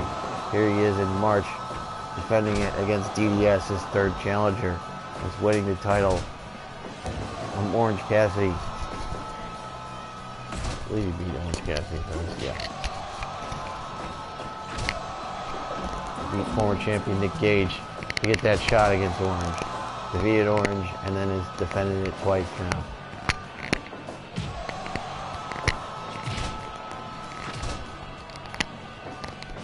Naito and former champ Moxley. Exploder from DDS. DDS. That's a double axe handle sledge from the top. Spitting heel kick from Pac and a knee drop. So DDS into the corner. Hits him with a forearm. Delicious driver leg hook to 2.9. Remember, there's no rope breaks in this match because I forgot to set the rules correctly. One for a cheap win, but I don't think there's a DQ on either. Suplex because I forgot to set the rules. Reset the rules, rather. Double axe handle sledge from the top from DDS. You don't really see DDS come off the top. He gets suplexed to the floor. Fox says, fuck this shit, and does a flying dive to the floor.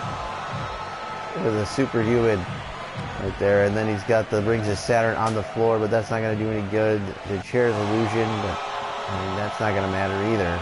There's no DQ, dipshit. What are you thinking there? I don't know, but I know what he's thinking there. Delicious driver on the floor, but that's not pinfalls count anywhere, buddy.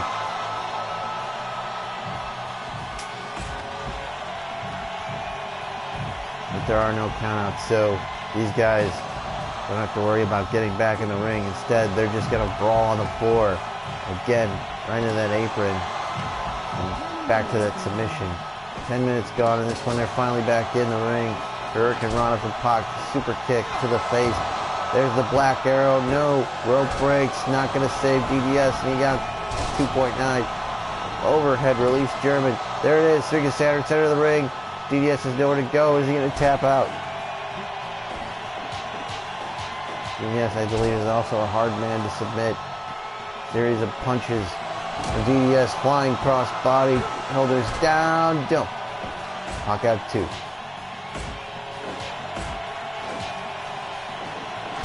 Then he strikes as a super kick from Pac. Takes down DDS. Pac off the ropes. Tilt-a-whirl DDT. Combination of jab from DDS. Running elbow. Drop toe from Pac. With that leaping enziguri, catches him right in the back of the head. Power up now, reversing it around, shoulders down, 2, no. Thought he had him there. Delicious driver. Is that it? Yes! Unbelievable. DDS defeats Pac. 13-23, and DDS is your new champion. I can't believe it. DDS has just beaten Pac in the main event. 13-23. What the delicious driver. 100% match rating. DDS defeats Pac to become the new Kaiju Attack Heavyweight Champion for the 3rd time. And once again, that title changes hands. I believe he's the 21st champion. Wow, there's been a lot of champions. But a 100% match rating. This was a great show from top to bottom. 100 for the opener, 80, 85, 87, 82, 93, 87, 100. 99, 100. Look at that. The last 3 matches all delivered. Callahan defeats Drugs Bunny. He becomes the new Ace Heavyweight Champion. Aaron Xavier retains that Junior Heavyweight title, MLW Junior Heavyweight title in a great match against Shotzi. And DDS defeats Pac to become the new Kaiju Attack Heavyweight Champion, the 21st champion. And he's now 3-time Kaiju Attack Heavyweight Champion. Also, Sabu defeating Tajiri, 93 there. Cassidy beats CM Punk in a match that I think has happened before, 82 there. Sheen beats Nick Gage, 87. Moxley defeats PCO, 85 there. Tanaka defeats Sam Kelly in an 80% match. And Bryce defeats Alan Brown, 100.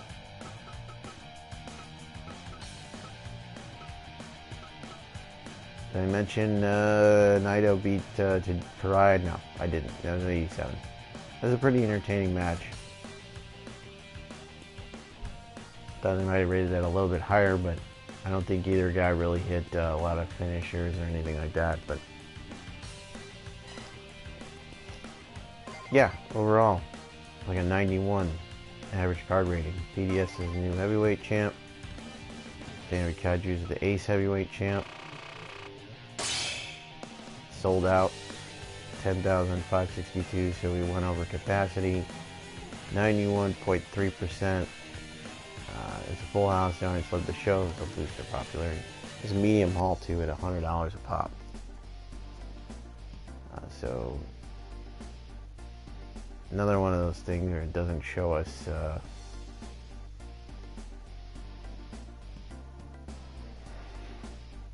any updates. So we'll just skip ahead and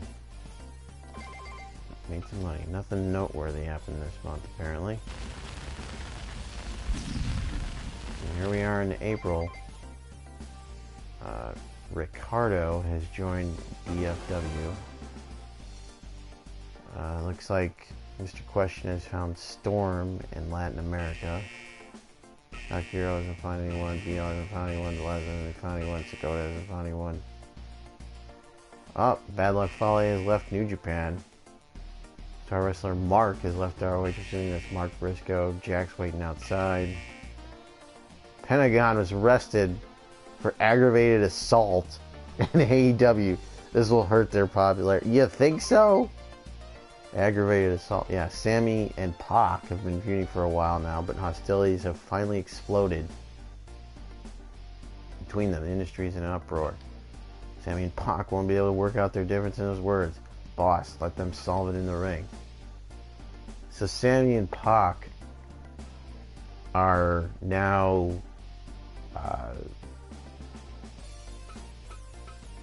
in a rivalry.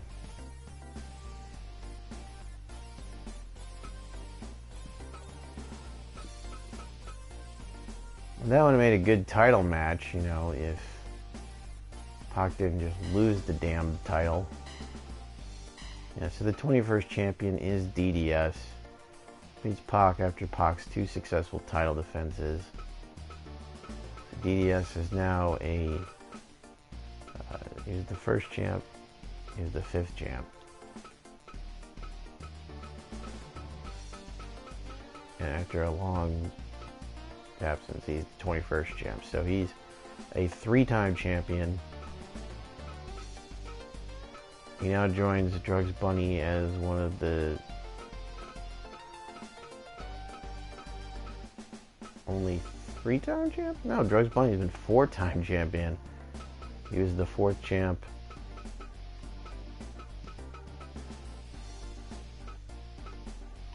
He was the 6th. He was the 10th and the 13th. So Drugs Bunny is now a 4-time champ. DDS is now a 3-time champion. So that puts him at number 2 on the list. Most title reigns. As he's now surpassed Pariah and Sabu, have won that title twice.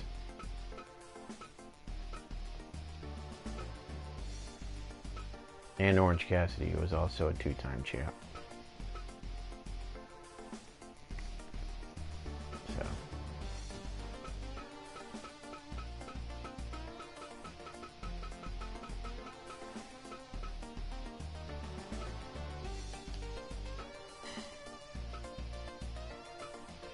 As I mentioned before, is Bryson Pariah. 3-time tag team champions. They beat Eric Priest and Machine, who have been champions 3 times as well.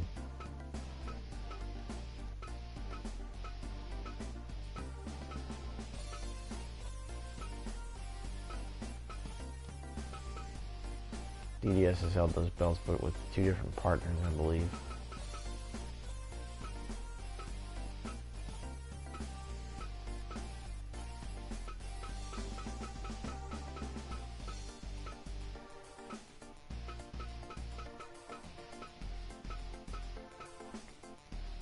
But Eric Priest and Machine are the only team that actually defend the title successfully.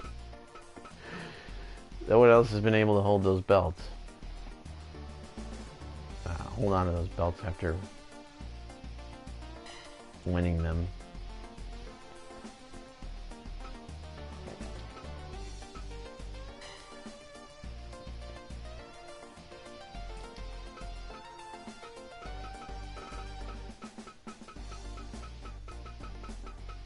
So look at the junior heavyweight title from MLW. This is Eric Xavier's 3rd defense.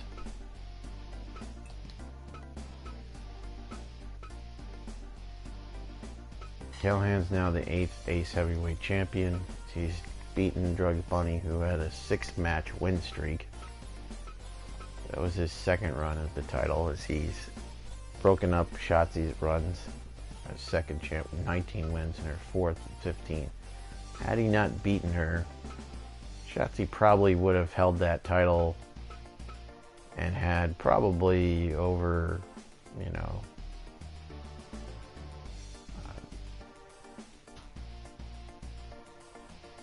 34 wins.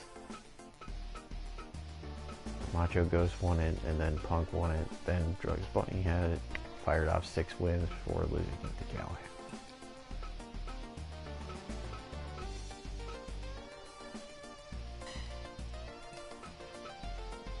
Shotzi's still got the DFW title.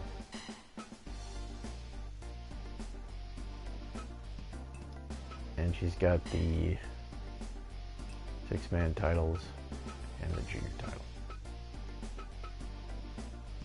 Kaiju. So she's got 3 titles.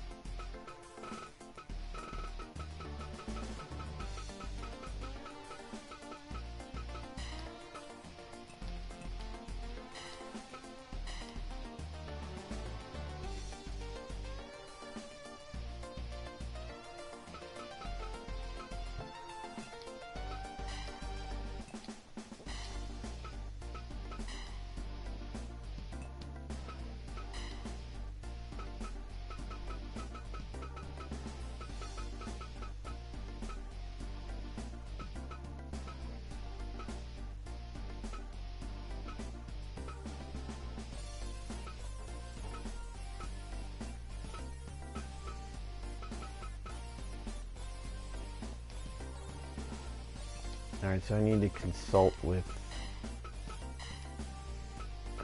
Jack Shatter, apparently.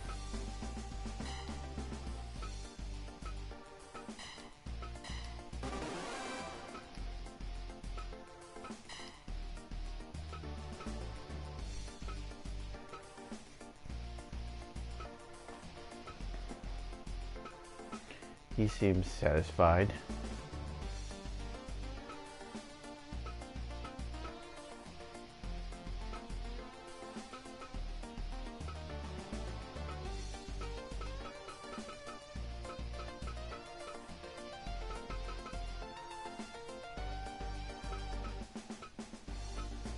So we might do the big boy tournament on the next show.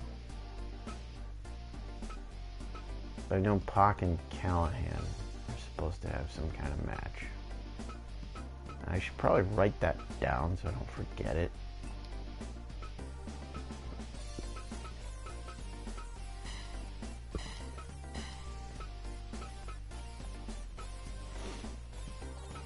The scouts found Toni Storm in Latin America. I don't know what she was doing in Latin America, but they found her. Fale's available, as is Mark Briscoe.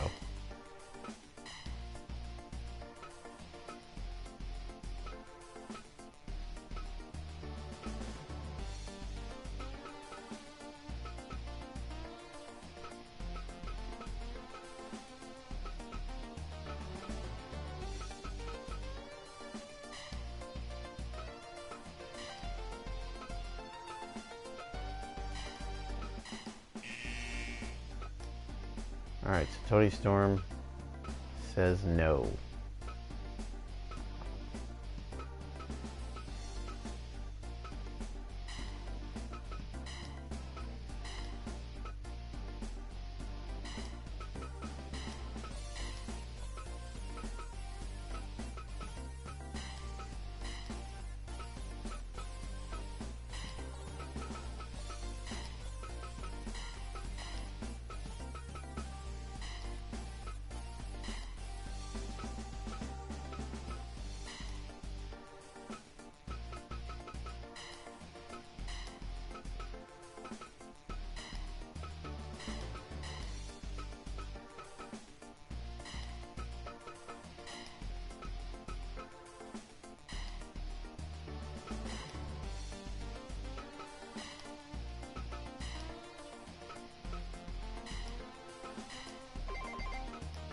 Alright, so we sent the scouts out.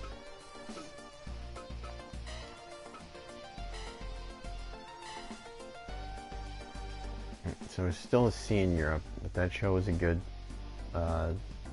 show, so it managed to, I think, go towards boosting our popularity. Really had a home run of a show there. So.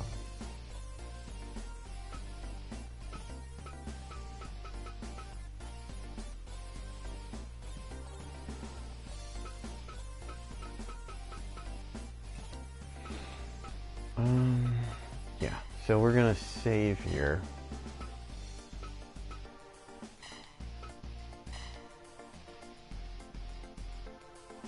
And I think that's a good time to wrap things up.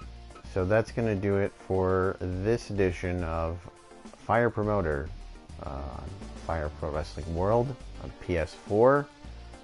So we've done 3 shows into year 6. We've had some people retire, we've had some people leave companies. We've gained some popularity in Europe. We've had some titles change hands, including the heavyweight championship, as DDS is now a 3-time heavyweight champ. And so our goal for the next time out, I believe, will be to do that big boy tournament. We haven't done a tournament in a while. I think we should do one here. We're going to do a big boy tournament. It's going to be a battle of guys, the big guy wrestlers. Just a fun match, just fun show. I think that's going to be next on tap. So that's going to do it. Thanks for watching on the Swink, and stay tuned for more Fire Promoter.